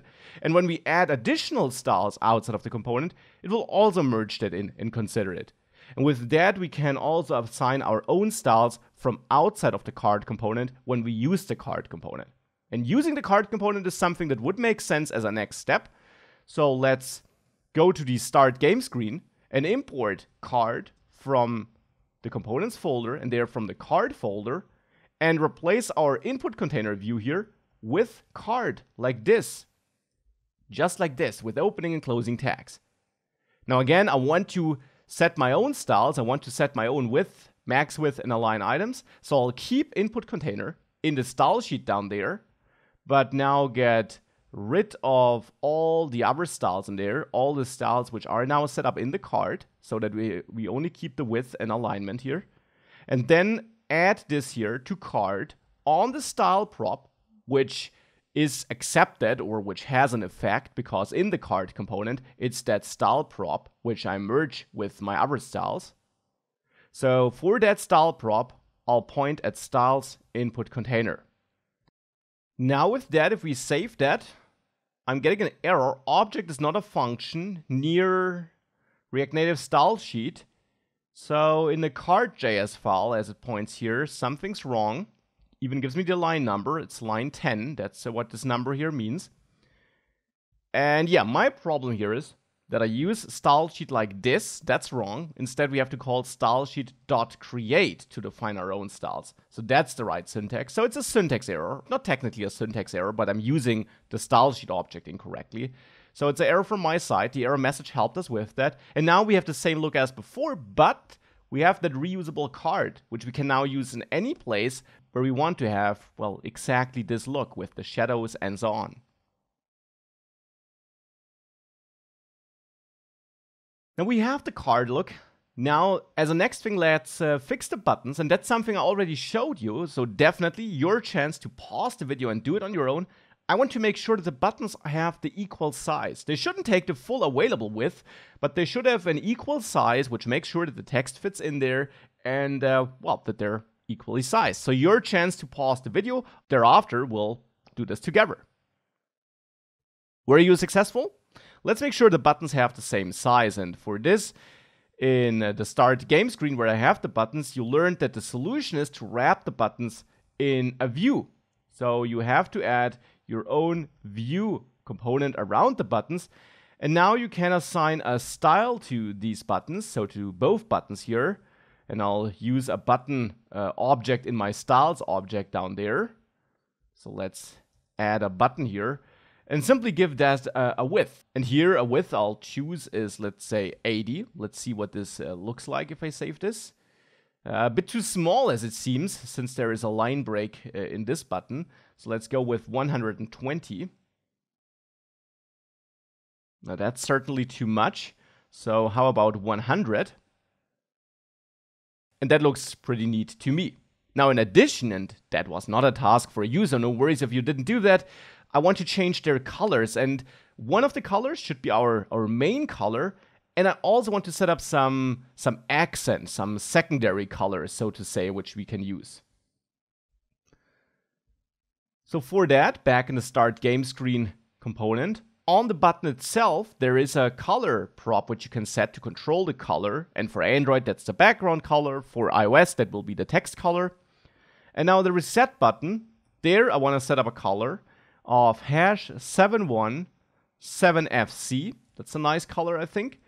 And for the main button, the confirm button, I'll use my main theme. And I want to use the same color I used in the header. So there I have this hex code used as a background color. I'll use the same color here for this second button now. With that, we can save this, and now we got these two button colors here, which looks quite nice in my opinion. Now, one downside of this approach, or one thing we can improve, is that I'm using this hex code here, I'm using it in the header, and chances are that later in the app we want to use the same color in other places too. So it would be nice if we could set this up as kind of a theme, you could say, that we could easily use these colors without copying hex codes across our app, and that we can also change the color in one place if we ever want to use a different color, and we don't have to do that in dozens of components. And for that, I'll use an approach where I'll add a new folder on the root level, and I'll name it constants, and as always, you can name these folders whatever you want, and in there I want to have a colors.js file. Again, this name can also be named whatever you want, because what this file will do is it will export a default JavaScript object. So it will export a JavaScript object, and in there you can have any key value pairs you want, and I'll set up a primary color, so just primary as a key name. And this should be this hex code which I just copied, so this header color also. And accent or secondary, whatever you want to name it, I'll go with accent color. And that should be this other color, which I used on the first button, so this hex code here. I'll use that in here. Now these colors are defined here, and we can now simply import them from this file, and whenever we change them here, they're changing everywhere in this application, and we can therefore easily swap this during development. So now in the Start Game screen, we can just go ahead and import colors from constants colors like this. And I gave this a capital C here to kind of indicate that this is a collection of values. You can name this whatever you want. You can also use a lowercase c. That naming doesn't matter. And now you can use colors here to assign your, well, colors. So for this reset button, we'll now use a dynamic value so that we can reach out to colors.accent. And here for the main button, for the confirm button, I'll go with colors.primary. And the same in the header. There, of course, we now also want to use that color and not hard-code it in here. Instead, import colors from constants colors. And with that imported, you can also use it in the style sheet, not just in JSX. You can use it anywhere in that file after all. So now here I'll also refer to colors.primary. And if you save that again, we have the same look as before, but yet again in another more elegant way, where if you ever decide that your accent color should not be this color but should be blue, you just swap it here, your app is rebuilt, and you have a blue button. So that is the huge advantage of managing your colors or other core constants in such files. You could have another file named text, for example, where you have some core font sizes, or another file spacing where you store default values for margins or paddings so that you don't manually have to use the same values over and over again. These are all approaches you can use to make your life as a developer easier and to have code where you can quickly swap values if you need to. For now, I'll just manage my colors in there because that's one of the things that is most annoying to copy around, and it's a really great approach, therefore, to manage it in such a file. So, step by step, we're making progress. What we're not able to do is enter a number. Well, I guess technically we can enter a number if we kind of find the input field. Here it is.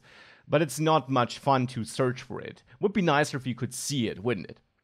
So therefore, let's style that input field, that text input field here a little bit. And just as before, actually, I want to do that in a separate component. So in the components folder, I'll add my own input.js file. And in there, as always, import React from React, and then import text input from React Native. And here I'll actually not need the view because we'll just have the text input here and style and configure that in there. And then have the input constant here, which is our functional component, which we in the end also export, of course.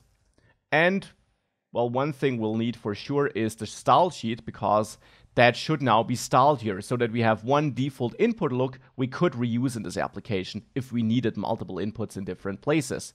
And that's really the mindset you have to get into. Create reusable components so that you don't have to copy code around or repeat yourself, but that you can easily share your components and easily create the apps you want from your set of building blocks you create on your own in the end. So here my styles object with style sheet create, like that, looks good. And now in that component, I want to return a text input, so this built-in text input. Now, of course, my idea is that we can style it from in here, so let's assign a style from in there, but just as with the card, it would be nice if we could also set some styling from outside, like a special width or a special border, anything like that. To enable that, again, I'll pass our object here to style. And for one, take all my styles set up in my styles object. And there, let's say, in an input property, which we have yet to add. And in addition, also add all styles we're getting from props style, so that we could set styles from outside as well. And now down there in the style sheet, we can add the input style to, well, assign some styles to the input. So here we could give this a height of, let's say, 30, which should be a height that looks relatively good. And to see something, I also want to add a border at the bottom. You could also add a border around the entire input with border color and border width and so on. But I like that look where we only have a border below the input. But that's, of course, totally subjective and something you can set up according to your personal preferences. A border at the bottom only can be set with border bottom color, and there I'll go with gray, another pre-built color which we can use with that shortcut, and give this border bottom also a width here of 1. Add a margin vertical of 10 to have some spacing around the input, at least to the top and bottom. And now with that, the base styling for this text input is done. Now let's use that in the game screen. So in there, I want to import my own input from the components folder, input, like that, and replace this text input here with my own input, which in the end wraps this built-in text input, of course. So use my own input, get rid of the text input import up there, which we don't need anymore. And now if we save this, we see it a little bit, but it's very, very small. You can barely see it here on iOS. And it gets bigger as you type, though, which is certainly not what we want, of course. We're, of course, not done. Instead, to style the width, I'll go to the Start Game screen, so to the place where we use the input, and set up the styling here. Because for me, it makes sense that we have some general styles, which we always want, in the input component, something like the height or the border. But some specific styles, like how big should it be, so how broad should it be, that's something you want to set up in the place where you actually use it. And therefore here, I'll add this input property in the Start Game screen style sheet object, and maybe use a width of 50 pixels here, that should look good. And assign that to my custom input here with the style prop. So there we can now point at styles.input. And with that, it will be having that width at all times. And if we type there, we don't make that broader anymore. Instead, we can then simply scroll automatically in that input. Now for this specific input, for this specific layout here, it would also be nice if the text would be centered, I think. For most inputs, you want that default behavior of writing from left to right and starting on the left edge. But here I think some centered text would be nice. And therefore, in Start Game Screen, where I want to have this centering here, on this input, we can also add the text align property and set this to center. And now this will center this text here in the middle as we type. And that's really nice for just entering a number then like this. Speaking of that, right now we can enter anything in there. So we certainly need to configure this input. And for that, if I go to the input component where we use the text input, there is a lot of stuff we can configure there. And actually the best resource, as always, of course, is the official documentation. There in the API docs, if you go there and you search for the text input, you'll find not only an explanation, but you'll also find all the props you can set there. And you can set things like, is it multi-line or not? How long may the text be? You can also set a placeholder text. You can set auto-correction and all that fun stuff. So definitely check these docs to find the specific property you might need for your use case. I want to be able to set these props, but I want to be able to set them from the place where I use my custom input. So not from in here, because that would make sure that we use the same configuration for all inputs we might have in our app. I want to have more flexibility and just set up some base styling in here and configure the input in the place where we then use it instead of in the core wrapper component. The cool thing is React, and that's not React Native, that's just React and normal JavaScript, has a syntax for that. You can take your props you're getting and spread them on your component like this. The syntax might look a bit strange, but what it in the end does is it takes all the props you have, all the props you set here, and basically adds them to your component as props. Now, if you thereafter define other props like style, and you already got a style here, this style will override the style you got here. And that's actually what I want, because if I set a style prop on my own input from outside, I definitely want to override it with this style prop and add this styling which is set up down there to this text input.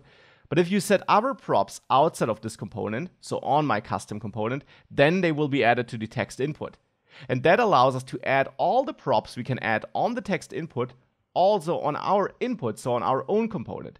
So here where we use input, we can now not only add the style, but we can also add blur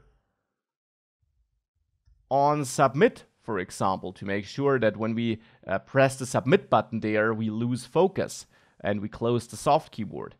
We can set auto capitalize to none, which is one of the allowed values there. If you check the docs, you can set it to none, sentences, words, and so on. So I don't want to have capitalization turned on here because we'll just enter a number, but also because I want to show you different configurations you can set. I'll set autocorrect here to false so that we're not autocorrecting the user input. And very important here, I'll set the keyboard type to numeric so that the user has to enter a number here. I'll set the max length here to 2 so that you may only enter 2 digits and not a very long number, because this game here, it's just one of the restrictions I have here, is that this game only works with a 2-digit number.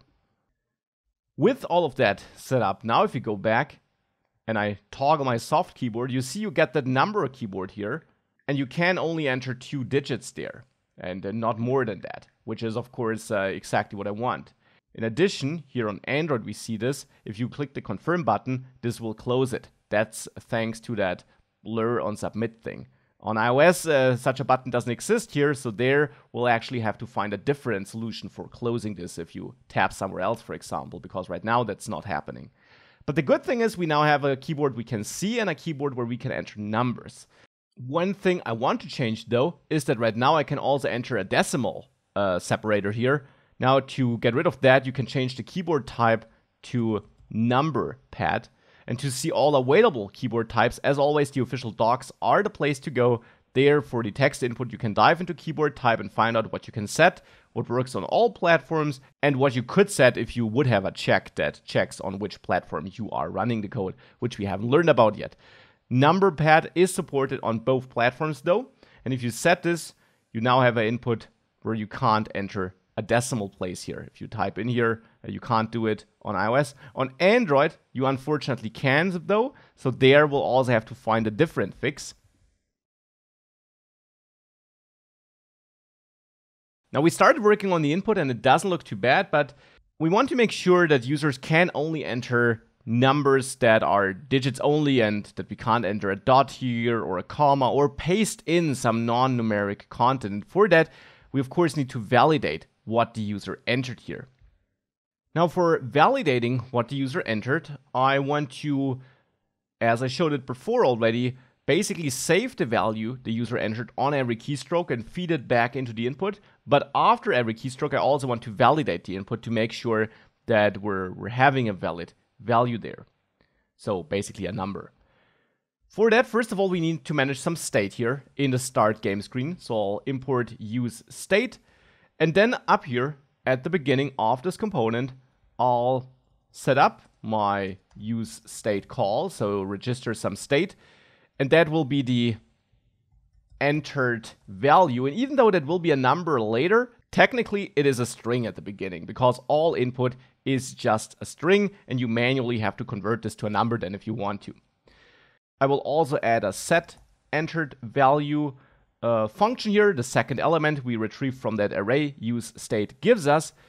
And now we can add a constant here, which I'll name number input handler or whatever you want to name it. This will get the input text. And that's the function, because that's just a function I'm storing in this constant, which I want to connect to my input. And there to onChange text, point at the number input handler and feed the value back in, and that's our entered value. Now normally we would just say set entered value in here and set the input text to be our new entered value, which we feed back into the input.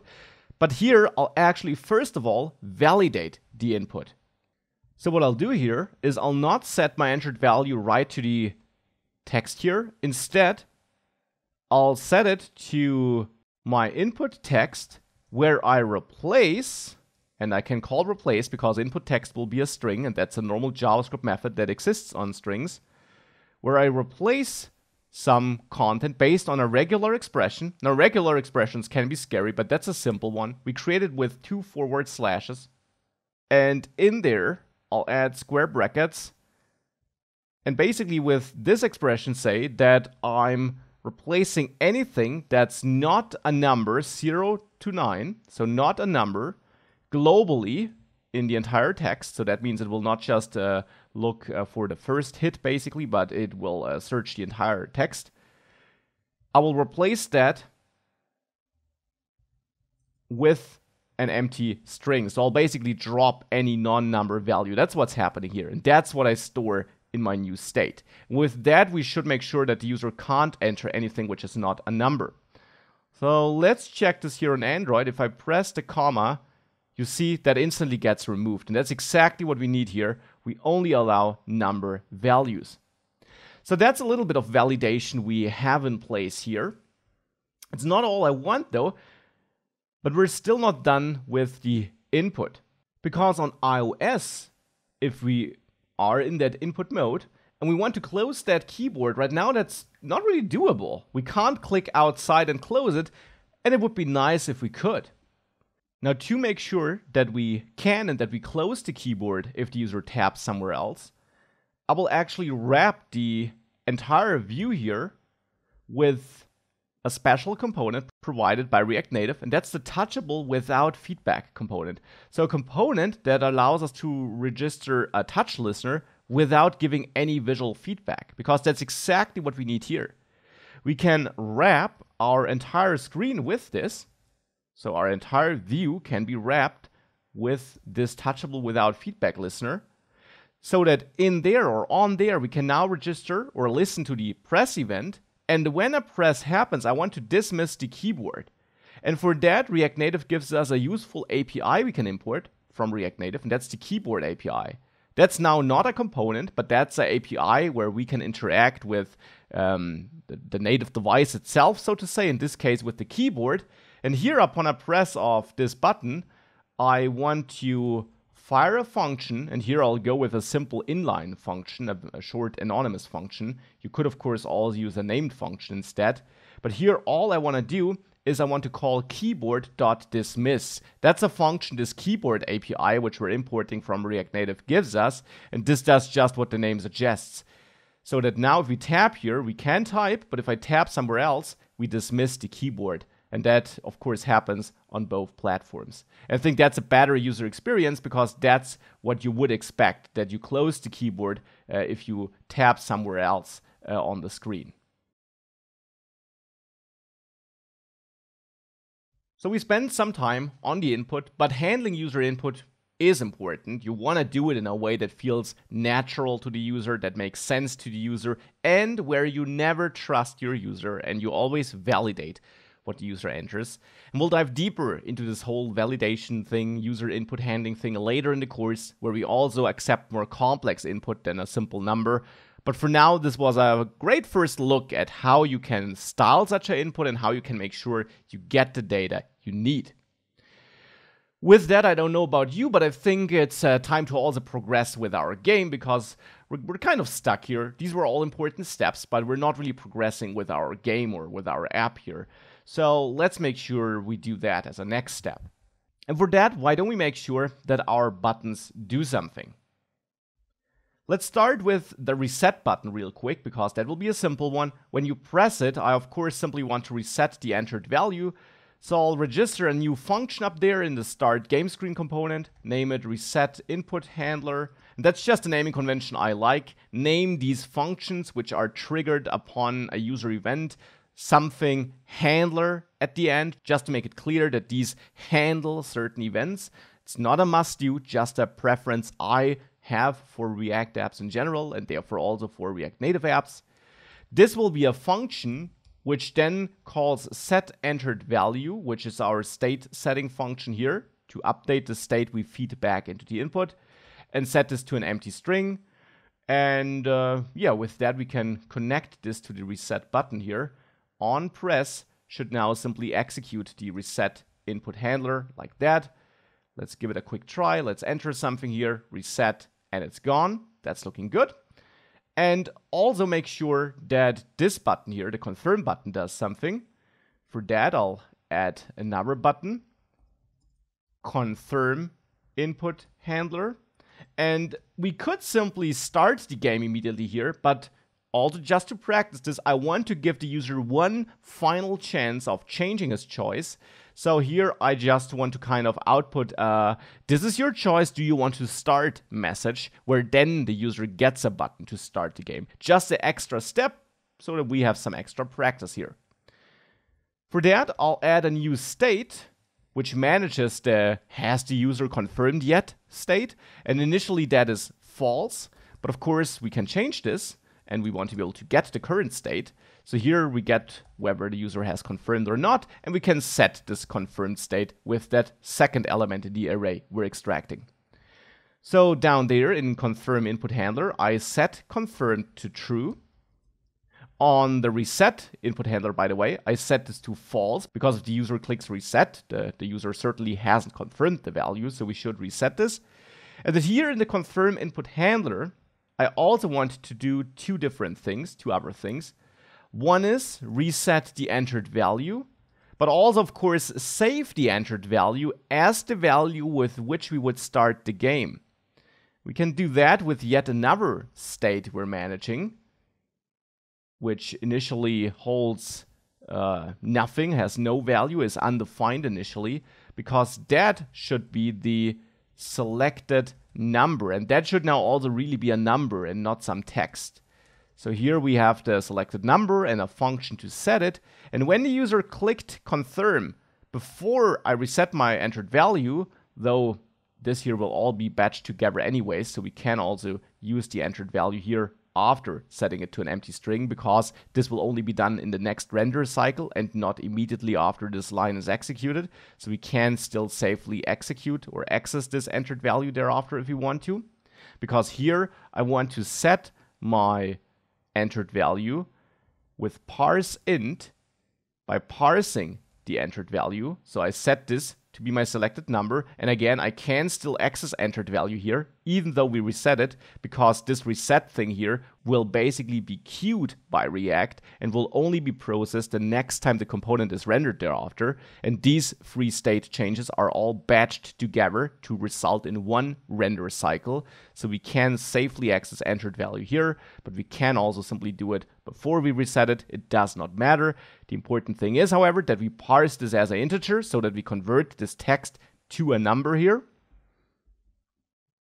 And actually, I'll add yet another extra step before I do that. Right at the beginning, I'll have my chosen number here, which is the parsed number. And before I do anything, I want to check if chosen number is not a number, which is a default JavaScript value. So if it's somehow still not a number, even though we're trying to check for invalid characters, or if chosen number is smaller or equal to 0.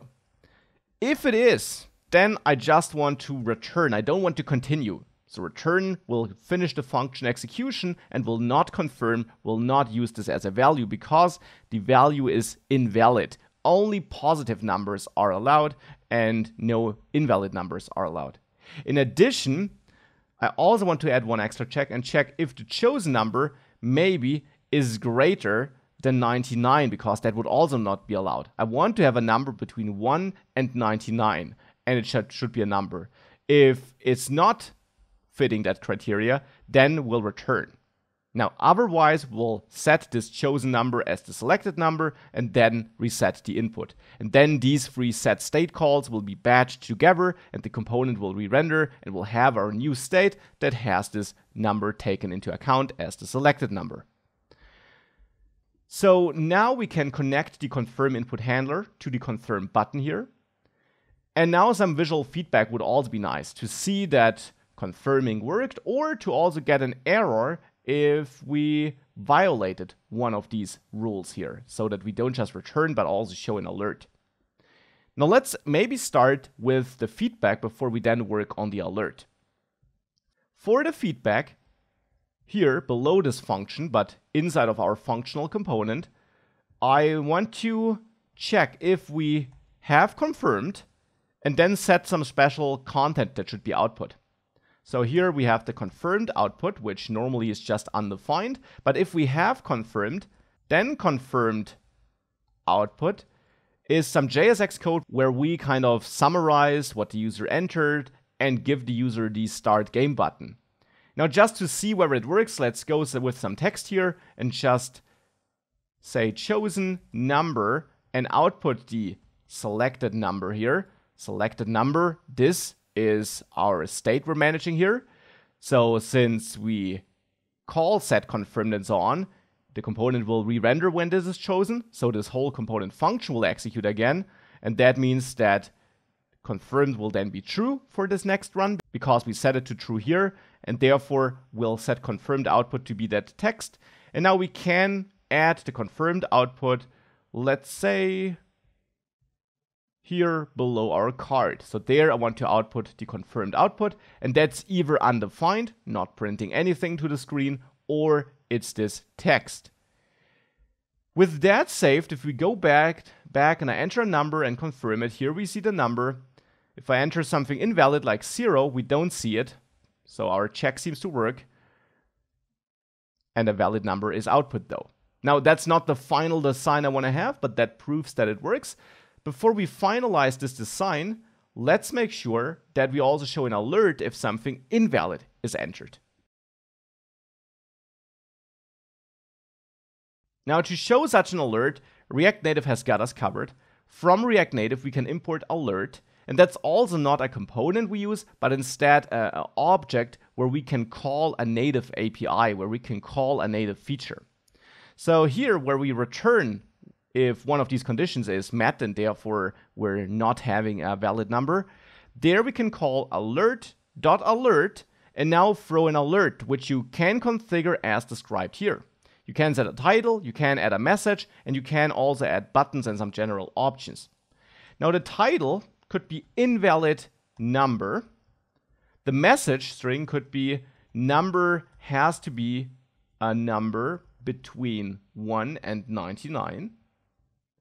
Buttons then is an array of alert buttons. What you add here are simply JavaScript objects where each object can have a certain style, a text, and a press, so a click handler basically. And I will add a text here where I simply say OK, where I then define a style, and style here is one of 3 text values. It's not a style you define with a style sheet. Instead, it's one of these 3 predefined style identifiers. It's either a cancel style, default, or destructive. This changes the color and presentation here, and I'll give this destructive as a style. And I'll also add my own press handler where I point at the reset input handler, because I want to reset the user input if it was invalid anyways. With that, the alert is configured, and this alert will now be shown if the input is invalid here. Let's give it a try and save this. And if I click confirm here, I actually get not a number. We'll have to fix that. But if I enter 0 here, now I get this alert with the OK button. And if I click it, this is reset and we're good. But let's make sure that we also get this if we have not a number, if chosen number is not a number. And the reason for that is that this check won't work in JavaScript.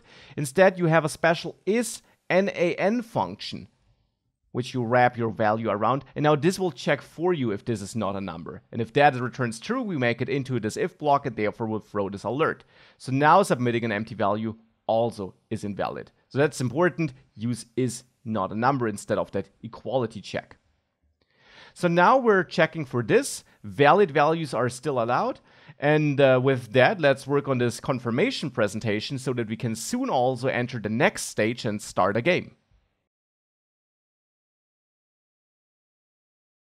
It's of course up to you how you want to style this confirm text here, or actually it should not just be text, it should be a view with the text in there, which outputs our number, and then a button to start the game. And you can definitely pause the video at this point and come up with your own styling there, your own layout. I have a certain layout in mind, which certainly will differ from yours, but there is no wrong or right decision here. So definitely take this as another chance to come up with your own layout for this, and a button that right now doesn't do anything, but that is there, which would allow the user to start the game. And after a short pause, which you can use to pause the video, I'll implement my solution together with you. So here's how I think that this would look nice. I want to have a view so that I can set up a general container around that. Or actually, maybe not a view, but why don't we use our card here? That sounds like a good idea. Now, that card, if we have a look at it, doesn't have a margin, and I want to have some spacing between that card at the top and my summary card. So therefore here, I'll give this a separate style. Here in my style sheet, in the start game screen, I'll name this summary container. Name, as always, is up to you. And I want to have a margin to the top of, let's say, 20. Some nice spacing here. And add this via the style prop to the card here. And in there, I want to say you selected, and then in a new line, output the number in a nicely presented way. Maybe the number in kind of a box with a separate border with rounded corners so that it's clearly visible, also bigger than the other text. And therefore here I'll add a view with a text in there. And in that text I'll have the selected number. But now that view and the text should get a special styling. And since I plan on reusing that, I'll actually grab it and outsource it into a new component. And I'll name it number container.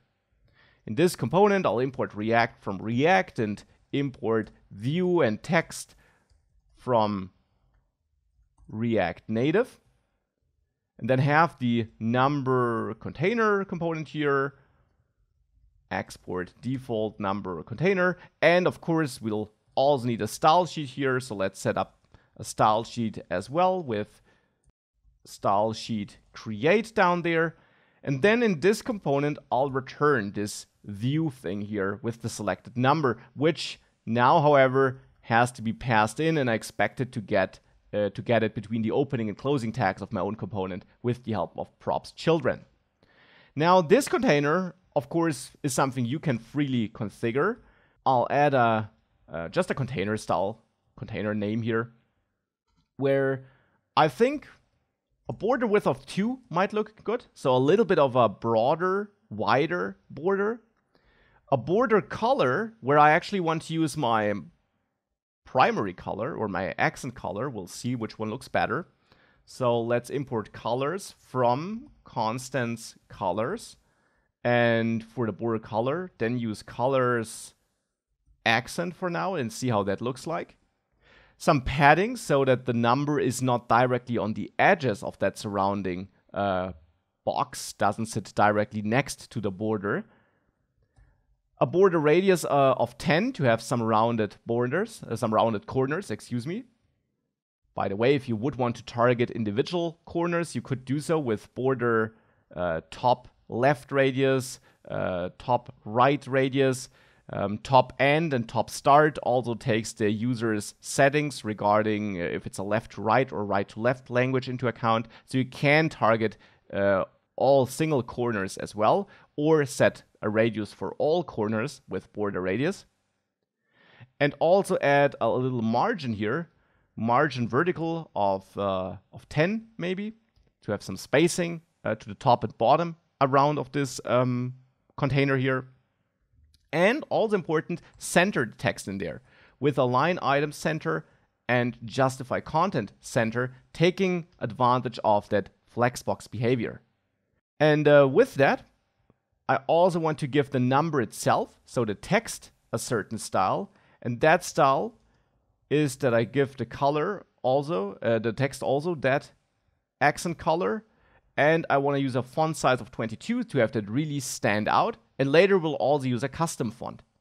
And then this view here gets the container style, and the text here, of course, receives the number style. With that set up, we can use the number container in the start game screen. So there we simply add that import. And what we're doing here is pretty normal, that you have multiple components of which you compose your application. So now we can use the number container in the start game screen component, add it here below this text, and in the number container we get the content here with props children. We output it with props children. That means we have to pass it between the opening and closing tags. So here we forward the selected number.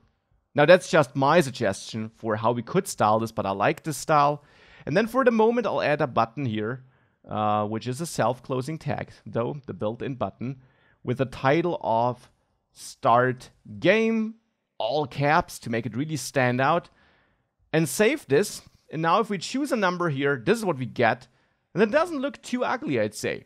Still, there are two things which I want to change. This text here should be centered, and this box with the number should not be as wide as the surrounding box, but be only as wide as the number needs it to be. Now, to make both work, I'll go to my card, which holds all the content here. And with that, I mean I go to the style in the start game screen, which I also use on that card. That's my summary container. And there we can align the items in there to be centered instead of using the default, which would be stretch. And now this is automatically centered and the box is only as wide as the number requires it to be. Now that doesn't look too shabby. One last thing which I just noticed is also that when we confirm an input, I also want to use the keyboard API to dismiss the keyboard, so that as soon as we press confirm here, we also close the keyboard. And now we have a nice output here. Now with that, we have a solid base look, I'd say. We can pick a number. We're doing some rough validation to make sure that we have a valid number. And the next step is that we make this start game button work, and we swap what we see on the screen here for our the game is running screen, where the computer is now making guesses, and we then make sure we give the user a chance of telling if the number should be greater or lower, and we then at some point are finished and show a game over screen. So we spent loads of time on this first screen, but obviously for a good reason. This course is about learning React Native after all, and you'll learn a lot about layouting, styling, connecting components, using multiple components, and configuring built-in components already. And that is a core part of React Native and what allows you to build real apps in the end. Nonetheless, it's now time to continue working on this app, and before we dive deeper into other things we could style, which I'll do later, I want to make sure that this start game button works. Because right now we're always stuck on this start game screen, but now I'll add a second component to the screens folder, the game screen itself. So the screen, the content I want to show on the screen when the game is running. And that is the screen that is responsible for showing the guess of the computer and allowing the user to tell the computer whether that's right or wrong, if the value should be lower or greater. So that's the goal here. Now, as mentioned before, it's a regular component nonetheless, so we need to import React for sure, and we'll also import some stuff from React Native. Most importantly, of course, the view and the text. You can never go wrong with these. Also the style sheet, of course, you typically always need these. Then here we can add our game screen functional component, create the styles object here by using style sheet create like that, and in the end export our game screen here as the default. And get rid of that plus here at the top. So now we have that game screen component defined here. And now let's briefly pause and think about what needs to happen here. Now, in the end, what needs to happen is that the computer needs to make a guess, and it needs to make a guess initially when this screen first loads, but then also whenever the user basically presses the "this is too low" or "this is too high" button. So whenever the user gives a hint regarding whether that guess is, in which direction of the real number this guess is, so to say. Whenever that happens, we want to generate a new guess. Now, the guess itself should be a random number, and therefore I'll start by creating a new function outside of my functional component now, because it will not use any data from in there, so it shouldn't be recreated on every re-rendering of the component, simply to save some performance. If you don't rely on props or state, you can also simply have a function that resides outside of your component. And I'll name this generate random between, because that's what this function will do. It's a function that will generate a random number between a minimum and a maximum, and which also allows us to exclude certain numbers. For example, the first number we generate should exclude dissolution, so that the device, the app, can never guess the user's choice on the first try. Now in here, minimum will be normalized to math ceil minimum. So to basically have an integer number here if a non-integer is entered, and rounded up. And max will be floored to do the same but rounded down. Then I'll have my random number, which I generate with math random. And math random gives us a random number between 0 and 1. So to have a number between min and max, we have to multiply this with max minus min. And then also, in the end, add min here, but also make sure that you call math floor on the result of this entire operation here. And this will give you a random number between this minimum and maximum.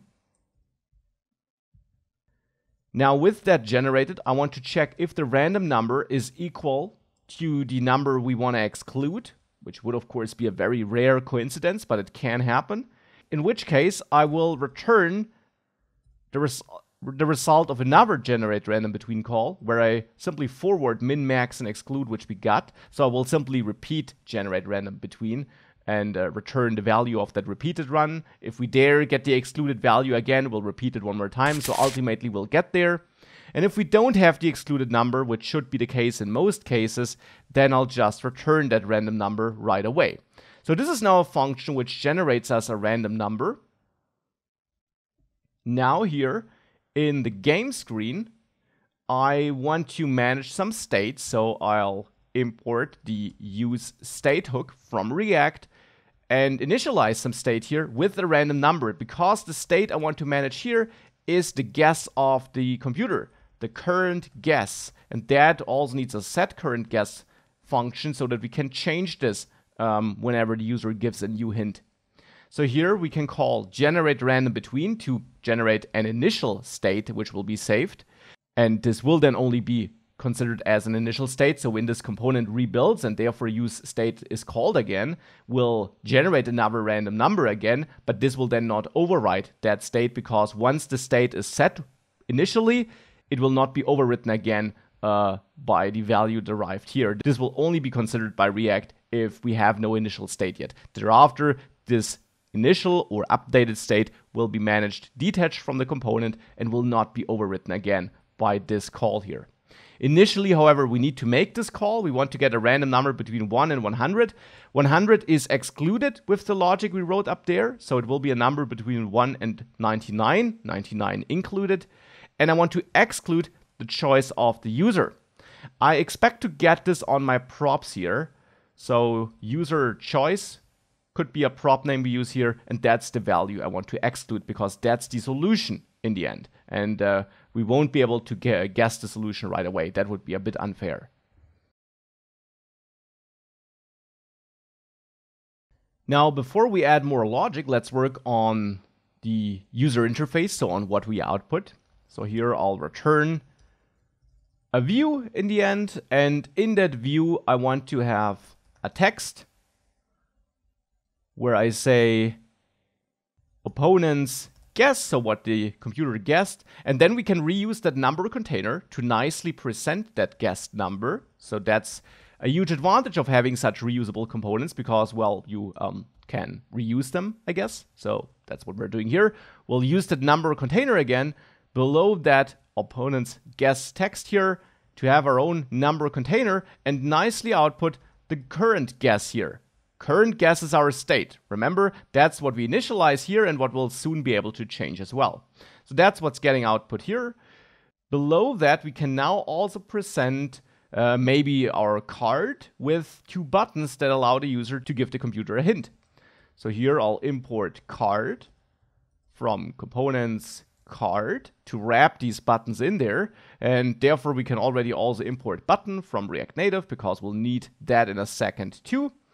And then simply have our card here, and in that card I want to have a button with a title of lower and another button where we say greater. These are the 2 directions in which we can give a hint. So is the number you guessed too low? Is it too high? Then we can give the computer a hint with these buttons. And on press, I'll at the moment just register an empty function that doesn't do anything. That will of course soon change and will effectively generate a new random number. And with that, it's now time to add some styles here. I want to have a style for my overall screen, and as before, this will get flex 1 to take all the available space on the screen below the header which we have at the top. Add a padding of 10 to have some space around the content so that it doesn't sit directly on the edges, and also use align items here to center our content horizontally. And that screen property is used on the surrounding view here to add styles screen there so that the content on this overall screen is nicely positioned. Now for these buttons, it would be nice if they would be sitting next to each other. So on the card, we can add a style, maybe use button container as a name here, and therefore add that same name here in our style sheet, because that's what we're referring to, and set the flex direction here to row. And we can set a flex direction here because I'm doing this on my card, but if we have a look in that card, we distribute these styles on a view, and a view uses flexbox, so we can set a flex direction here, and that's what I'm doing there. Setting flex direction to row to position items next to each other horizontally. Justify content with space around, maybe, to have the free space around the buttons on the left and right equally distributed. And also add a margin top of 20 so that this card with our buttons isn't sitting directly next to the guessed number, but there is some spacing in between. And also maybe give this a width of 300 and a max width of 80% to make sure that this can never exceed the boundaries of the parent view. Now, if we save this, it would be nice to see that, and for that we need a way of going to the game screen. Now we're using the start game screen in the app component, so we'll have to use the game screen there as well and manage the selected number in that app component, because that's the only component which is on the screen all the time. Well, besides the header, but the app component is also the component which will hold the start game screen and the game screen soon. Therefore, it is the component where we can also pass data down to the start game screen and to the game screen. So let's import the game screen here from screens game screen. And of course, I want to render my game screen here, but not if the start game screen is still visible. I want to have either of the two. And side note, there also is a totally different way of loading different components, and we'll dive into that in a separate module in the navigations module. Now, whilst we'll cover different navigation solutions later, there is a way of rendering either of the two screens right now. We also have a way of only rendering one of these two screens right now already. And for that, we need no special tool or anything like that. We can use normal React logic. We can render this content conditionally. All we need to do for that is we need to manage some state in our app component. We need to manage the selected number in here as well. So I'll add use state here, and then simply use my state here and initialize this with no value in the end. And there I want to get the selected number or the user number and have set user number as an updating function here. And initially that's undefined. And now here I need a function where we can change this, like start game handler. That sounds like a fitting name because we'll have such a number if the user presses the start game button here in the start game screen. So the start game handler will then get the selected number as an input. That's an assumption we have to make here, and set the user number to be that selected number here. Now, whenever that is the case, whenever we have a user number, we know that the game is running and we know that we can render the game screen instead of the start game screen. So here we can use a content variable, for example, and say our default content is start game screen. And that is normal React code, as you know it from React for Web 2. You can store components like this in variables and then simply output the variable down there. It's also what we already do in the start game screen with the confirmed output. So start game screen is our default output, but now we can add an if check and check if content is true-ish. That's what this check checks. So it will be false-ish initially if it's undefined. But now, if it is true, we can set content here. Excuse me, not content, the user number. So I check if user number is true-ish. If that is true-ish, then we know a number was selected. It will be undefined and therefore false initially. But if it is true-ish, if a number was chosen, then we'll set the content here to be the game screen. And then we render whatever is in content down there. And that will be either the game screen or the start game screen. So now when we click start game here with a number chosen, this should switch here if, and that's the important thing, if we make sure that the start game handler can be triggered from inside the start game screen. Now for that we use a default React pattern of passing down a reference to this handler to that component. Maybe on the onStartGame prop, that sounds like a fitting name to me. We forward the start game handler, just a reference without parentheses here, just a reference, a pointer at this function. And onStartGame is now a property we can use in the start game screen. So here in the start game screen, when we click on the start game button here, I want to trigger that prop in the end. So here I have onPress.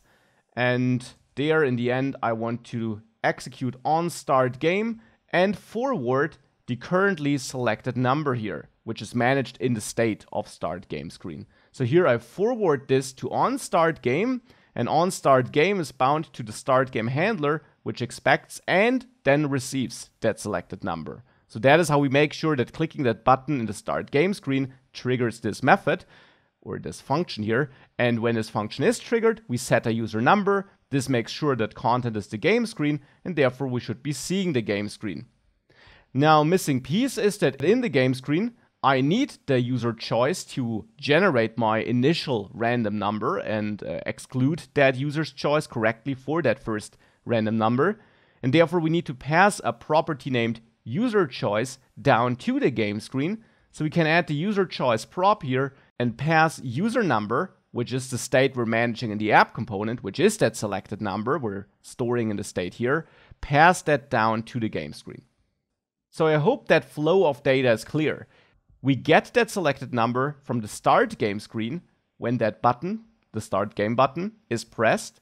We then store it in the state of the app component here in the use number state with the help of set user number. And we then use that user number to pass it down to the game screen, which is only rendered if we have a user number. So if the game is running, if the game was started, so that in the game screen, we can use the user number, which is received on the user choice prop, to then generate a new random number, which the computer guessed where this user choice, this user number is excluded, so that for the very first computer guess, the computer can't instantly guess the user's number. A lot of talking. Let's save all of that and have a look at it. Let's enter 55 and confirm and click start game.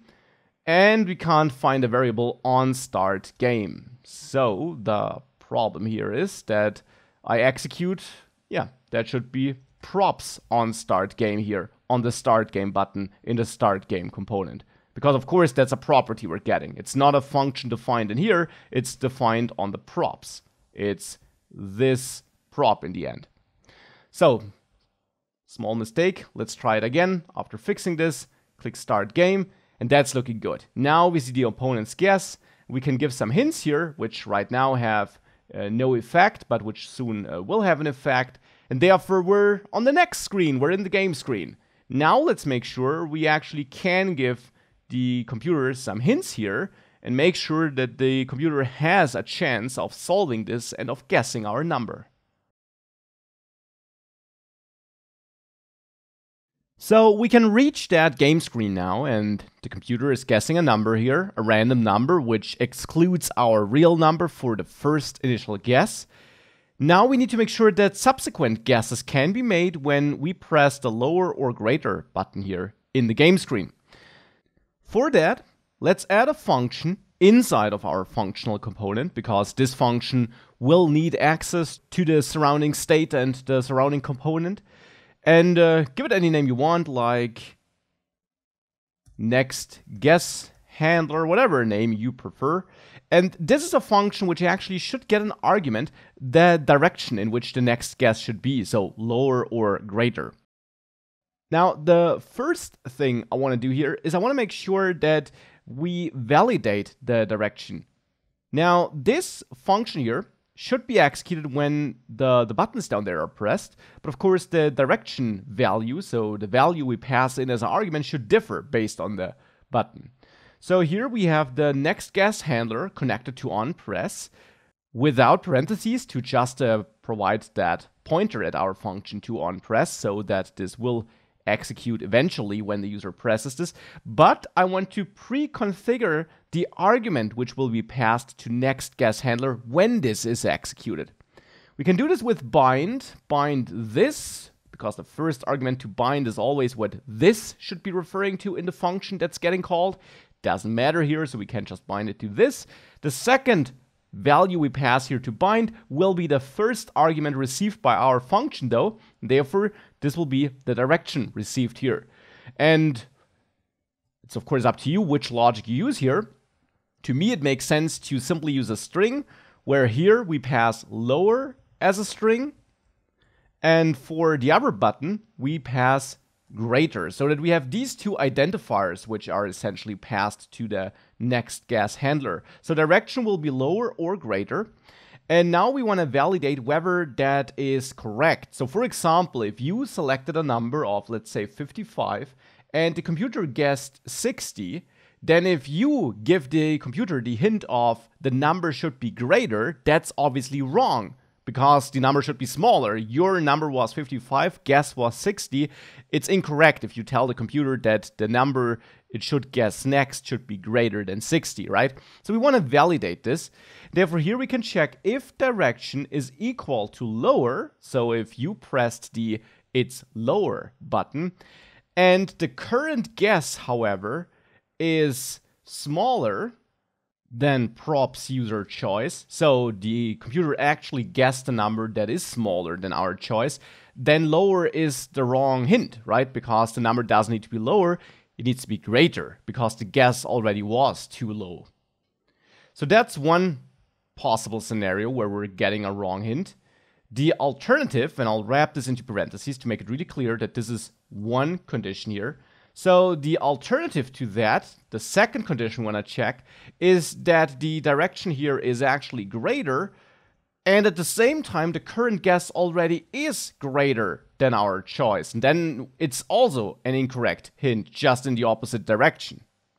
In both cases where we're giving an incorrect hint, I want to throw an alert, and you learned that you can do this with the alert API, the alert class you can import from React Native in the end. Then in here, in our check, I will use alert to throw an alert with the title of, let's say, don't lie. Of course, you can pick any name you want. I'm escaping that single quote, which I want to print as a character here with a leading backslash, because otherwise it would close the string, because I'm using single quotes to surround my strings. So that's my title, and then the text could be, you know that this is wrong. But of course, you can have any text you want here. It can also be less moralistic if you want to. Now I want to present one button here, and buttons, as I already explained, are objects you pass to that third argument array, which alert takes. And there the text could be sorry, and the style could be cancel. And you don't need to provide an onPress handler. If you don't provide one, the only thing that will happen is that clicking the button will close the alert, which is fine. So here we're giving the user a tap on his fingers, so to say, making sure that no incorrect hints are given. And I want to return here, so I want to stop the function execution if we have such an incorrect value. If we make it past this if block, so if we gave a correct hint, then we want to generate a new random number. So here, I want to check if the direction is lower, and now we know that was correct, so the computer should guess a number that's lower than the previous number.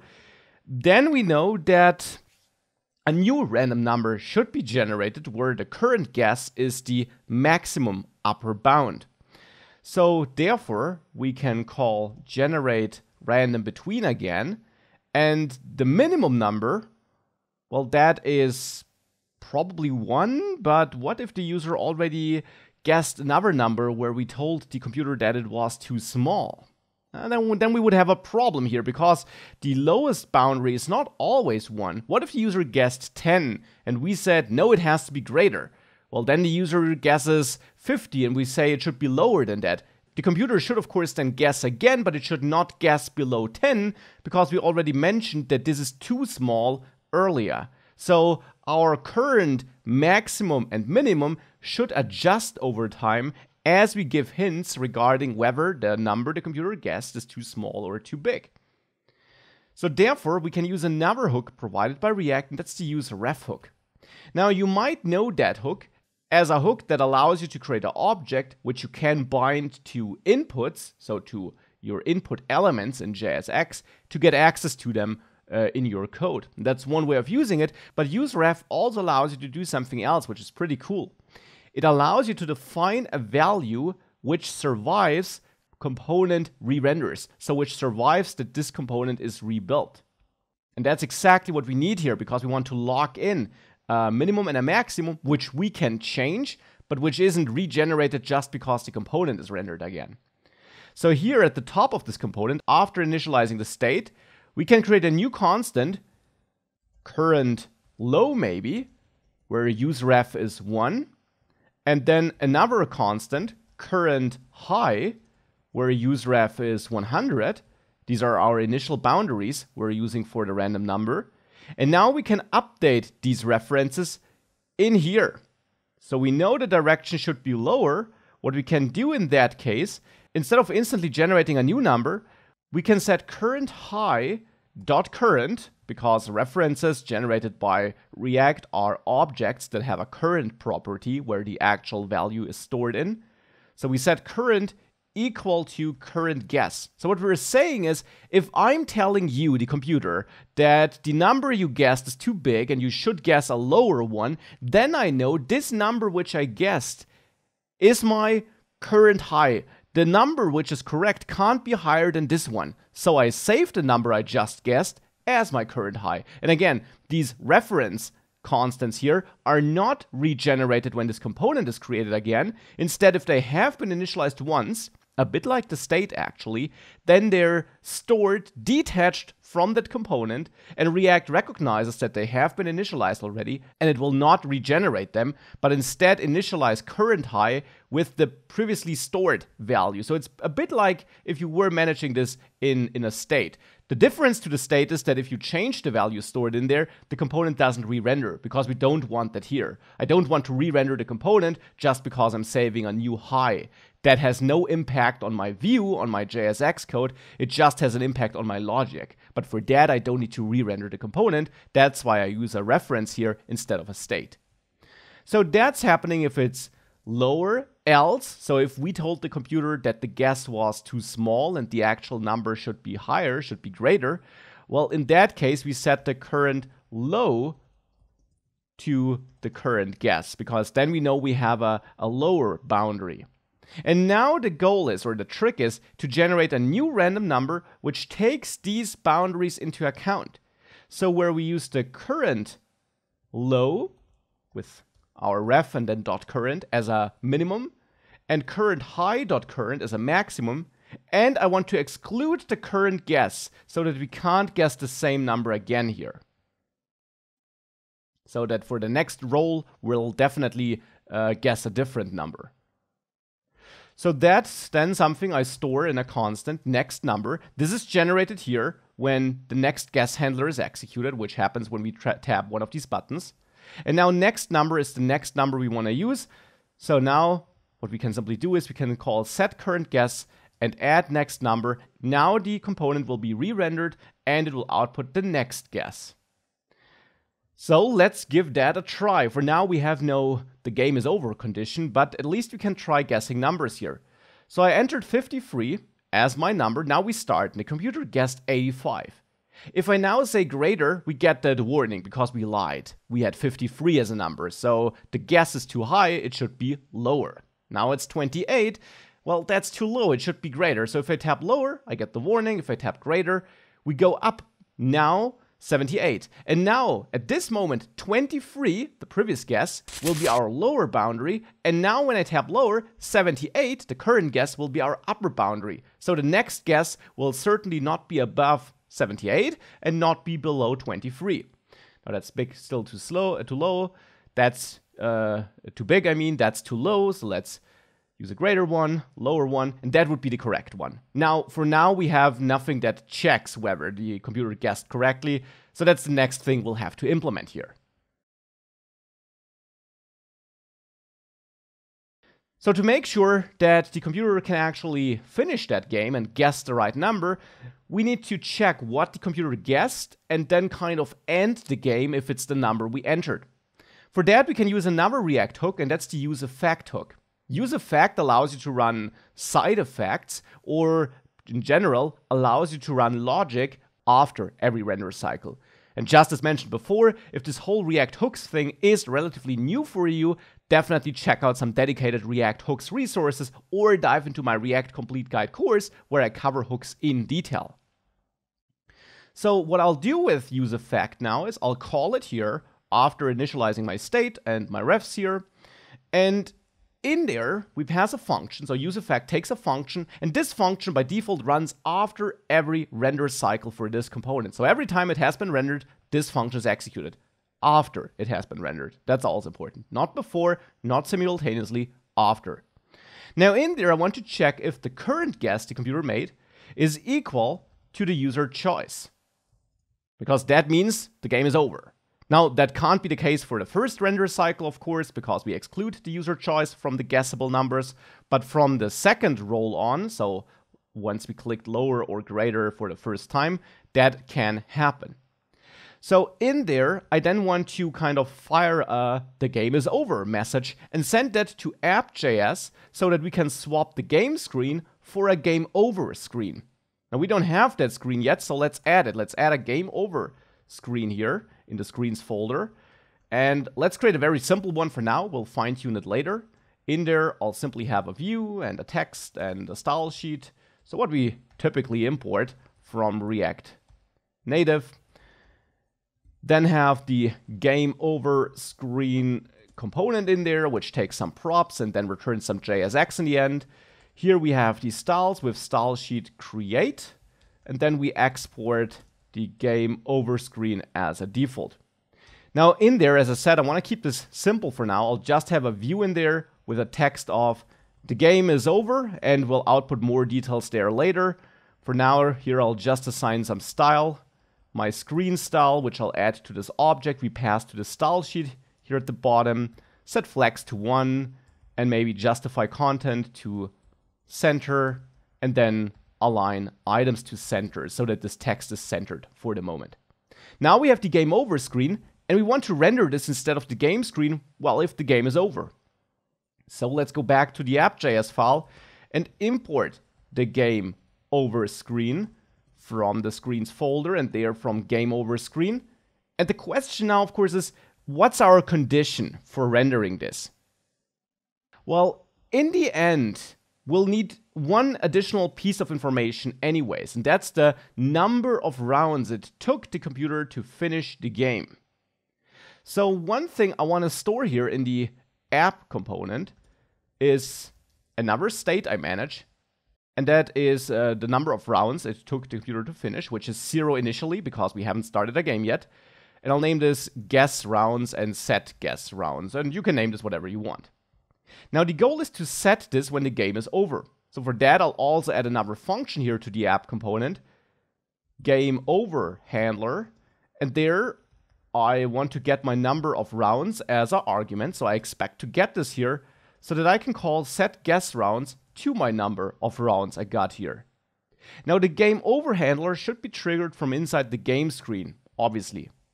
So here on the game screen, I want to pass in a prop which I'll name on game over, sounds like a fitting name, which can be called from inside the game screen then, or which holds a function reference which can then be called from inside the game screen. And the function reference is a reference at this game over handler function, of course. So inside of game screen, we can now use the on game over prop to execute this function and pass the number of rounds it took the computer to guess our number. Then we set this number of rounds here, store it in our guess rounds state. And now in the app component, we know that if guess rounds is 0, the game hasn't started yet or it's running. If it's greater than 0, then the game over handler executed and the game is over. So we want to show the game over screen if guess rounds is greater than 0. By the way, if we start a new game, I also want to reset my guess rounds to 0, because if a new game starts, we want to reset the number of rounds the computer took to 0. So if it's greater than 0, the game is over. So in that case, I want to show the game over screen.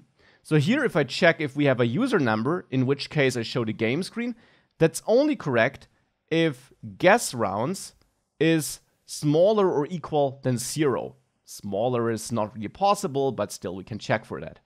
So if that's the case, then we know the game is certainly running. Else if guess rounds is greater than 0, then we know the game is over, and therefore content will be equal to game over screen. Right now, that's just a component like this without any props which we pass in. So now we have a condition where we render the game over screen.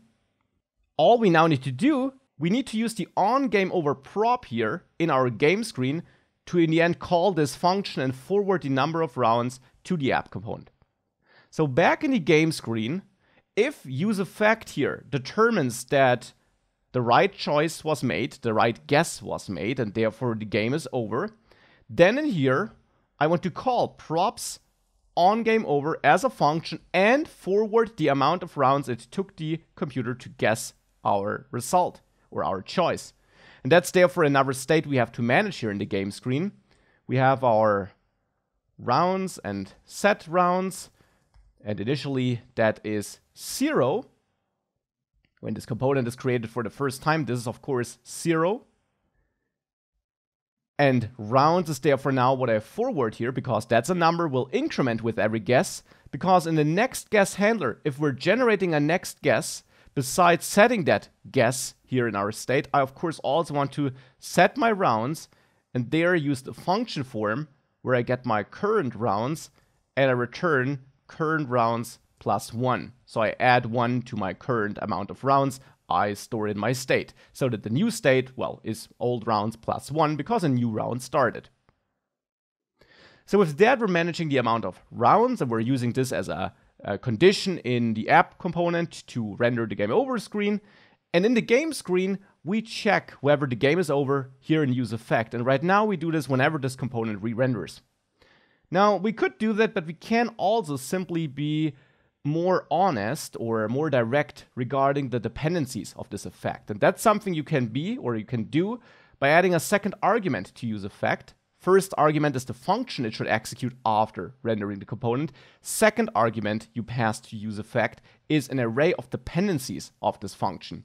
And here you have to specify any value that's coming from outside of this effect function. So in our case, that would be the current guess. That would be props user choice and props on game over. And whenever such a value changes, this effect will rerun. So whenever it has changed after a render cycle, the effect will rerun, I should say. If a render cycle occurred and the values you specified here are still the same as for the previous render cycle, then the effect will not rerun. So the effect will now only rerun if one of our dependencies changed. Now, as I said, props user choice and props on game over are also dependencies. And to take care of these, I'll use a modern JavaScript syntax where I use object destructuring to destructure my props and get user choice and on game over out of them. This syntax might look strange, but it's like array destructuring just for objects. We're pulling these properties, so these property names, out of this props object and store them in constants with equal names, so that here we can now just use user choice and just use on game over, since we have these values now stored in constants of that name, pulled out of props. And I'm doing this because now we can add user choice and on game over as dependencies in this list.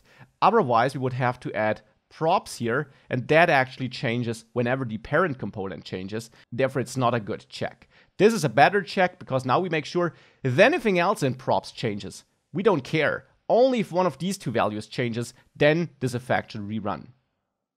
Now with that, we have our check in place that should hopefully lead to the game over screen being presented if the computer guessed our number. So now let's save this and let's give it a try. Maybe here on Android to mix things up. So I'll enter a number here, 32, confirm, start a game, and it's 2, so it should be greater. Let me also show you how the warning looks like on Android. It's this default Android alert. So 32 it was, so therefore, of course, should be greater, should still be greater. Now it should be lower, should be lower, should be greater, should be lower, should be lower, should be greater, should be greater. The game is over. That's looking good. The guess probably was 32, would make sense regarding the sequence of numbers we had here. And therefore, this output makes sense here. So we're able to detect that the game is over. Now it would be nice to also output a summary on the game over screen. Now we can dive deeper into the styling and the detail output there later. For now, let's just make sure that we maybe at least output the number of rounds it took the computer to win, or what means to win, to guess our number. So number of rounds is something I want to output here on the game over screen. And that's of course a value we need to get from our props because we're managing this number of rounds in the app component in the end, here in guess rounds. So in the game over screen, we get this on props, rounds, number, or whatever you want to name this. It's up to you how you name this prop. And maybe also output the number the computer had to guess. Number was, and then props user number, maybe. So these are two props we now need to set on the game over screen, rounds number and user number. So back in the app component, on the game over screen, we set rounds number and user number. User number, of course, should be our user number we have there. User number between the curly braces now refers to our user number state here. User number before the equal sign simply refers to the prop we're passing to game over screen. And rounds number, of course, is guess rounds. So that's the number of rounds it took the computer to guess this. So this is now forwarded to the game over screen and can be output there. On the game over screen, I also want to have a button that allows the user to restart the game. So let's add a button here. And for that, you need to import the button from React Native. So let's add a button here. And the title of this button could be New Game. And on a press, I, want to start a new game. Now, again, the app component is where we in the end control whether the game is running or not, where we present the different game screens. So it's here where we need to change something if a new game should start. And it would make sense that in the app component, we therefore have a new function. Can be defined anywhere. I'll define it here as a first function because it's the function that allows us to configure a new game. So maybe configure new game handler. You can name it whatever you want. And there I expect no arguments, but I want to set my guess rounds to 0. Therefore, actually, we don't need to do this here when we start a new game, because we're definitely doing it right before we configure a new game even. So we can set the guess rounds to 0 here. And by doing that, we already ensure that in our if check down there, this condition will not be met anymore, because if we set guess rounds to 0, it's certainly not greater than 0 anymore. So we'll certainly leave the game over screen. And then, however, we would display the game screen again. So to see the start game screen again, which we want to see because that's the screen that allows us to configure and start a new game, we have to make sure that we also reset the user number, so the selected number. So here we can also set user number to null to reset this to a false-ish value. And now configure new game handler resets everything that we checked down there, hence we should see the start game screen. Now we just need to pass a pointer at configure new game handler down to the game over screen. So there I'll add a prop on restart maybe, and that points at configure new game handler. So now we can use the on restart prop inside of the game over screen by binding it to this button. There, upon a press, I want to execute on restart, as a function without parentheses here, because here I just pointed it so that on press registers this pointer, and when this button is pressed, this function will execute. Let's give all of that a try. Let's enter a number, 41 maybe, and start a game. And lower, that was fast, but well, that's okay. 2 rounds, the number was 41, that's correct, and if I click new game, we're back here. Let's give it a try, 66. Greater, greater, lower, lower, lower, even lower, greater, lower. Whoa, that's taking long. Lower, greater, greater, lower, lower, greater, yeah. 14 rounds, so it can also take longer, but the main thing is our logic here works, and that's actually already the finished logic of the entire game. Now, what's not finished, however, is the overall styling. I want to have a different button here, want to have different buttons here, want to use my own font, want to use some icons, and I also want to make sure that we show a little image on the screen where the game is over. So here I also want to have a little image. So these are all the things we'll tackle next. Lots of styling and image adding to be done.